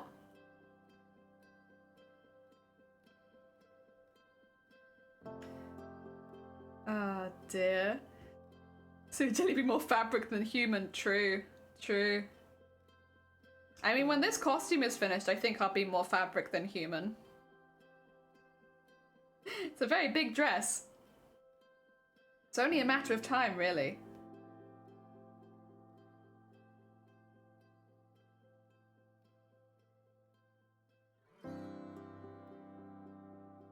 Come on. There you go. Oh dear, just hoarding all the string will burp it up as necessary. Exactly. I'm hoarding it for later.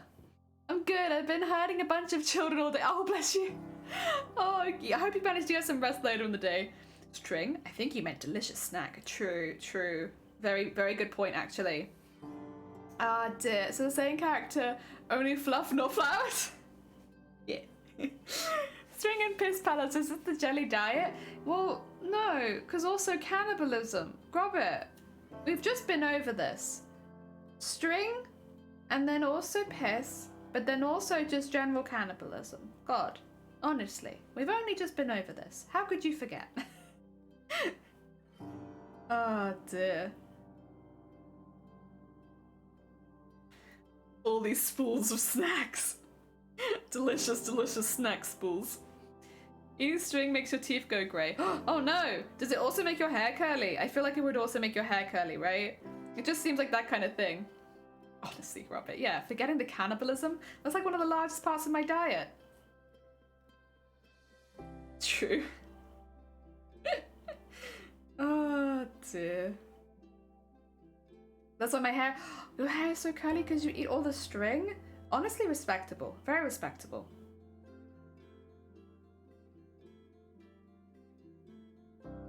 Go. Nah. Oh dear. I have let the cult down. It's alright, Robert. You can rise back through the ranks again in no time, I'm sure. Not that we have a cult, but if we did, you'd be fine. All the metal people. Speaking of cults, the metal people are nearby. You can hear them with their big, big, big megaphone thingy. Oh dear. And Bounty, we can't forget that. Delicious, delicious Bounty. My hair is wavy because I drank some seawater. Does biting your nails count as cannibalism? I had never thought of that. It wouldn't be cannibalism though, because if you were biting somebody else's nails, that would be cannibalism. If you bite your own nails, I guess it's auto-cannibalism. Just a little bit different, you know? Easy to mess up. But I think you'll be fine as long as you bite other people's nails.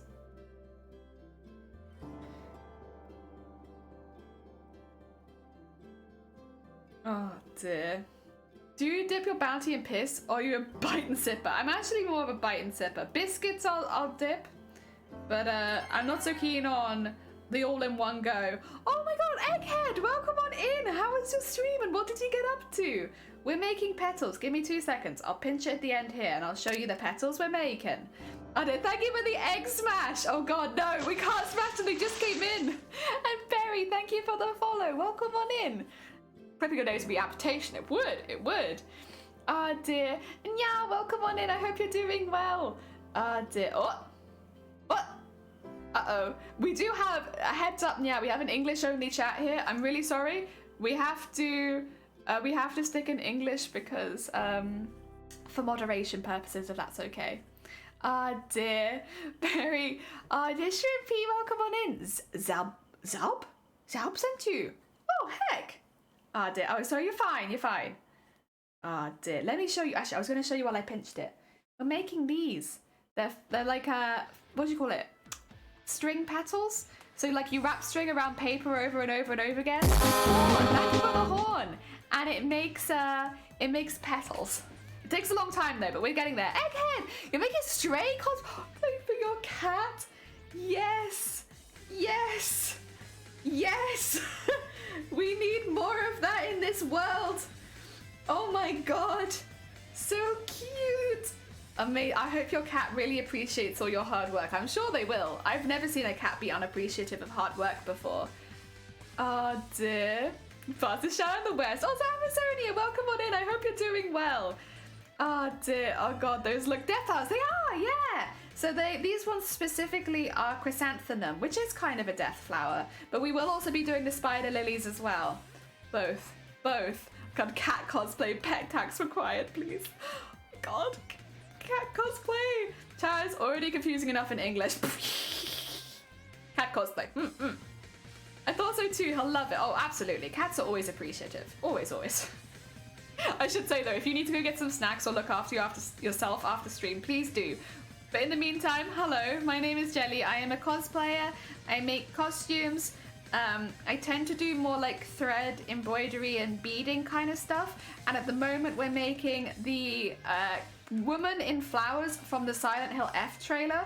So we're currently making all of the flowers. We did some calculations on stream yesterday, and it came to the fact that for the chrysanthemums, we were going to need 5,400 petals to do the amount of chrysanthemums I'm going to need. Oh, goodbye, music. It was lovely to have you. Let me go grab that again in a second. So currently we are working through making petals, and I go at about a 9 petal per hour kind of speed when I'm on stream. I'm going to say that's probably a little higher when I'm off stream, but whilst live, about 9 petals an hour. Oh dear. I thought those were fun. Oh, you flatterer. Thank you. It's very kind of you. They're very nice in textures. I enjoy it a lot. Oh dear. Well, I'm so excited to share cats. Oh dear. Where do you go? Oh, you can pop it in the Discord. We don't have links in chat, but you're welcome to Discord and pop it in there.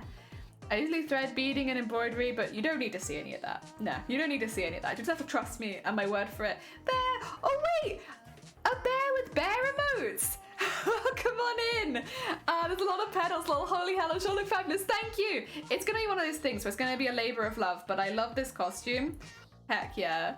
Jesus, that's gonna take a while. It's gonna take 600 hours if I go at 9 petals an hour. Don't worry, we got the maths in chat. When I started stream this morning, Basil very kindly let us know that we were 0.38% of the way through. My goal at the moment is currently 1%. We're getting there, you know, we're getting there. Slowly but surely we are getting towards 1%. There's a whole lot of plant. There's going to be so much plant. 9 petals an hour. That's my speed. 9 petals an hour. Have you considered using a bobbin winder? Yeah. Yeah, I have. Unfortunately, because it goes up and down and the tension is so important, and also bear in mind, it is a paper frame. If the tension isn't right, it destroys the paper. Or you get really, really loose, and the tension has to change constantly to go up and down over the petals, which means it's basically impossible to use a machine on. It is what it is. Ah, dear. But it's all right. We're fine, because you know what? We knew what we were signing up for with this costume. We were ready. It's fine. Oh dear. What made you want to work on this costume? What made me want to work on this costume was I love horror, and this is a ball gown covered in flowers and intestines. I think it's fantastic. Honestly, it's shiny new thing, and I want the shiny new thing. Plus, yeah, generally I'm a big fan of the horror genre, so like the idea of doing more cosplays from that. But I also like making flowers. I have a bit of a history of making flowers, so it's not something that I'm completely new to. So even though it's quite an intense costume, it's a lot of skills I already have, which is good. That makes it easier. 600 hours, 8 per day, 75 days, 2.5. Wait, actually, wait, is that real? Oh, that's so good. If that's the case, that's so good. Say, thank you for popping that in chat. That actually gives me a lot more confidence. I thought it'd be here for like 4 months. Ah, dear. Wouldn't that make your hand sore? It doesn't make my hand sore, but my right arm is definitely going to be a lot stronger than my left arm because I'm just doing this constantly. It's like there's not a lot of pressure that I'm putting onto it, again, because it is paper. But like it's enough that when you're doing it for hours at a time, it adds up and your arm gets a little sore. But every time I do this, my arm gets less sore, so I can only assume that my right arm is getting really strong. It's either getting just really used to doing this, or it's getting stronger. I've only been doing this for like a week or so. Go. That's pretty good. And all the way down. Dear, you have a mod battle in like, wait, do I? Oh god, why? Why are the mods fighting? Getting a super buff on one side. That's, yeah, that's the vibe. What are you guys fighting about? God damn it. God damn it. Are you... Cope. Cope. Cat tax has been paid. Oh, cat tax has been paid. That's what I like to hear. Wait. Bam, bam, bam. Bam, bam, bam, bam, bam. Oh my god. Oh my god, they're perfect. Oh, they have such a happy little face as well. But they have like such a happy little cat face. Oh my god.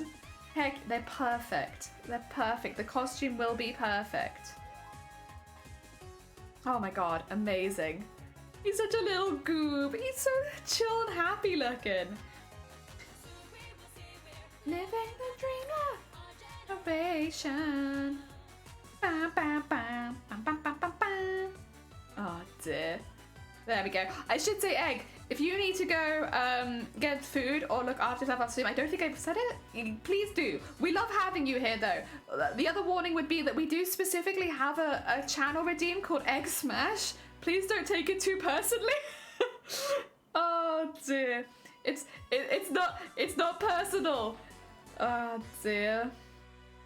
There we go. Keep winding. Keep winding. You what? Egg smash. I can't remember if it's smash egg or egg smash. It's something like that. Yeah. Don't take it too personally. It's nothing personal, I swear. What's it called? I need to know. Oh no, that's the wrong thing. Yeah, smash egg. It's on cooldown right now, so you're safe. Smash egg. Yeah. We have a bit of a vendetta, very specifically against duck eggs in this channel. Not keen. Get them out of here. No duck eggs, and thus people come in and they smash eggs for us. Hell yeah. Oh dear. Smash egg, ayo. Smash egg. I'm winning the mod war. Wait, Deb, how are you winning? Oh dear. Bam, bam, bam, bam, bam, ba-dam. Okay, nearly finished another one. Oh dear. Wah, wah, wah, wah. Oh dear, how do you mod this chat? With Thank you for giving the shout out to Egg! Of course, because yeah, we had the announcement shout out as well. Heck yeah! Thank you, thank you! Oh dear. We got 4 more. I don't really know. I don't think we do moderate chat very much, to be honest. There's like a few things that get modded out. People who come in and call me like baby cakes or whatever. Like weird pet names. They get modded out. People who come in and say, oh yeah, didn't someone tell me to kill myself the other day? I didn't even notice though. Someone came in and their first message was kill yourself, and I was like, it's nice to meet you, because I didn't put together like the what it meant, because they did it as like KYS. So I was just like welcoming them in, like, hell yeah, nice to meet you, welcome on in, and they were just telling me to kill myself. And then suddenly they disappeared from chat, and I was like, oh, I guess they must have done something bad. And like the mods were in the mod channel, like, I am trying to get rid of this person, and Jelly's just there greeting them as they're telling them to kill themselves. Oops. Listen, I don't always put together abbreviations, and I just didn't notice. Like, 100% it was just an accident. Also, Triangle, welcome on in. Thank you for the follow. Ah, dear. I keep getting noticed of a mod battle.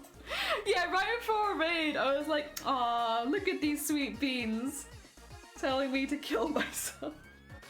Yeah, it's like, if you're gonna tell me, you need to write it out, because unfortunately I'm not very good with abbreviations, and I just don't notice. And then my poor mods are just like, Jelly, please stop greeting this person, they're being very mean. Oh dear, it was right as we were raiding out, yeah. I didn't know KIS ever misspelled kiss. No, it's KYS. So kill yourself, KYS. But I knew that's what it stood for, but it just didn't click in my mind at the time. Yeah, beans? I love beans. Oh dear.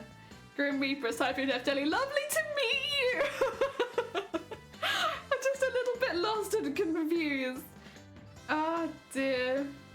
We've had other things modded up before where like I've just been greeting and having a really nice time, and my mods have to be like, no Jelly, they weren't being nice. So yeah, those things get modded out, but not by me most of the time. I don't notice. I'm more likely to notice someone calling me a pet name than I am someone telling me to like actually off myself.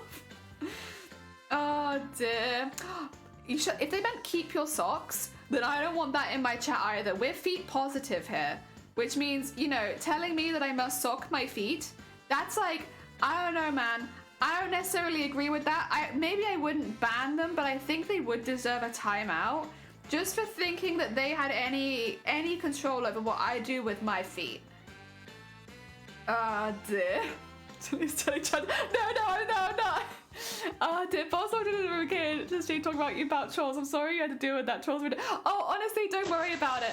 Like, I get it, and like I totally, it's very valid. It's a very upsetting thing for a lot of streamers, and like I totally get like how it can ruin a stream for you. And I don't wanna talk over that because it's a very real thing.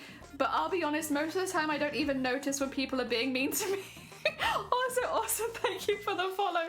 And I have to be told after stream that someone's been being rude to me because I just don't notice. Unfortunately, I am what do you call it? Not the most, I'm a little bit oblivious. So 99% of the time, it's well over my head.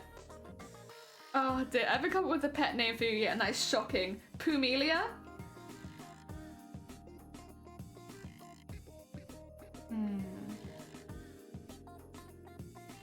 I don't know, I feel like it would merge better with jelly, because gelatinous poo is kind of, in my mind, a better nickname.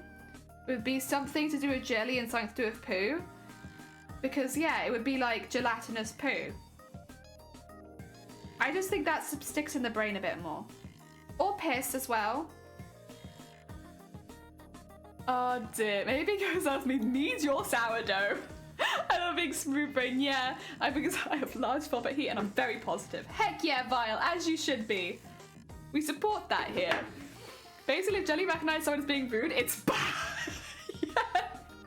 If I notice, it must be bad. Oh, smelly fish. Hell yeah. But no, it's not specific enough. Like, because I might smell like roses. And by the way, I do, in case you're wondering. But it needs to be more specifically poo. I feel that in the same way. I see a comment, just stare at it for a hard second because I'm confused. It doesn't connect with me. Yeah. Oh dear, it's like, yeah, something's wrong here. Ah, it's fine. It's probably fine. Meanwhile, Twitch chat, die, die. Nah, 99% of people that come in here are really, really sweet. I say as Twitch chat is currently deciding what kind of nickname influenced by poo they can give me. Oh dear. Okay, I need to go clean my face. Oh, you're fine, Egg. Take care. Again, thank you so much for the raid. But yeah, look after yourselves. And yeah, if you're using paint, good luck with the cleaning. They remind you to kindred your spirits. Of course. I didn't even think of that. You're right. I haven't kindreded my spirits recently. I've been slacking. Good point. A crappy smelly fish. Oh, that's good. I like that. That's a good one. That's a double whammy. A crappy smelly fish? Yeah, that's actually pretty strong. Okay, we're getting somewhere. That's not bad. That's not bad. Because that's like my legitimate Twitch name as well.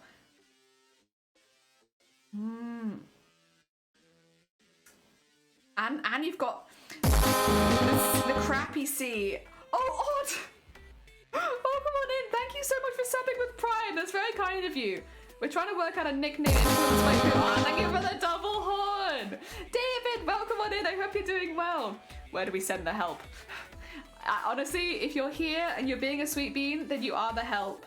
Because honestly, I just really need emotional support. Wow. I should have said send emotional support. Oh, thank you for the party, May. Welcome on in. Wow. Wow. We like to party. We like to party. We like to party. We like to party. We like to party. We like to party. We like to party. The finger bus is coming and everybody's jumping. New York to San Francisco, an interstate free disco. The wheels are still all turning and traffic lights are burning. So if you like to party, come on and move your body.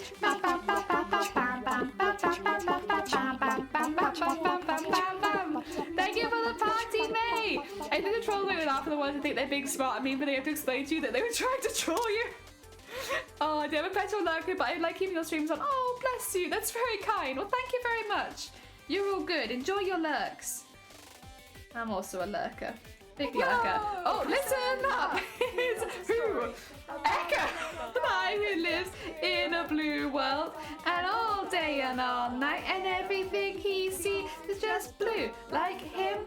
Inside and outside, blue his house with a blue little window and a blue Corvette, and everything is blue for him and himself and everybody around, cause he ain't got nobody to listen to. You need one of each? Hell yeah. Blue dabba dee dabba die, dabba dee dabba die, dabba dee dabba die, dabba dee dabba die, dabba dee dabba die, dabba dee dabba die, dabba dee dabba die. I'm blue, dabba dee dabba die, dabba dee dabba die, dabba dee dabba die, dabba dee dabba die, dabba dee dabba die, dabba dee dabba die, dabba dee dabba die. Thank you! Joke's always better when the person has to explain it. Yeah, they're always funnier like that. Every single time. Oh my god, thank you for all of the karaoke. Oh dear. You know what? Throughout that though, I was able to continue winding my thread. Oh my god. Focus. So strong today. How are we doing on time? Okay, we're fine. We're nearly at 4 hours in. So I'll do another count in a minute. I think I've managed to add another 9 as I do per hour, or I will be able to add another 9. Excuse me. But I don't think I've managed to make up the number, I should say, from when we dipped a little bit that 1 hour. I'm going to have to go to the toilet after this one, because honestly, I should have gone to the toilet before this one, and I'm sat in the middle of this one now regretting that I hadn't gone to the toilet. This is the issue with drinking a lot of tea. Oh, God. Is he making all the flowers made out of wire and paper or wire and fabric? So this is wire, paper, and thread. This is how we've been making one flower, but I do actually have methods of making all of the other flowers. We picked the 7 flowers we were doing yesterday, and most of them will actually be doing a completely different technique where you cut the basic flower out of, or like the shapes of the petals. I do the shapes of the petals combined because it looks a little neater if you want to paint it, but the shapes of the petals combined out of a polyester fabric, and you singe the edges so that they curl upwards. That's how we'll be doing the majority of the flowers, but that's a very, very quick process comparatively to this one. So we're getting the really slow one out of the way first, so that like the costume gets quicker as we continue. Like I normally say do the most complicated and hardest bits first, because then as I continue the cosplay, it gets easier and quicker as time goes on. So like as far as like getting burnout from a costume, it's less likely to happen. Basically just trying to protect myself against burnout down the line by doing all the really prolonged, complicated stuff first. Yeah. Oh dear. Yeah, let's get those numbers. Heck yeah, Revenge of the Tea. It is Revenge of the Tea. Every time I need to pee on stream, I feel like it's Revenge of the Tea. Like here I am having a nice happy stream, chilling with people, and suddenly I have to go. Go. Boom, boom. There we go. I'm so excited to see the same result. Me too. I will say, for anyone who has been joining recently, I am aiming to get the main dress of this costume done by May 2023. So it will take a little while. It is a longer costume. It will take a longer time because of that. But the goal is May 2023, have the dress done. Wait, the powers combined. She is Captain Silent Hill. I like that. I'm ready to crunch those numbers. Heck yeah. Well, we're coming up. In 10 minutes, I'll have been going for 4 hours as far as crafting goes, because we did have a little 10-minute introduction to the stream. So at 4 hours and 10 minutes, that is when we started the crafts.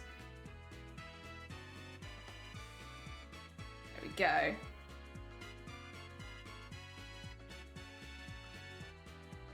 I'm gonna have to recount again because I'm losing count every single time. Honestly, I'm getting very lost. I think the other one has 18 and then this one has 4 sets so far. This will be the 5th. There you go, it's a little bit of a hole there. Go back and get that. Oh heck! May! You don't have to do that, it's very sweet of you. Thank you so much for the 1,000 bits. Jesus, May! That's very hecking sweet. Even you look shocked.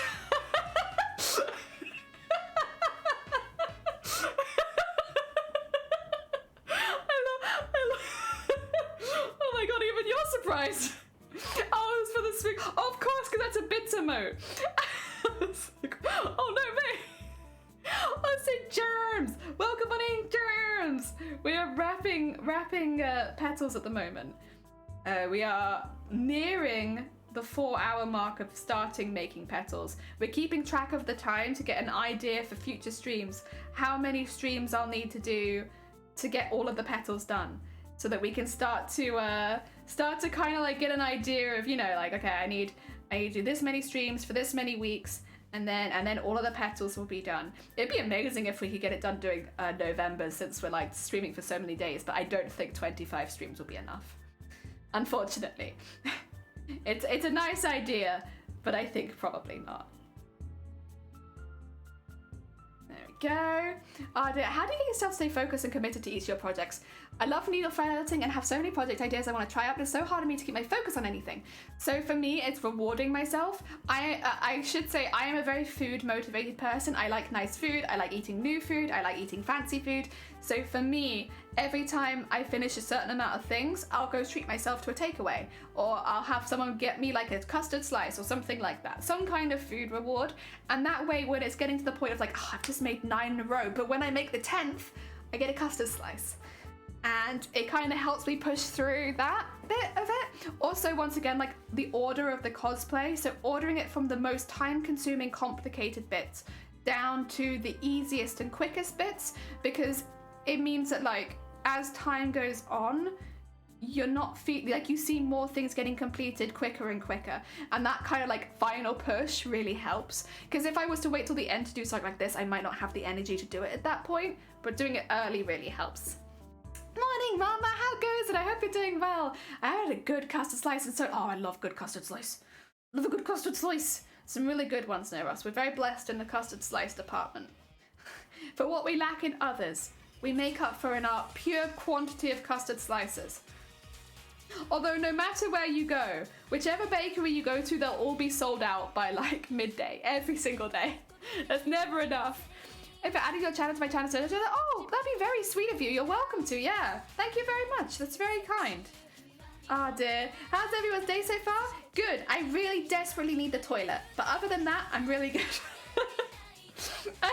I am preoccupied thinking of the bathroom, but other than that, I'm having a really, really good time. Things have been great. I'm just desperate for the toilet. I can't let go of the thread while I'm working with it because it will start to unravel. So I have to just keep going until I get to the end of the strand. Dear, that's a neat idea to try. I think rewarding yourself, I think a lot of people feel like they shouldn't because doing their hobby is already a reward. But if it's something that takes a lot of your time and can get difficult near the end, I think rewarding yourself with something is good. It doesn't have to be food though. I am food motivated, but like maybe you're not. My mother used to make a really good custard. I love good custard goes a long heckin' way. I can't motivate my food. I end up being like, I want all the things time to uncontrollably eat. That's the thing as well. Like, it has to be something that you personally want. Maybe you could treat yourself to a trip to the craft store. And like, maybe you can buy one thing while you're there. But like, you know, just finding something that works for you. I used to treat myself to trips to the local cafe or going to Yo Sushi. One or the other of those two. And that worked really well for me. But obviously now that I'm a bit more housebound, that's not quite so good, so I've had to change it up over the years to like the odd sweet snack, but also like takeaways if I finish really big parts. And that's worked really well. Use a clip. Wait, to stop me pissing or to do this? Because I don't think it would work either way, would it? Oh dear. They get more food, innit? Hell yeah, more. Reward. Ah dear. On the flower, nah, it's alright, I'm only one petal away. And you know what, we're getting close to that. I think they need to hold the string and take a break. Okay, but I'm only one petal away. Listen, it's alright. In this case, the motivation to go fast and finish it is my desperate need for the bathroom. This happened yesterday too, I swear. Like, I really wanted to get the flowers sorted, but more and more I was like, I need to go. What's a piss clip? Oh damn it, well, I wasn't sure what you meant because I didn't think it would work either way. Like, because I was like, well, I don't think it'll work on the flower, but I also don't think it will stop me pissing if I really need to go. My reward is a wicked piss, absolutely. Listen. You have to pick something that helps you, and in this case, this is what I need. Although, as like a safety precaution, I wouldn't dedicate, or I wouldn't use going to the toilet as your reward for doing hard work, because there's always the possibility that could lead to an incident. Like, please don't do that. I'm doing it because I have to finish this, and I can't hold the thread. But yeah, don't do that. There has been a lot of piss this week. You guys have had your minds in the gutter recently, I swear. Honestly, what happened? We went through Halloween and you all became like piss degenerates. What the heck, guys? Honestly. We're a mature stream for mature... for mature humor, Jesus. Oh dear, honestly, it's terrible. Some self-reflection is necessary. Don't kink shame us. You're right, my bad. I don't want to be known as a kink shaming channel. You do you. Oh my god, more bear modes! Heck yeah. All the heckin' puppers. Oh my god. Yeah, you guys, listen, I'm not gonna kink shame you. You're welcome to enjoy whatever you enjoy. But maybe just like moderation in chat, you know? We'll talk about piss every now and again, but not every single stream. Come on now, guys.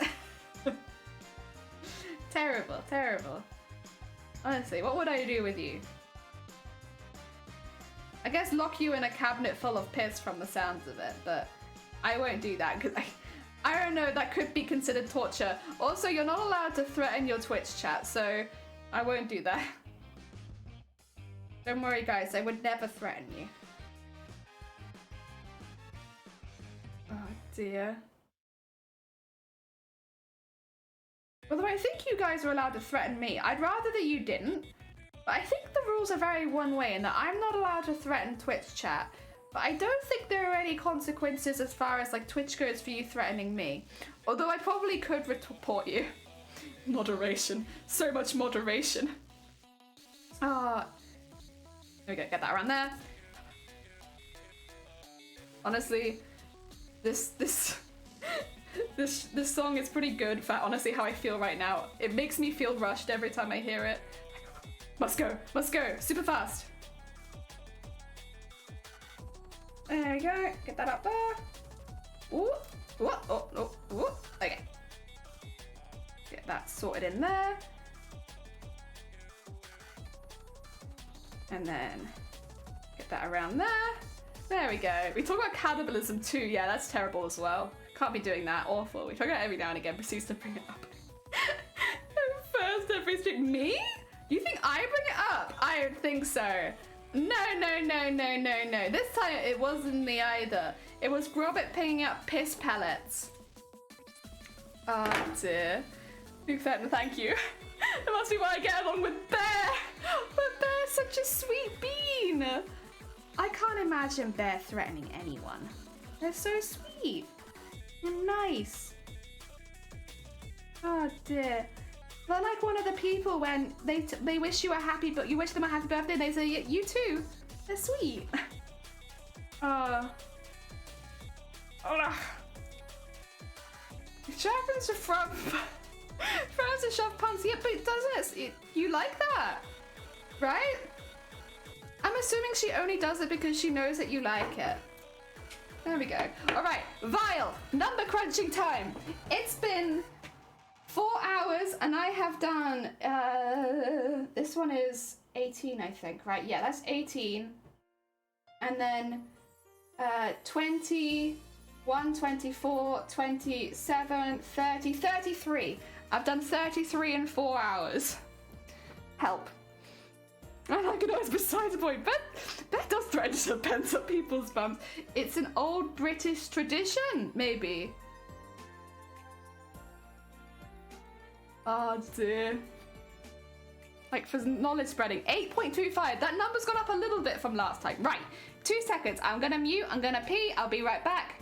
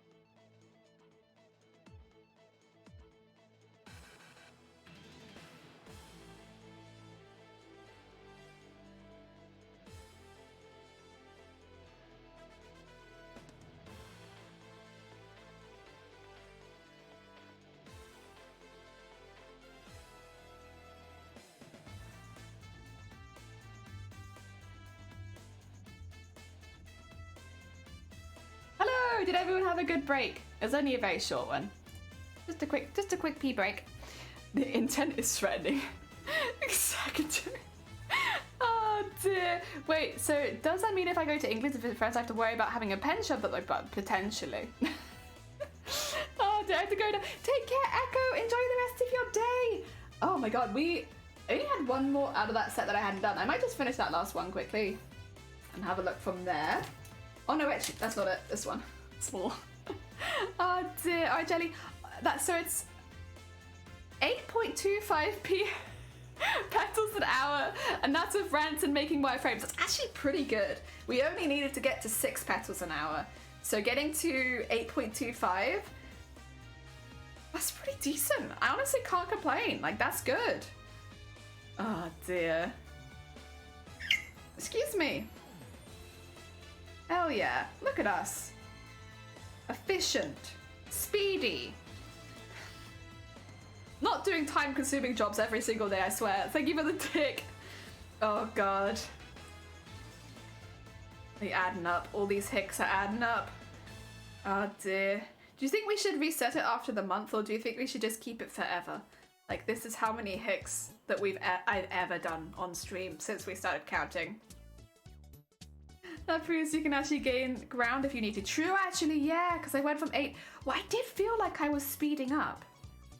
I don't know. It felt like it's getting quicker. Like the more that I go. So there probably will come a point where I can't gain any more ground because I'll be like at my maximum speed. But I guess it means like the first couple of hours I wasn't at my maximum speed, whereas now I am at the moment. But then maybe tomorrow my maximum speed might be even faster. Maybe I'll get up to like 10 petals an hour soon, you know? Dropped that down to 8 and now it's 8.25. Yeah, I think it dropped down to 8 though when I'd had to, what do you call it? I had to do the break to do the wire threading stuff, right? The chat's a bunch of cuties, absolutely. Oh, and thank you for the luck. You're fine. Good luck with the rest of your day, Jams, and thank you for popping by. I hope the rest of your day goes well. There we go. Honestly, it's always nice to see emotes from people that you already know. Like, don't get me wrong, seeing like new emotes is really fun as well, but like earlier I saw an Ink of Violet emote, and then obviously the bear emotes, and I don't know, it's just cute. I like it. I like recognizing emotes in channel. It makes me very happy.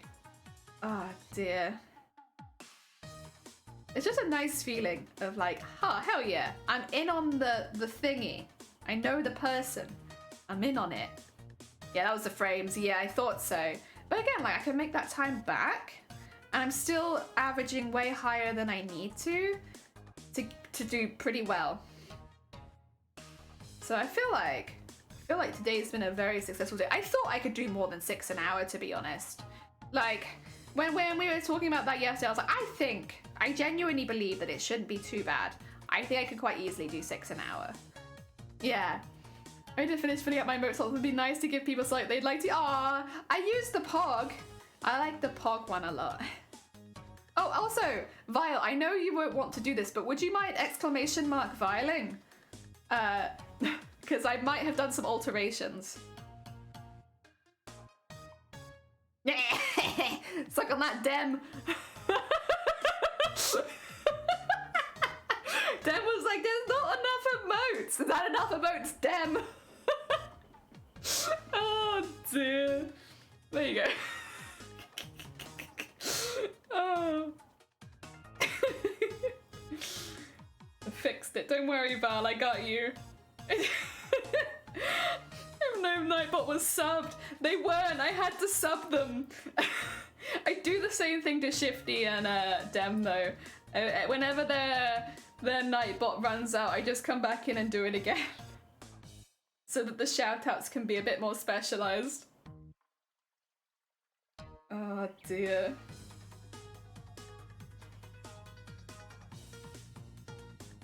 Oh. There we go. Thank you. Oh, anytime. And probably again next month. It's all good. It honestly is just part of my routine now. Like at some point the shoutouts won't work anymore and I'm like, it's that time of the month. And go around making Nightbot have a few more subscriptions. And then back to it. Oh dear. Ugh. I don't think Dem is here, unfortunately, to see my masterpiece, but that's okay. They'll see it at some point. Oh dear. Oh, no, you're all good. It's necessary, otherwise the shout-out looks a bit bland. I love that it's just a wall of emotes. I was going to do more, but I didn't want to make it so that it made chat difficult to read because the cooldown on the shout-outs is pretty low. So I was like, I can't really have it so that it's too big, but this works. It's a good balance, that if it gets spammed, it's fine. I can separate the messages from each other still. Oh dear. I think as well, because it is one of those commands that's open to anyone in chat. Oh dear. I was thinking to do multiple of your emotes, but then I was like, you know what? No, it's just gonna be Pog. Because, you know, Dem was like, there's not enough emotes, so here we are. It was either gonna be that or it's gonna be just like a spam of all of them. Go. Wah. And go the whole way across there.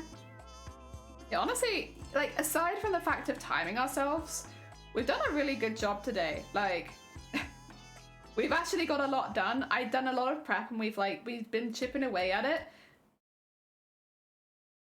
Let me see. I'm gonna have to see how many of the, like, how many flowers we can make based on this.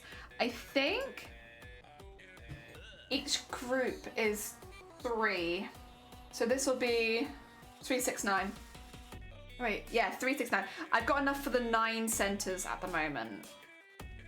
Which doesn't sound that good, but it is pretty good because it's the first layer of 9 flowers is sorted. And some of those flowers won't be full size, so they won't have so many layers. So actually, 9 of the first layer, it's pretty good. It's pretty good. Go. And just make sure that's, oh, I could do a little bit more on the back. There you go. It's a little bit empty there. Go. Good stuff. Ah, you're all fine. I'm sorry it took me so long to sort it out. There we go. There we go. And, oh, that one's, ooh. They're trying to escape. It's very much banned. You're not allowed to escape. You have to stay on the wire. I spent the time putting you on the wire, you will stay on the wire. Honestly. Go. And go back across. There we are. Very nice, very nice. This crunch numbers, this should take anywhere from 600 to 654 hours based on the time we're currently completing the map. Ooh, so 600 to 700 hours? That's not bad. That's not bad at all. Okay, so say, like, I think for instance today we're going between 4 and 5 hours at the moment. If it was, I'm gonna say 5, because 5 is easy to divide things by. So 10, 20, 30, 40, 50, 60. Okay, so that would be 100, 120, 100 and like 30 streams-ish. Guys, are you ready for 130 streams? 135 hours streams. Oh dear. Nah, to be fair, I will do a lot of them off stream as well. So, like for instance, today, if I do like 30, no, I'll be 36 on stream. If I do 36 on stream this evening, I can probably do like another, 20. So it will go a little quicker. Oh dear, that's at 8 per hour. Ooh. Oh dear. Plus we can do prep on stream as well. We could do streams where instead of lining the plants, we're also doing like other petals. I probably will diversify my petal making a little bit so that it's not just the thread wrapping. We'll do some burning things as well. I know Twitch chat tends to love burning things, so that should be some fun streams when we set everything on fire. You guys love that. Like, I've done it before on stream and everyone loved it when I set everything on fire. I just can't put my fingers on it. Oh dear. Yeah, honestly, I didn't think we'd get through as many as we did. But that's good. That's good. Hey up, Skinny, welcome on in. I hope you're doing well. Hey up. We have been going at around 8.25 petals an hour, which is faster than the 6 petals an hour we need to hit to get it done in time. So, good speedy. We're going very speedy. It might only take a couple of months. Who knows? At this speed. Arson usually cheers me up. Heck yeah. Did you cut out your flowers yesterday? So we, yesterday did more planning. Oh, sort out. Yeah. We sorted them out. We got 7 flowers. I can finish this and then I can tell you what flowers they are, if you like. We got 7 and I'm honestly pretty happy with those 7. The only one I'm a little iffy on is the dahlias, just because their meaning doesn't feel quite so right as the others, but also like looking at them, it's like they are spot on to something I can see on the costume. So we're doing the dahlias and that's that. Even though they're not quite as right, I'm just not going to bring the fact up that the dahlias mean something kind of nice and wholesome most of the time. It says sometimes they can mean betrayal, but most of the time, yeah. All death or innocence. So we do have one that specifically signifies innocence, but we think that that works really well because of the childlike themes in the trailer, and the fact that the main character is clearly like quite a bit younger. So yeah, 5 of them are death, 1 of them is innocence, and 1 of them we do not speak of.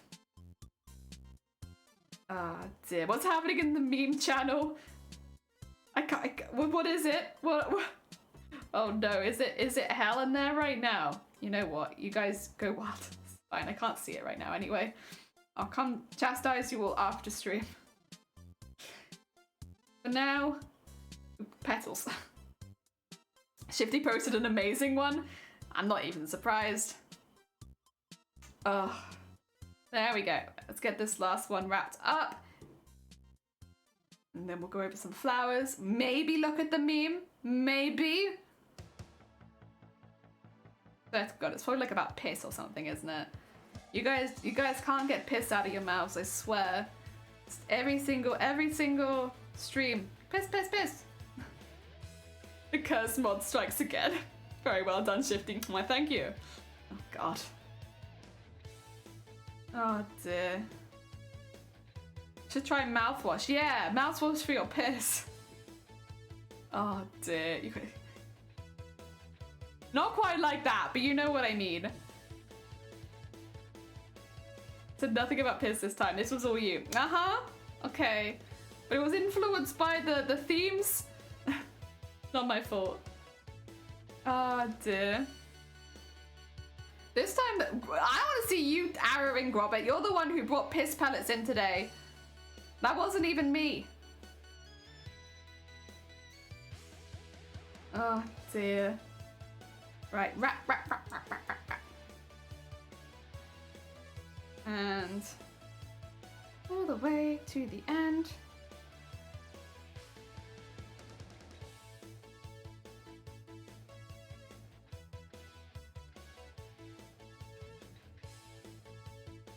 There we go.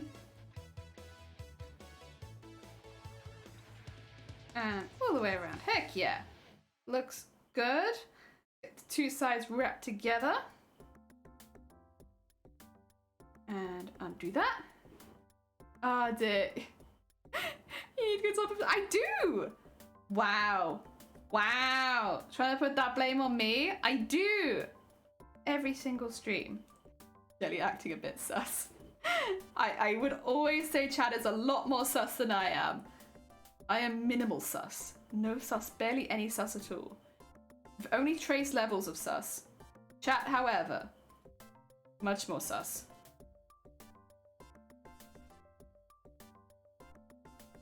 Alright, wrap that one.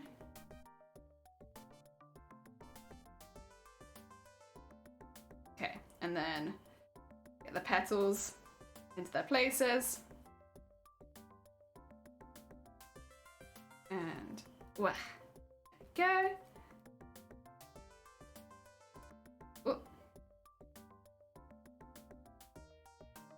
go. Looks good. Around there a bit, and then tie it. Sus. So sus. It's no! It's not me. You're fighting for Fred Bobbin for this. Oh, I wish. Scrotus, I wish. Because it's made of paper, it's really delicate, so it has to be wound by hand so that you get the tension correct the whole way up and the whole way down. I wish, man. No. You also have to bite it with your mouth. It's really important. If you don't bite it with your mouth, it's not a real petal. Wow, there you go. Another one. Nice. Oh dear. That's a good set right there.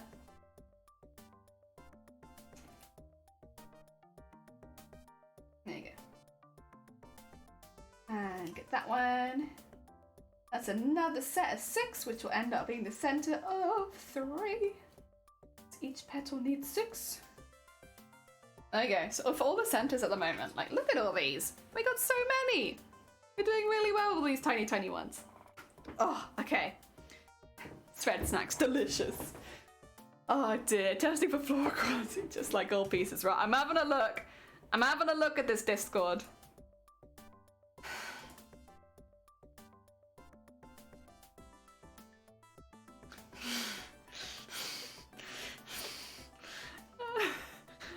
Wow. Wait, so when you said it didn't have anything to do with piss, when you said that, you lied straight to my face. Also David!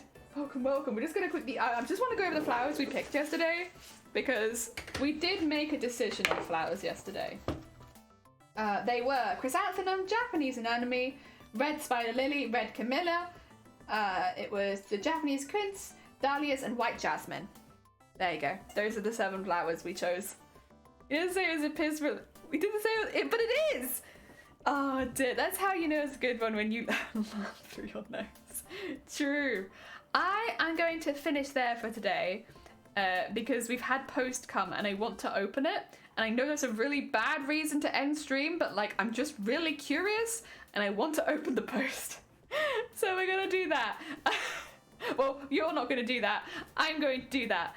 That being said, stick around. I'm actually going to be raiding into somebody else who is also making a costume ready for TwitchCon Paris, and that's Tonic. They were here earlier doing a bit of a lurk, but now they are doing some crafting. So we're going to be raiding into them, and we're going to hope that my stuff doesn't shut off this time. Thank you for doing the raid calls in chat. Go open your post. Do things to honey. Yeah, I'm honestly, I just want to know what my post is. It's really important. Back at the end, they teach me how to pop it. Wait, you into hobbycraft? Amazing Cthulhu. Well, no, stick around because we're going to be going into Atomic, who is also making a costume for TwitchCon in Paris. Heck yeah, I'm actually going to be raiding in someone else also talking about piss. Crazy, right? I don't know how that's managed to happen. But thank you everyone for popping by. Thank you for the raids. Thank you for the bits. And thank you for the follows. I appreciate it. It was lovely to see you all. And I'll be back probably tomorrow, honestly. Either tomorrow or Sunday. I'll let you know. It just depends because if it's really, really loud tomorrow, I might wait till Sunday. But we'll see. Oh, yeah, but we'll see. Stay safe, everyone. Yeah. Let's go send some love over to Atomic. Bam, bam, bam.